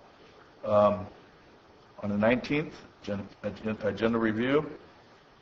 On the 20th, I met with Valley Springs Area Business Association and went to their luncheon where we had, there was a speaker there in regards to the new medical clinic that they're going to build at the corner, or they're almost there, at the corner of 26 and Vista del Largo. And so it's a 15,000 square foot medical clinic. It's supposed to do a lot of things that could, keep people from having to drive to, like for instance, the hospital up here. So they'll be able to do imaging and things like that there, and that could save folks a lot of time, travel. Looking forward to that to happen, actually. On the 20th in the evening, I went to a camera meeting, and the camera board voted to support AB 142, and by financing, by some financing towards the lobbyists and their efforts to in support of make sure that AB 142 gets to move through the state the way it was intended. So, and so it'll have to come back to this board because they're also going to reinstitute their dues, which they haven't done for a long time. So it's going to have to come back to this board for a vote. And say that again now? Yeah, so we're going to have to bring it back to the board here to vote on that. The resolution or the paying dues? The paying, well, reinstituting the dues, because they haven't done that, I guess, for a while, right? For a long time. Yeah. So, and then, and the fact that and the support of the AB 142 funding for that lobbyist person will come back to the board. It'll be up to our board to decide if we're going to participate in that or not. Okay. So whatever, we'll figure that one out. I'll have to bring it to and put it on an agenda, and we'll have to do that.